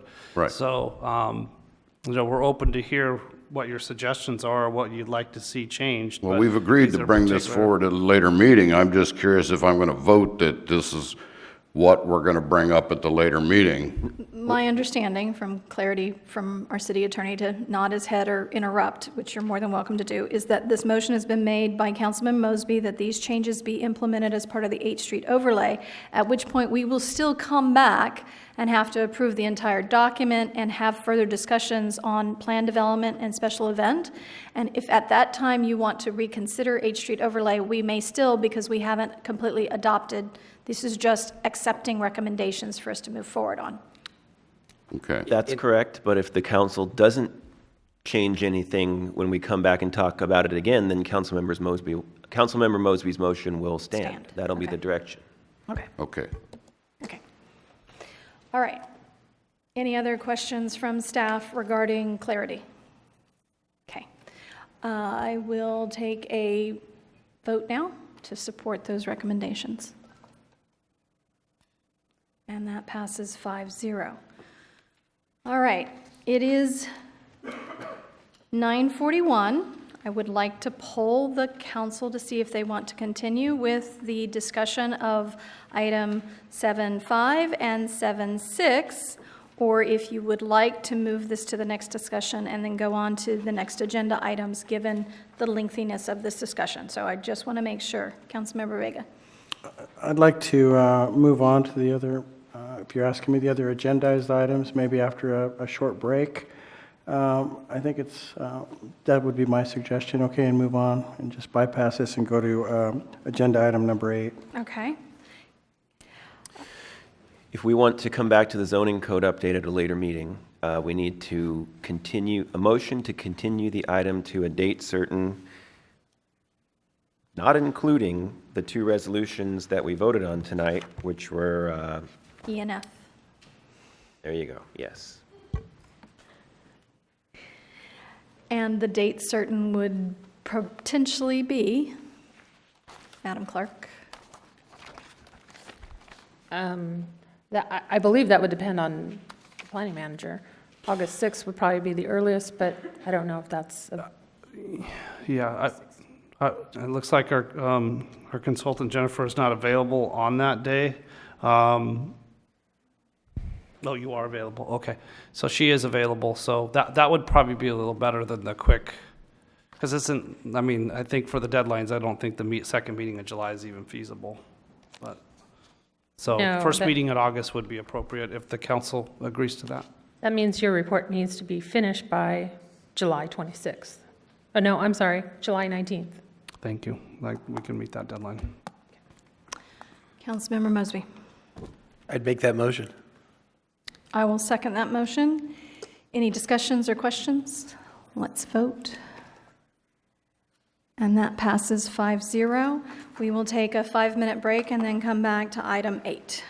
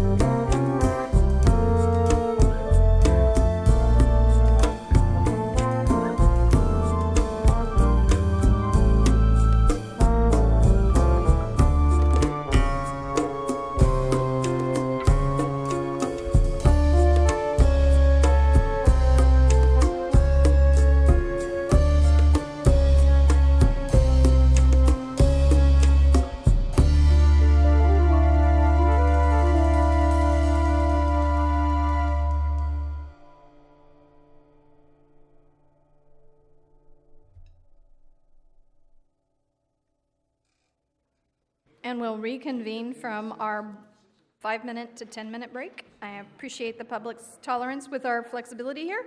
And we'll move on to council request for item 8, which is report on the status of the temporary use permit application filed by the wine factory located at 321 North D Street as requested by Councilmember Starbuck. That will be presented by the Community Development Director, Christy Alicorn, and I believe there is some clarification from our city attorney for council regarding this matter. Yes, Mayor, thank you. Before we start talking about this matter, which was a request by Councilmember Starbuck for a report on a TUP application, I did want to remind the council that this TUP application has not been approved or denied. It's in the process.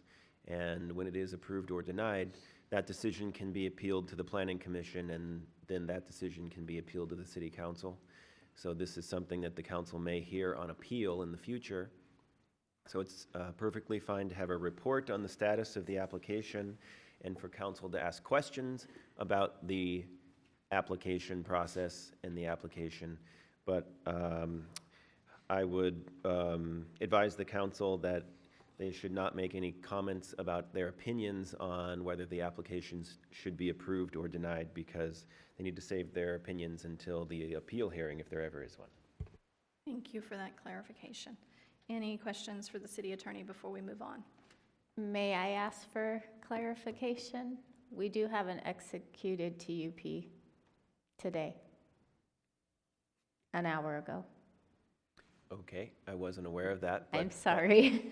That doesn't change anything, because technically could still be appealed to the council by someone who's upset about the conditions or something like that. Thank you. So nothing changes, even though it has been issued as of this evening? Correct. Okay, thank you for that clarification.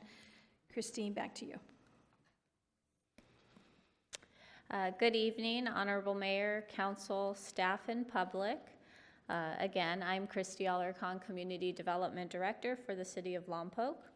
At a prior council meeting, council requested a report on the process for TUP, specifically the TUP application for the wine factory located at 321 North D Street. I'm not sure if you can see it very well, but I did put up kind of a timetable of dates and the progress towards getting to the end result.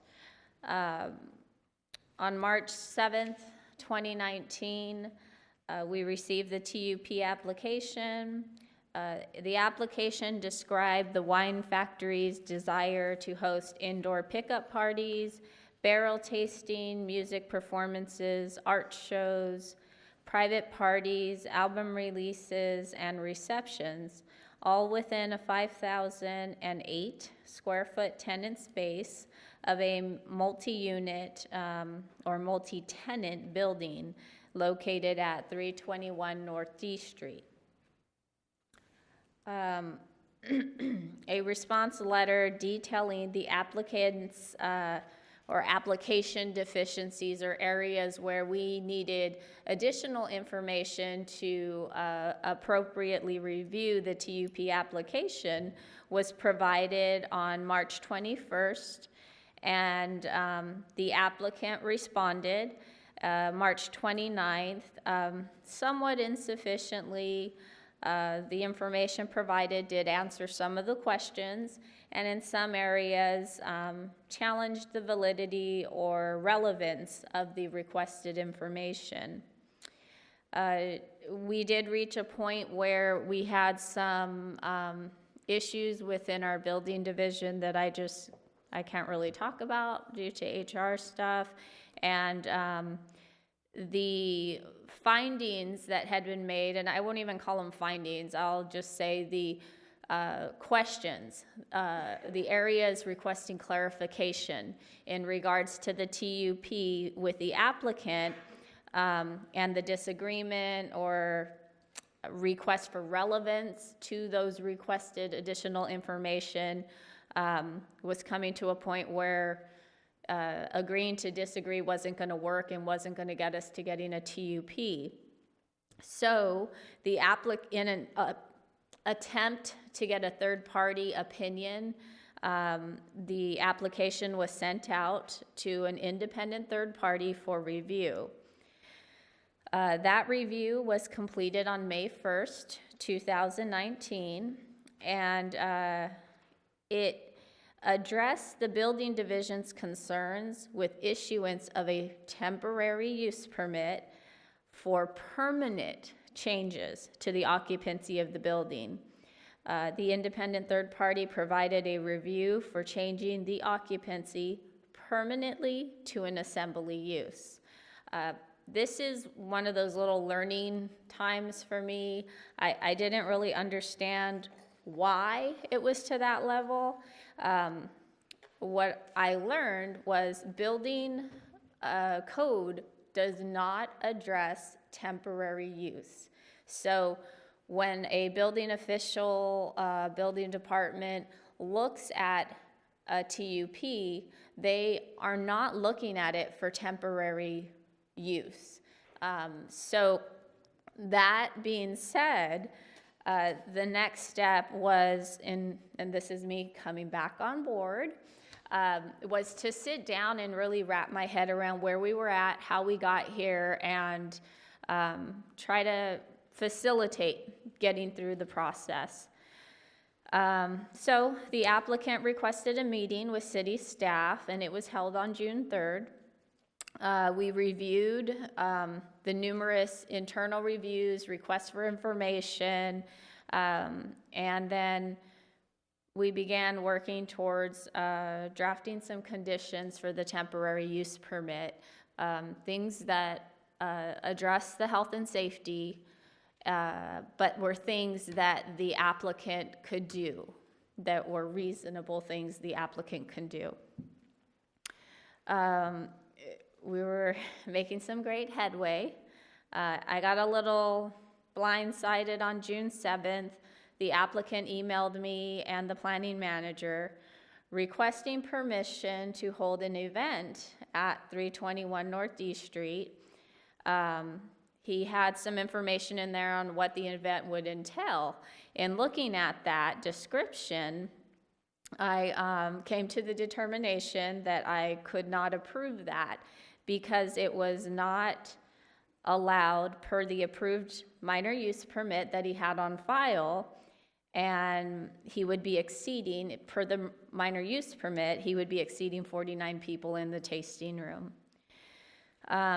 He did say, you know, that that event had been going on for a few years. He's done it multiple times.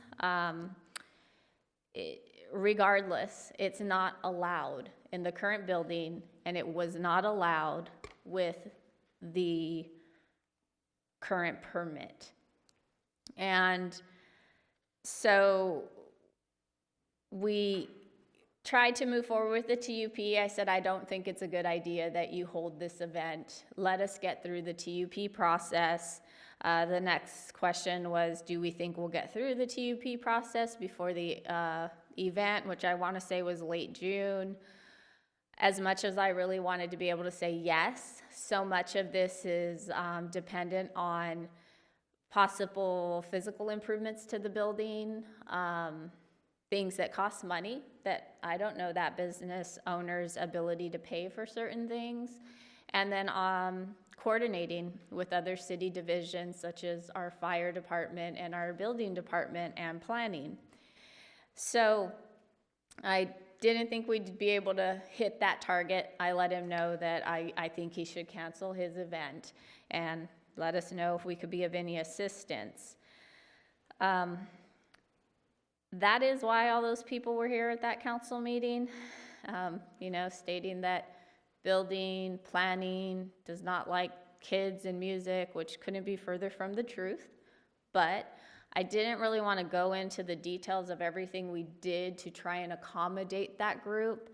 I really wanted to keep this online with giving you a clear picture of the timetable and the process for the wine factory's TUP issuance.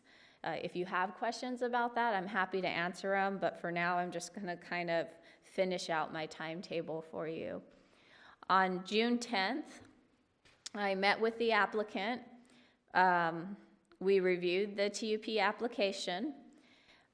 We looked at the city requested information or areas where we were asking for clarifications or measurements or plans or layouts. I mean, everything we were asking for.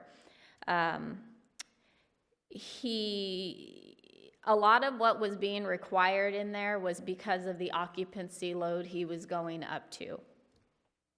In our conversation, he agreed to make some amendments to what he was planning to do, which reduced some of the requirements. He did still have quite a few conditions to meet. But leaving that meeting, I think we both felt like we were moving towards a solution. And then on June 17th, as promised when he and I had met, was a technical assistance visit from myself, the fire chief, and the fire marshal. We wanted to really get in there and see what this project was, see what he was looking at doing, and having two experts in the fire field to be able to say, oh wow, these are concerning items you have going on here, and if you had, to really educate all of us and let us know these are concerns. I felt it went really well. The fire chief was able to address some optional exits that would address the requirements of 2 exits in certain areas. The one hang-up we had at that point was a TUP typically, as all of you know, is for an event that covers like a 3-day period, maybe a 4-day period. It's one event, it's like $400 to apply for this TUP. It's usually a very simple process. What our applicant wanted to do was have one TUP for a whole year of events, a whole year of different types of events. So what we had to do was gather the layouts of what each event would look like, to ensure adequate clearance around seating, how many people, where a stage would be, would there be ADA accessibility to the stage, things of that nature. The next piece that I had to gather was what the events were that were planned and what dates those events would occur. I'm very grateful to Mr. Bridge for being willing to provide that information, and very quickly when I asked him for it, because it was the one piece that I was kind of butting my head against and trying to get everybody to agree to, let's condition this and get it to go forward. So those were received on the 25th. Drafting it and getting it to legal was 25th and the 26th of the month. It kind of went back and forth just with little conditions.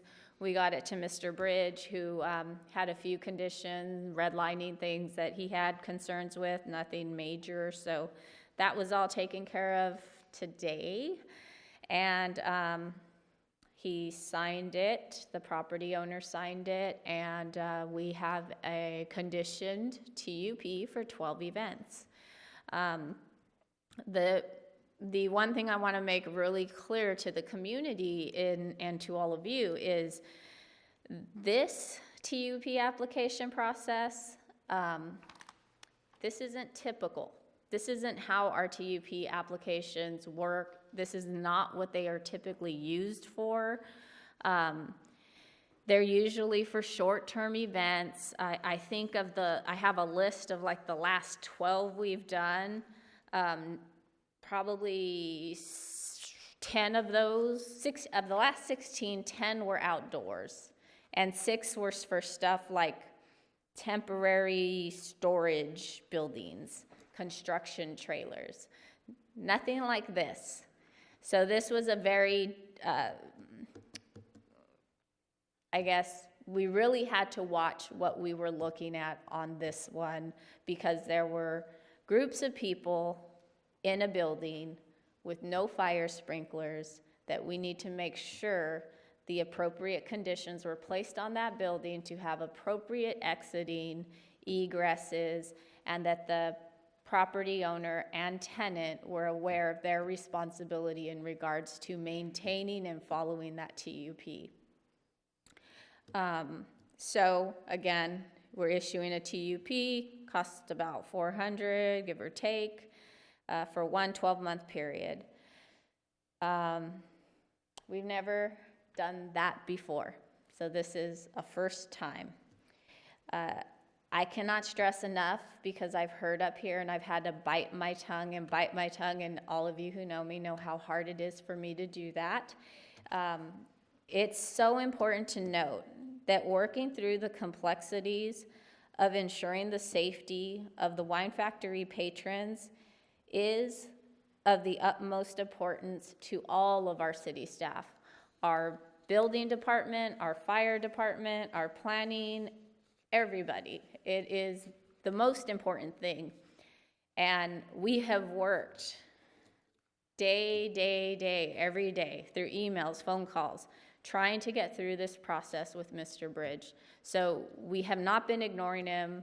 There is no lack of being business friendly.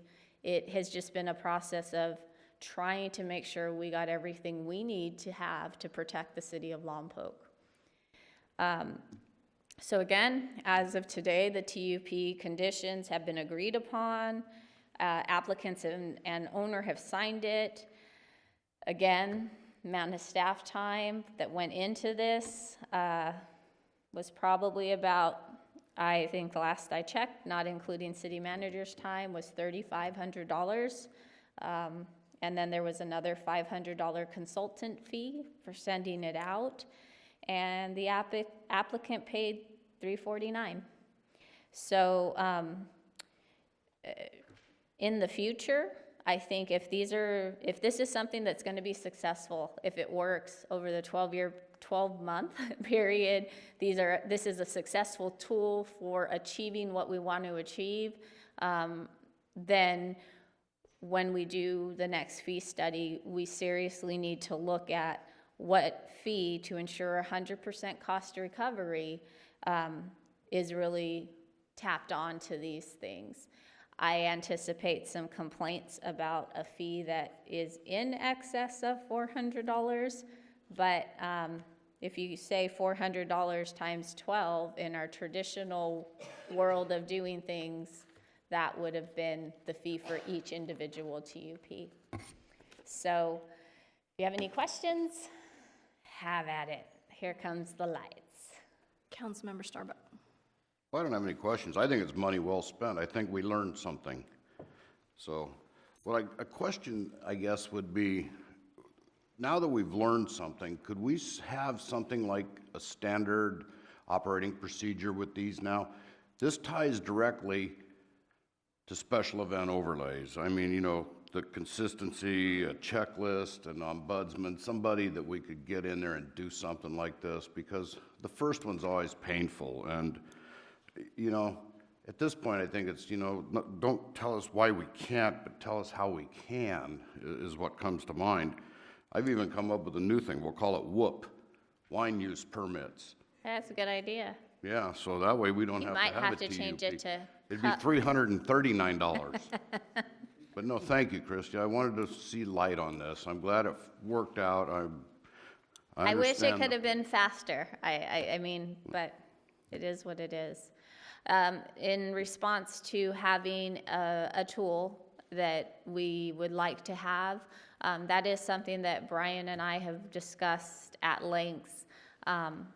It will be challenging to try to come up with something in the future, but I think between he and I, and then Greg, his staff, I think we can come up with something. But I personally really want to see, I put a lot on Mr. Bridge because I told him, you're kind of my guinea pig. So I want to see how well this goes, any hiccups we have, troubles, problems. I'm praying that it is an amazing tool, he's successful, and then maybe we can come up with some ways of implementing something like this that will be successful for the community. Councilmember Cordova. Christy, I want to commend you for the amount of work that you put into this. When I received, countless emails and concerns from our local residents stating their concern in regards to their children not being able to have a recital, I knew that that's not what it was about, and I reached out to you, and you came with information, and you gave me a full briefing of what steps you had taken to try and make this possible for Mr. Bridge and his business. And I really also commend Mr. Bridge for being able to compromise and understand the areas of concern that the city had while still being able to comply. There is nothing that we do on this dais that we can supersede or surpass or overpass building and fire safety codes. We can't. And so I think coming together as a community, the wine industry is very much loved and supported in this community, but there are areas of concern that sometimes come up. Give us the opportunity to work through those with you rather than always assuming or attacking and thinking that staff or that people on this council are against you. Believe me, we're not. Tourism to me is very important, and as being in that industry, I fully support and understand your value, but I also understand that there are things that we have to go through. Churches have to go through them. Other businesses, every other business in this community has to go through building and fire safety inspections and codes, and we all have to comply. So this is a new ground. I appreciate it. To me, that is what business friendly is being able to take a business person and being able to walk hand in hand with them through the process. Not to say that business friendly is taking away building codes or taking away safety codes or saying that we're not going to charge you anything. That doesn't define business friendly to me. What defines business friendly is, can we be flexible? Can we support our business community? How can we help? Giving people resources and being able to give them tools and being able to come up with these tools and resources. That is what business friendly is to me. Thank you. Thank you. Any more questions for staff before we open for public comment? Thank you. Thank you. Public comment is now open. You have 3 minutes. Please step forward.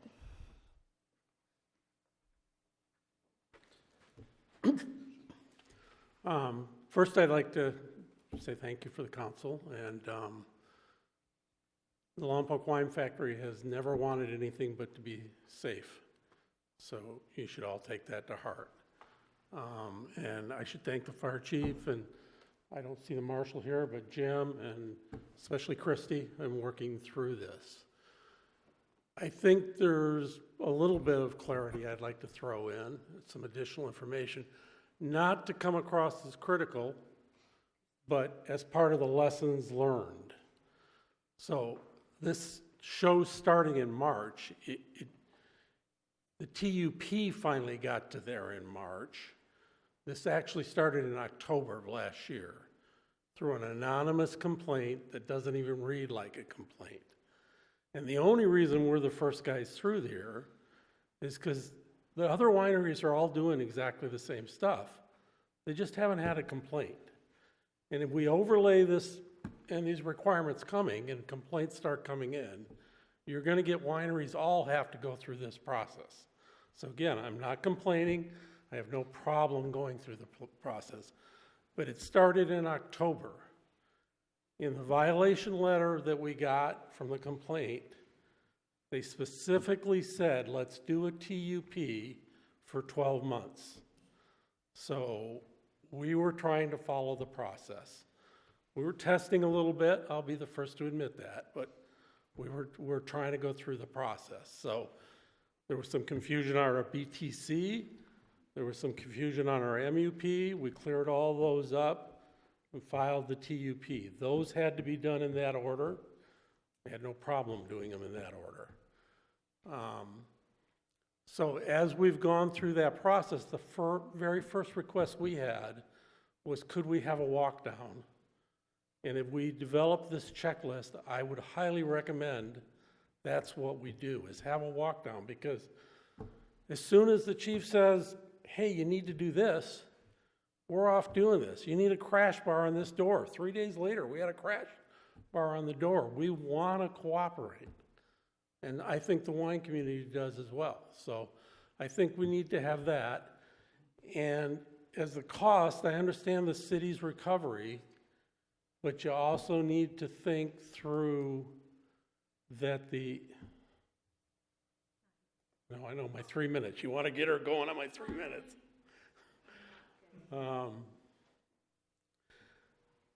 An event probably will take in $400.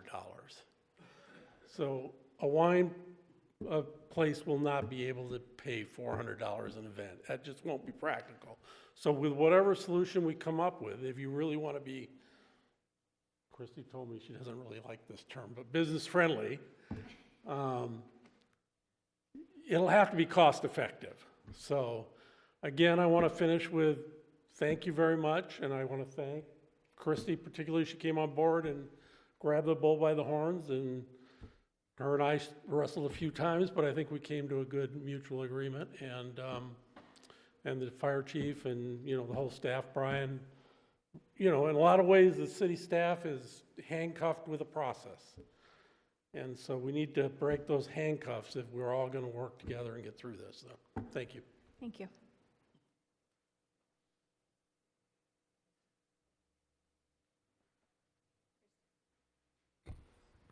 I'm going to buy Mr. Bridge a guinea pig costume because I think that's truly what this is. It's a learning curve.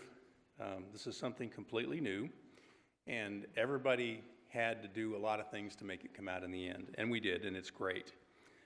One of the things that we learned along the way is that winery spaces can have more than one occupancy, and thanks to Steve Reese, the architect, who spent an hour educating me. So it can be an F2 occupancy when wine is being made, but when wine is not being made, it can be a public assembly occupancy. Now, each of those have very different requirements, and so the facility has to be compliant with both of those sets of requirements, and then it can actually do two different things in the same space at different times, and it's in the building code. I am sure that now, having gone through this, the staff will be able to find a way to cut this project way down. I would encourage you to look at the winery ordinance that you were given tonight, because it addresses exactly these things. It separates uses in wineries into two categories. One, which is the normal and average everyday things that wineries do that are not very special events, okay? And those things are just something that the winery should be able to do, because that's part of normal business. It's no different than a tire store changing tires and doing oil changes and front-end alignments. Those are things that a tire store does. And then there are those things which are not directly related to a winery, which would be having weddings or music recitals or those sort of things.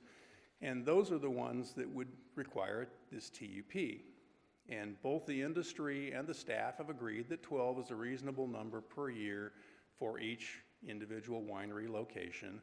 And I think in the document that was presented to you, it's pretty well defined on how those things would work and what the restrictions are.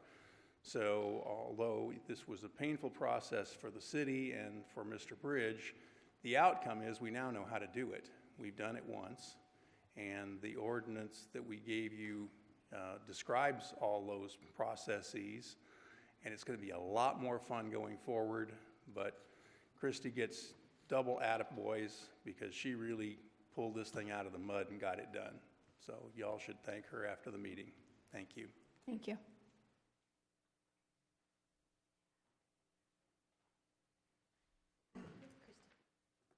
Three minutes. I just wanted to echo the sentiments of that it was a learning process for everybody involved. I'm Randall Senna of Certain Sparks Music, and I just wanted to say that what I came to understand about this process is that there are different departments in the city, and oftentimes those departments maybe don't communicate, and we hear that again and again. But the way I look at it is my department is the art department, unofficial title, and I have a responsibility to try to go as far with that as I possibly can. Fire department has a responsibility to keep things as safe as they possibly can, and so on down the line. And I hope everyone understands that I was just exercising my right to go as far as I could for the art department of Lompoc. So thank you very much. Thank you. Seeing no one else rise, we will close public comment. Any other discussions, comments before we move on to the next item? Seeing none, again, thank you all for going through this process. Again, this is the first time we did this, and it has been a learning curve, and I think we've learned a lot from it. And none of us up here want to see the children denied an opportunity to perform in public. So again, looking forward to seeing the results of the first TUP, and thank you, Mr. Bridge, and thank you, Christy. Item number 9 is new business, City Council consideration and possible action on current complaint-based code enforcement policy requested by Councilmember Vega, presented by City Attorney Jeff Malave.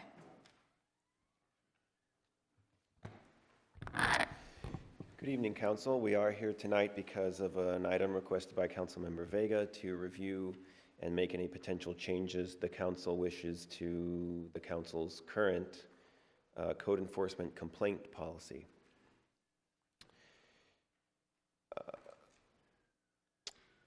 In August 1st of 2017 is the last council meeting when the City Council discussed this complaint policy.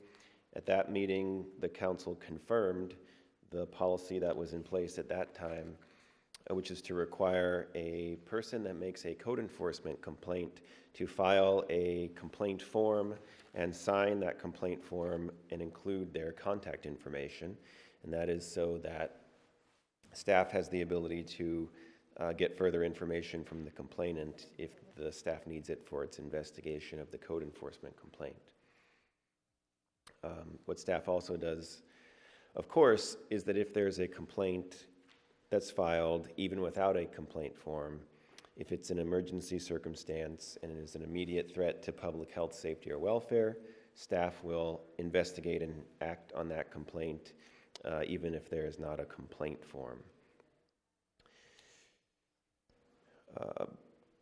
What staff does when they receive a complaint signed with a signature, a name, and contact information is the code enforcement officer will begin the enforcement process by going out to the property and conducting an inspection from the public right-of-way.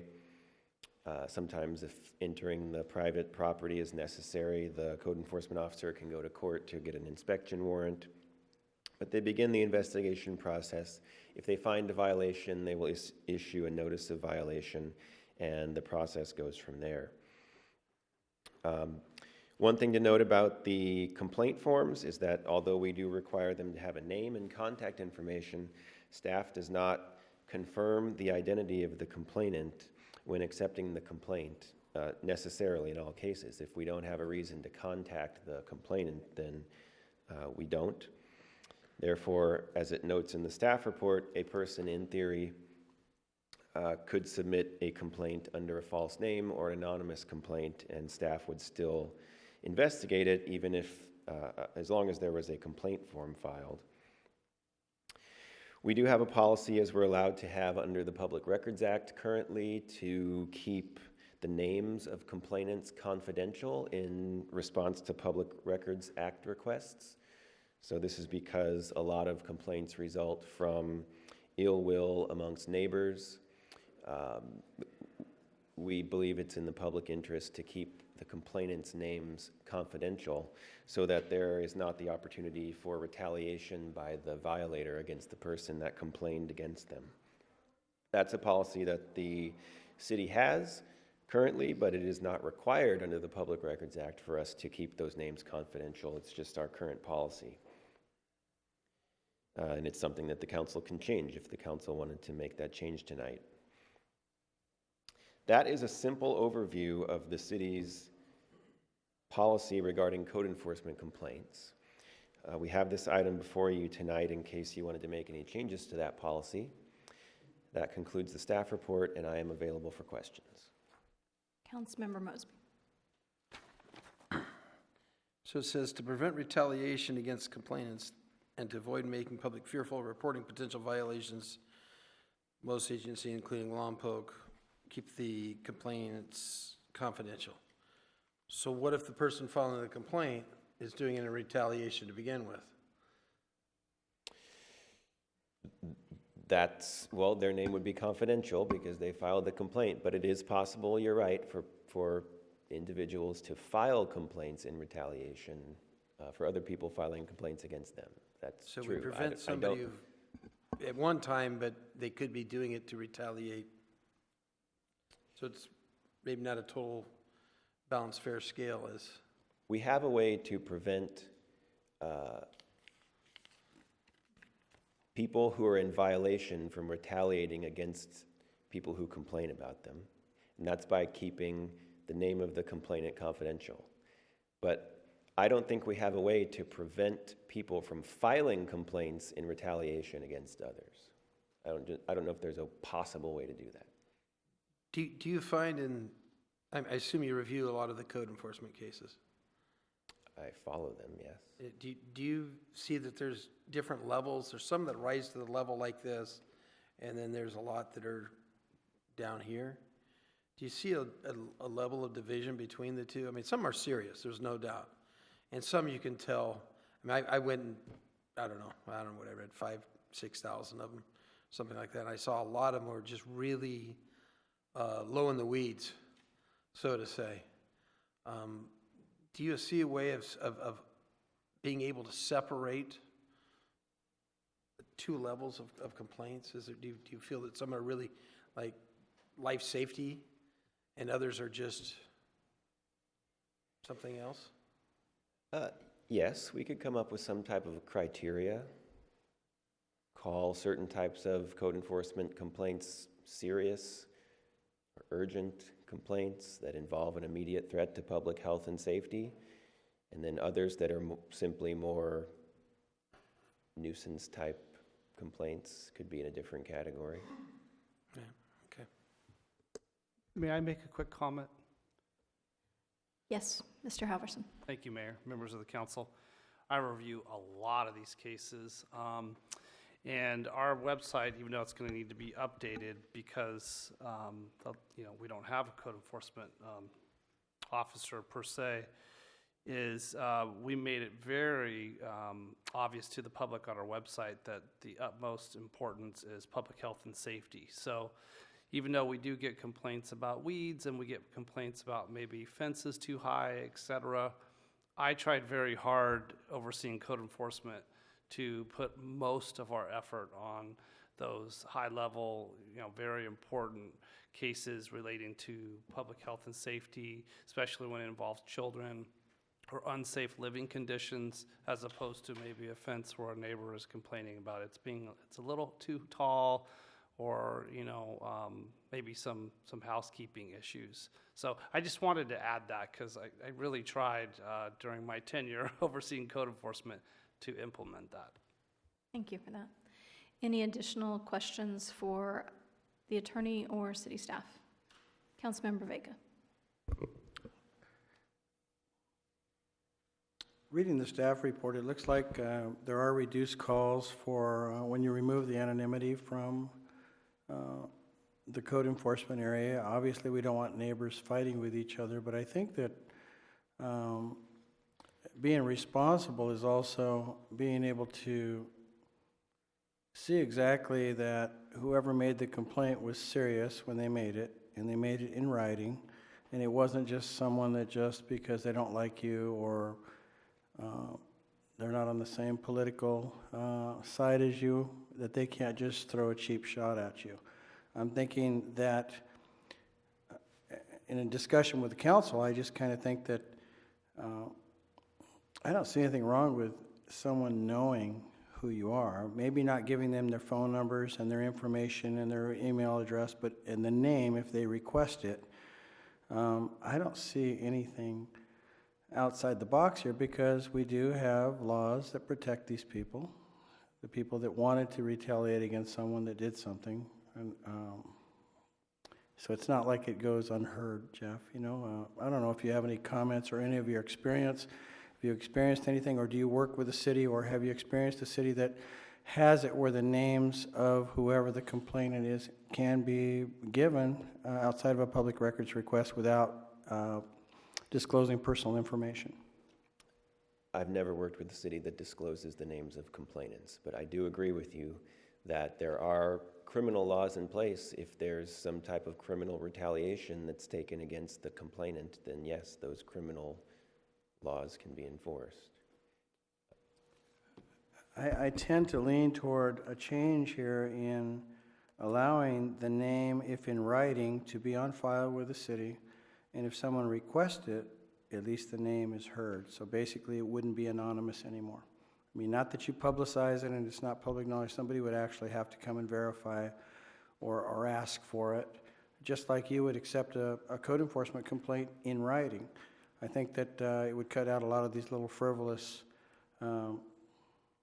complaints and maybe sending the staff running around for real frivolous things. So we can make that change, but before the council makes any decisions, we do need to take public comment on this item. Okay.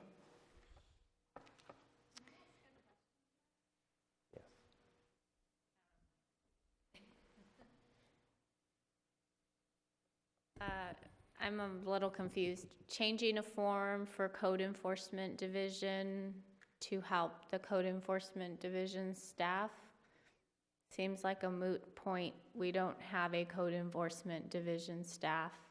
I turned away 4 code enforcement complaints today. So I'm curious where this might be going. Is there a plan to re-up code enforcement? Councilmember Vega. That's not where I was going with this. Basically, it was just a change in the way we take code complaints. They should be in writing. Obviously, you can just call and make an anonymous complaint. And you know, I wouldn't have any qualm with anybody calling for an emergency situation or something like that. I'm not trying to dissuade someone from making that complaint, but to put it in writing, have the name available if somebody requests that name. That's all. It's just for... Where would you guys anticipate that complaint going? It would be a code enforcement complaint, 'cause just like you have a form right now for someone Correct, to put and it in that writing. form currently goes to our code enforcement officer who no longer exists. Okay. So that's where I'm trying to get clarification. I'm not trying to be smart or anything, I guess. I got you. If that would go to the city attorney's office, that would be Yeah. helpful in Yeah. knowing to. I guess we need some happen. clarity on that, where it goes, okay? Yeah, that would be now, great so for that'd me. be great. That's all I need to Yeah, know. thank you. It is true that we do not have code enforcement staff at this time, but the council is a policy-making body, and what we're doing right now is making policy for when in the future we may have code enforcement staff that can accept these complaints. Councilmember Mosby. So to answer Ms. Alicorn's question, many of the codes can be enforced through other areas. You have a solid waste and streets code enforcement officer. We have somebody overseeing weed abatement and those components. We have a building official that can oversee building complaints and such. Police officers have a level of code enforcement that they you know, do. That's not an area of expertise that we have. Sure. Want to delve into. Yeah. They have the ability to, they don't want to delve into it. We have many components that are available out there. So there are ways to direct code complaints. We were averaging, I believe it was 6 code complaints a week. We were spending somewhere around, that they were processed with, going back to the city manager's report in the last 2 months. We were spending close to $4,000 a week on those 6 code complaints. So I'm trying to wrap around, and I think Councilmember Vega is as well, to a level of scrutiny that we were having. But there are areas that can go and can be directed. We have a biologist as well that has been writing stormwater violations. We have somebody in wastewater. We have somebody in electrical safety compliance. We have water conservation compliance. There are quite a few areas around that people can elevate things at certain levels. So I've been here since 2002, off and on. We didn't have a code enforcement officer back then, and so I'm familiar of what you're describing, but there was a point person who handled creation of the forms, kind of the logistics of it, calling that person back and saying, hey, is this really a complaint? Where are the weeds at? Are they in the public right of way or in the private? You know, those little things. And that person was in our city attorney's office at that time. So that is the reason I'm asking for clarification, just because Brian and I have been kind of trying to wrap our heads around. Again, today I received 5 phone calls, and they weren't anything major, so I would never have referred them to police department or fire. I tried to solve the problem myself and give them the correct information. So I didn't know if there was maybe something you guys were thinking of, and if we could have an idea of what that was so we as staff could work towards kind of implementing it. So that was the only reason for the question. To continue on and answer your question, originally, as this code complaint expanded with RDA money, and it was RDA when the expansion was RDA, then it rolled into CDBG components. And then it was determined that probably shouldn't be using CDBG to do it, but originally the expansion was with an RDA component. Then when that rolled away, you ended up trying to find general fund money. And general fund money then backfilled this.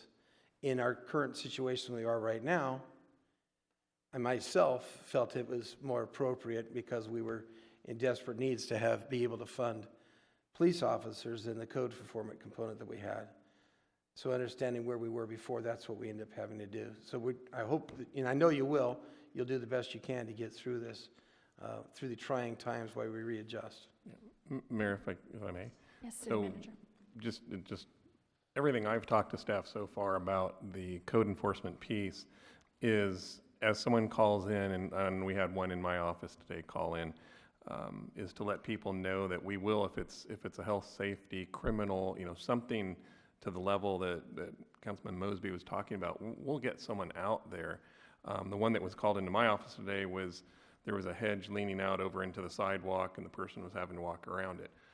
That's, to me, not a true safety. There's an issue there, but it's not rising to that level of getting someone out there at that immediate time to go look at it, go talk to the property owner, hey, you got to cut your hedge back and whatnot. If it was anything else, then we will make sure everyone gets out there. But at this point, the weeds are too tall, as the city attorney said, the fence might be too high or something. Those are not being looked at right at this point. So that was my direction to staff. Thank you for that clarity. If there are no more questions for staff or the city attorney, we will now open the floor for public comment on this item. 3 minutes, and please come forward to the microphone. Steve Bridge, resident. I have personally been involved with a few complaints directed against us. I think it's completely unfair that I don't get to know who made the complaint. It's like I gotta. Anyway, I believe you should not be able to make a complaint. It's like you're an accused, but you don't get to see who your accusers are. In one case, it was a neighbor who had a vendetta against us, and it just every week we would have another complaint. And I believe if people had to sign their name, it would eliminate a lot of that. So.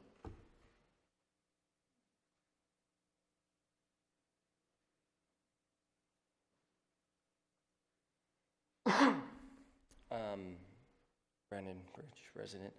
As somebody who's experienced receiving the complaint side of it in this example here, I would think it would benefit the residents and the businesses if staff-driven complaints are eliminated. My experience was that it was a bit of harassment off of articles in the newspaper. And so businesses drive to get good publicity, and when or if there is code compliance, the policy I would hope would reflect that we don't have staff sitting, as they indicated, on News Hawk to trigger when they go to believe there's a complaint or not, without asking to go to the business or even going to the business on normal operational hours. And in most of these appeals, it sounds like also we have staff going into areas that these businesses consider sacred. So it's a key opportunity maybe to clarify when and how a staff can, in fact, and if a staff does create a complaint, that's clearly listed as a reference point and data point for the business or resident who's having to deal with this code compliance challenge. Thank you.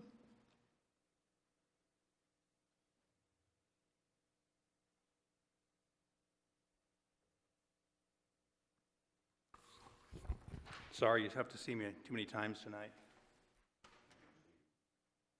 So first I want to say that back in 2011, the city did not redact the names on code enforcement complaints because I got 3 years worth to do a study because I was trying to determine what was happening in code enforcement complaints. And this was in early 2011. And all of those came with names on them. The other information was redacted, but the name was not.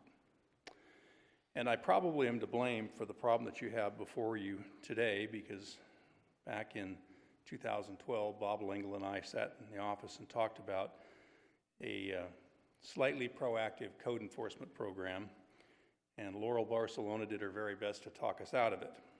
And clearly she was right and I was wrong. So I would recommend that you repeal Ordinance 1584-12, which is what authorized proactive code enforcement. Someone gave me 1,400-ish city emails with regard to code enforcement, and it was clear from those emails that there was some retaliation going on and that there was even discussion of spreading code enforcement complaints around between people so it didn't look like what it was. So clearly that happens. I would really recommend that, based on all that I've seen and what I've learned, and Peter Adam, who I had a long discussion with this subject about, that the name on the code enforcement complaint is something that can be not redacted when the complaint is requested through a public records request, and you know who requested it, so if somebody's retaliating, you know who got it. Number two, that it has to be on a form, it can't be called in. That'll cut down an awful lot of them. And that the staff has to make a reasonable effort to verify that this person exists. A quick search on the internet would be a reasonable effort. Among some complaints that I looked at were some signed by Steve, I think it was Alberton, and I did a little search and could never find that individual. And the last thing I think is that we just need to tell our friends and neighbors to, try to work with your next door neighbor rather than using the city as your tool to go beat up your neighbor, go next door and offer to help them trim their hedge. Well, there are some people who have disabilities and challenges, and go help your neighbor. Thank you. Thank you. Seeing no one else rise, we'll close public comment on this and bring it back for discussion with council. I, for one, cannot see removing this ordinance, mostly because of the discussion earlier this evening regarding over 30% of our community is low income.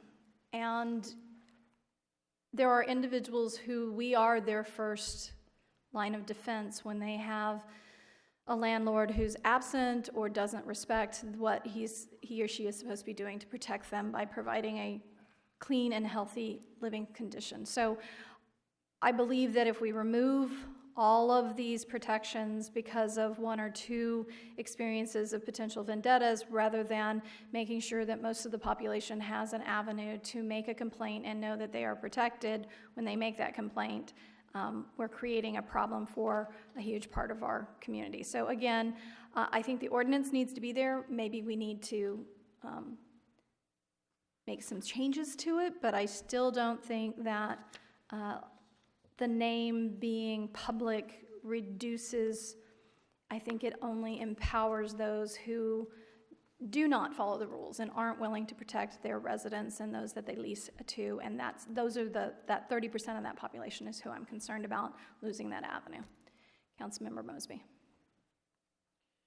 Yeah, I think we could maybe leave it level discretion at the highest level of scrutiny, something that is a true, I think the city attorney, a higher component, a separation component, which one is the lower end, so it's a higher, health and safety component, could remain confidential, but those in the lower level would not be confidential, having a double levels. And I think the city attorney, you review most of these anyways, at some component. I only review the ones that are referred to my office. Okay. So those are generally more high-level ones, or the ones where it's difficult to obtain compliance, even if they're low-level. So I only review the ones that come to my office, the code enforcement staff, and Terry Schwab, the paralegal, reviews some of the more lower-level ones. So I would say that there is an ability to have a point of separation between the two, and the lower level stuff that would lose that level of confidential, but the higher issues could stay confidential as per the lawyer's office. Councilmember Vega.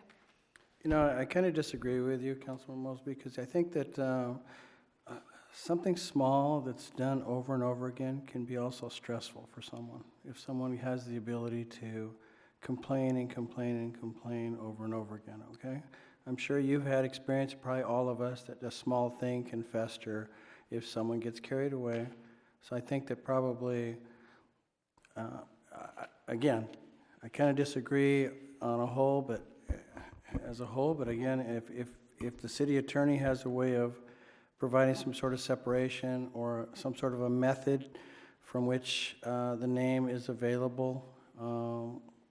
You mentioned the lower level, but what if it's a business that receives a complaint anonymously and they can't figure it out? You know what I mean, though?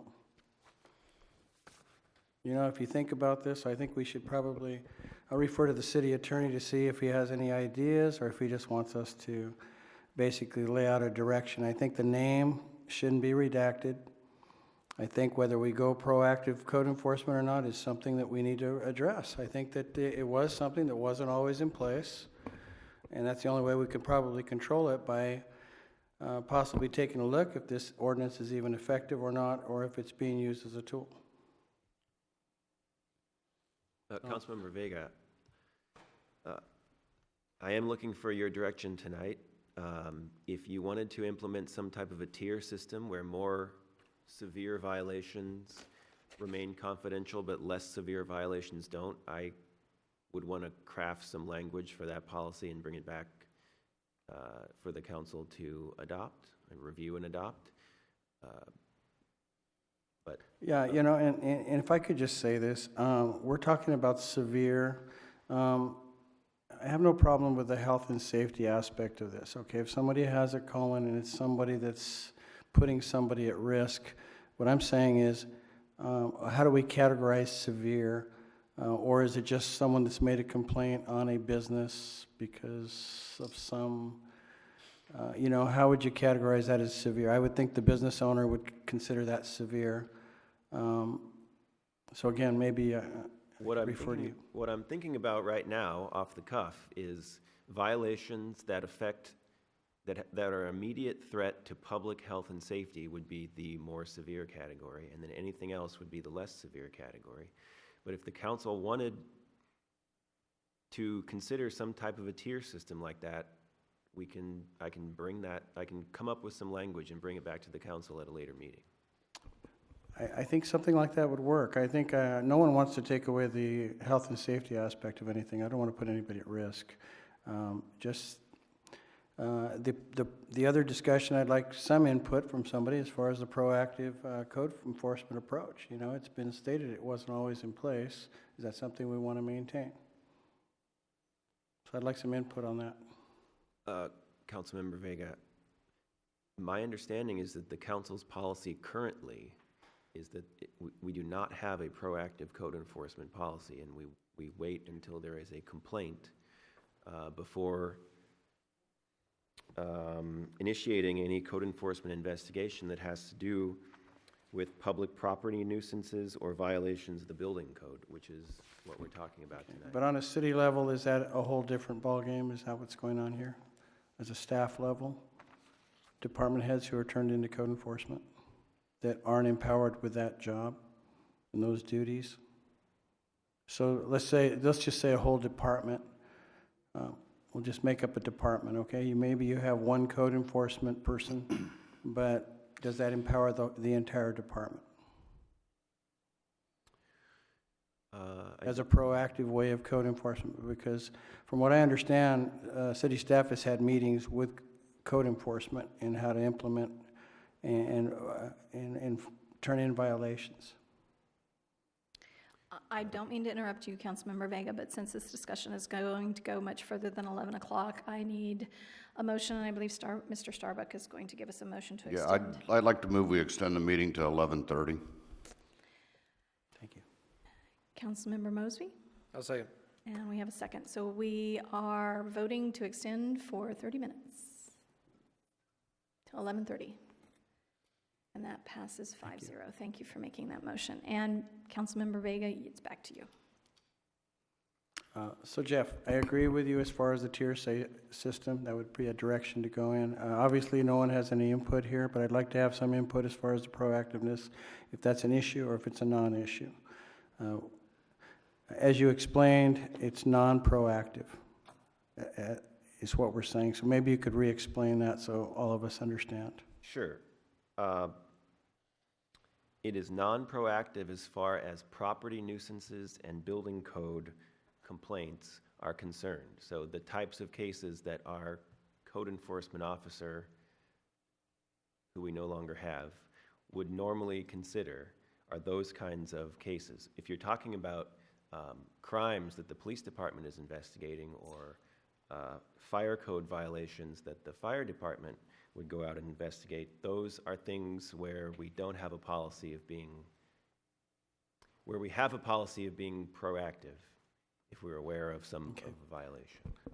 I'll just keep it simple here. We'll go with the tier system, okay, and we won't, you've explained it correctly that we have a non-proactive code enforcement policy as of now, so let's just leave it alone. Maybe you can come up with a tier system and come back to us. Jeff, that would work? I can do that if that's the will of the council. Is that your motion? That would be my motion. I'd second it. It's been moved and seconded. Councilmember Cordova, do you have any questions that you would like addressed? Yes.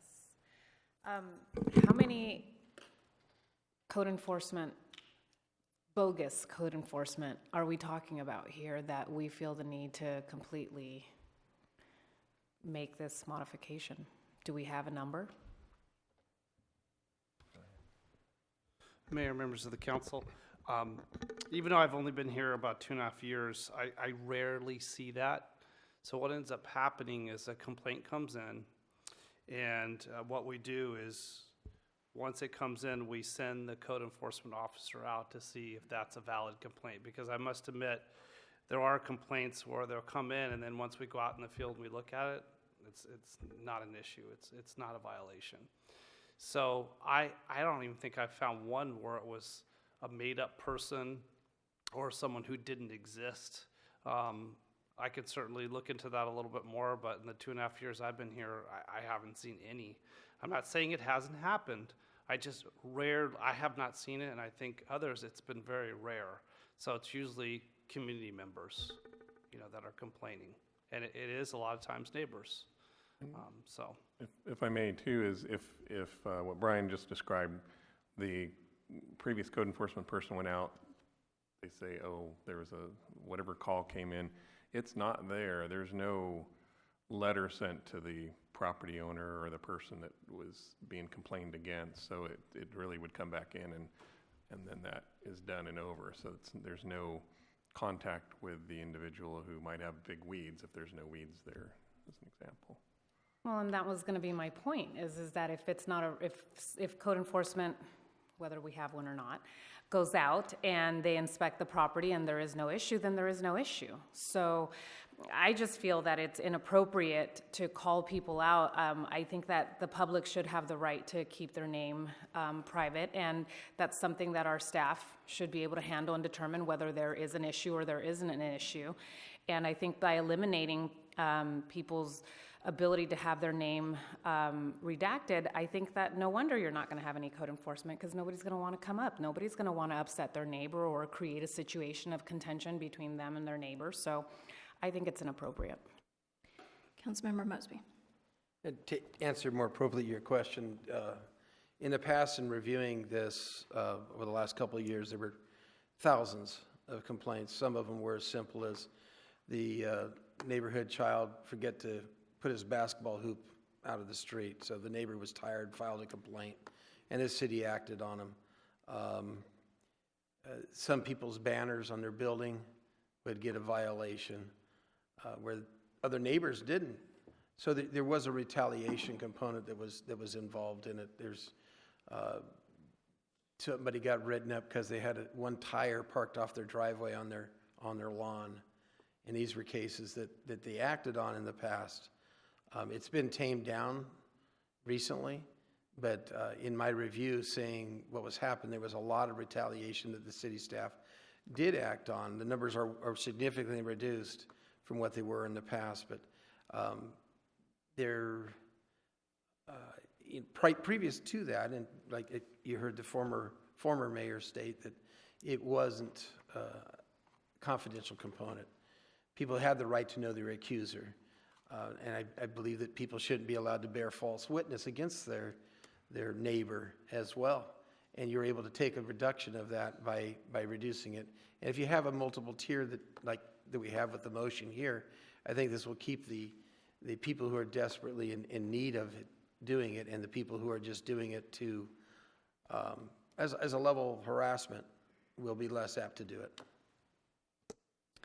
So we have a motion and a second on the floor for the city attorney to return with a potentially tiered violation level, depending on that level of violation, is whether or not the name would be revealed or not. Any further discussion or questions? If none, let's go ahead and vote. And that passes 3-2.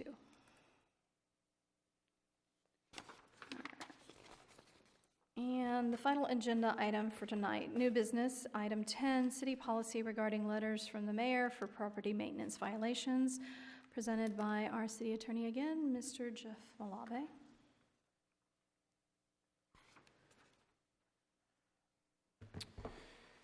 Good evening again, Council. The last item tonight is an item that came up due to another code enforcement policy that was adopted by the Council, this time in May of 2012. When the Council at that time directed the staff to, at the initiation of any property nuisance code enforcement case, to send a letter to the property owner. That letter is attached to your staff report as attachment 1,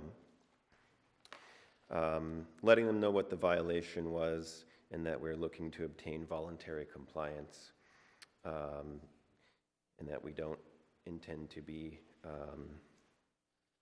heavy-handed, but are looking for voluntary compliance with our code.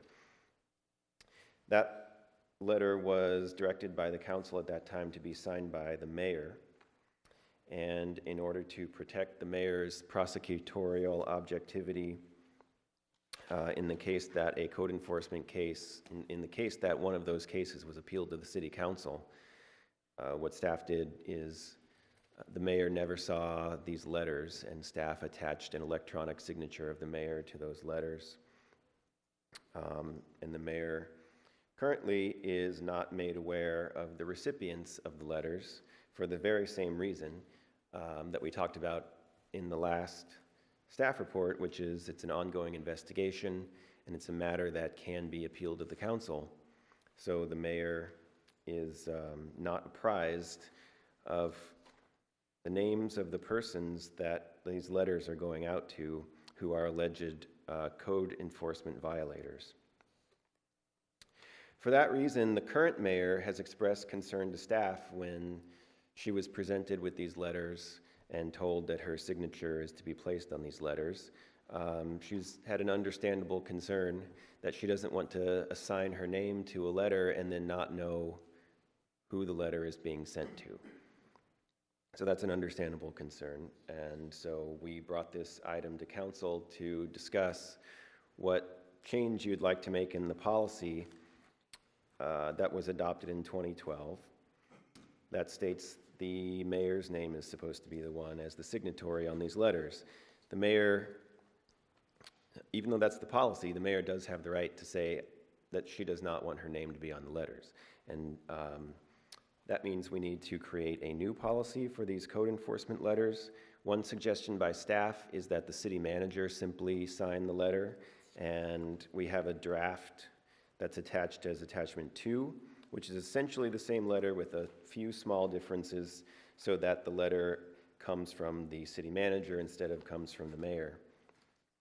The other option that we proposed in the staff report is to simply discontinue the policy of sending these letters out to people who are alleged code enforcement violators.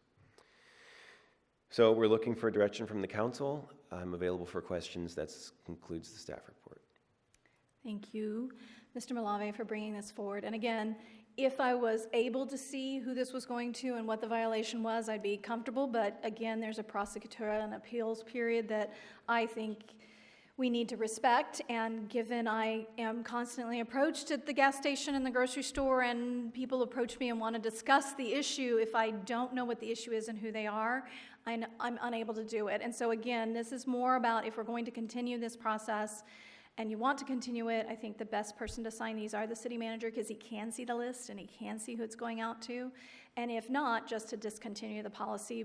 As my understanding is, this letter doesn't go out very often unless it's absolutely needed as part of trying to engage someone. So again, this is the only reason I brought it forward, is it ties my hands in the ability to actually address it. Once my name's on it, it still means I can't really discuss the subject with them, and I feel it's disingenuous to do that. So I'll open it to council for questions to staff or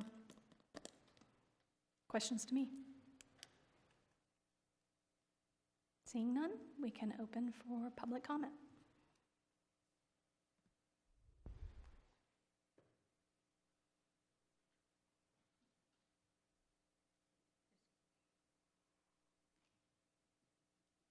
John Lind for 15 seconds. So Ashley Costa drafted that letter. I think she did an outstanding job. And then we all put our 5 cents worth in. And we were told at the time that people that got the letter, we had 90% compliance. So I think the letter does a good job. Obviously, my name was on a lot of them, and Bob's name was on a lot of them, but I respect you for not necessarily wanting your name on it. So the solution of having the city manager on there is certainly a good one. I would hate to see the letter go away because it has been successful. The other alternative would be to simply have it say the city council, and then you would all be on it. So there you go. Please don't discontinue it. Thank you. Seeing no one else rise, we'll close public comment and bring it back for discussion. Councilmember Cordova. I would be in favor of having the city manager sign the letter, and if I could make that motion, that would be great. You are more than welcome to. Councilmember Mosby. You weren't in support, you were supporting a confidential component before, but now you don't like the confidential component. So as a scenario, if somebody's talking with their neighbor who had filed the code complaint against them about the code issue they had, they wouldn't know it was confidential. But in this case here, you don't like the confidential component. No, I absolutely do respect the confidential component, and that's the problem, is they're getting a letter that has my name attached to it that implies that I'm aware of the situation because of the code violation mentioned in it, and doesn't actually reflect that there is some form of privacy regarding the code issue with internally. Right, but I'm just saying, is it's confidential that you don't know? And I'm saying it's the same way with neighbor versus neighbor out in the street as well. But I would second Councilmember Cordova's statement as well. I don't think it's an item that the mayor should be isolated. I think the city manager would be more appropriate as well. Thank you. So we have a motion and a second on the floor for the city manager to become the signer of the document. Is there any other questions or discussion? Seeing none, let's vote. And that passes 5-0. Madam Clerk, do we have any written communications? Nothing more than you've already received. Thank you. Oral communications regarding city matters for 2 minutes. Seeing no one rise, we will close oral communications, and we will bring it back to council comments, meeting reports. We'll start with Councilmember Mosby. Just a shout out to all those volunteers and even the paid people who were involved in the Flower Festival and pulling it off again. It's quite an accomplishment to put it all together, and the weather held out for us, and thank all those people who stood up and did what they did. Thank you. Thank you. Councilmember Starbuck. No reports. Councilmember Vega. I have a couple of council requests. I do have there's an introduction of an ordinance number 1450, parentheses 99, which once upon a time in 1999 amended the Lompoc City Code, which was powers and duties. So it was basically powers and duties affects this change in appointing power. And I would like us to staff to bring back a discussion on a couple of areas and a couple of positions here, which basically is the management services director / finance director and the city clerk for starters. Once upon a time, they were appointed by council, and I'd like us to have that discussion again on, and then they were turned into where they were under the city manager. Since the organizational chart is a little different now, since we're solidifying the organizational chart for the city, and now we've had budget discussions, I think it's prudent for the council to have some input on the appointing powers that may be available, if that was clear. Councilmember Vega, I think you might mean the treasurer rather than city clerk. Well, it would be the city clerk or I think city clerk was one of them. City clerk is one, but And typically then the finance under manager and the management services. California law is the treasurer, isn't the other either Okay, elected or so we appointed. can talk about that also. Well, but the management director is, I don't believe was one. I think it was. Okay, so the finance manager wasn't one of them. Yeah, there's two. In some places, they'll have a treasurer all by themselves and then the finance director. Because I have here in 2004 that it was changed from the management services director. Well, we can bring that back. If we could bring that back and have the discussion, I think that would be prudent. If I could get council to go along with us having this discussion. Councilmember Mosby. I'd take it. There is a third that is needed, I'll give you a third. and you have your third. Any other clarification? My second council request is also, I'd like us to have a discussion on our commission and committee. We've done some budget changes, and there's been, now that we've adopted a budget and we've had some categorization from Community Services Department from Economic Development. I'd like us to review our policies on keeping the Economic Development Committee in place, whether or not it's still effective or not. So I'd like us to bring that back and have discussion with council. To have that discussion whether to disband the commission or whether it needs to be retained. It's basically a cost savings also for staff. Since we have a reduction in staff, it seems like their time would be used more expediently on doing what they're doing. So I'd like us to have that discussion also. I would only support that if we evaluated all the committees and commissions and seen which were still valuable and which weren't, and which were a cost and a burden to city staff. I can't support just evaluating a single commission. I think we need to evaluate all of them. Sure, I can go along with that. Yes, ma'am. So I'll give you a second if we look and evaluate all the committees and commissions and what their costs are and the reason they were formed and if they're still valuable.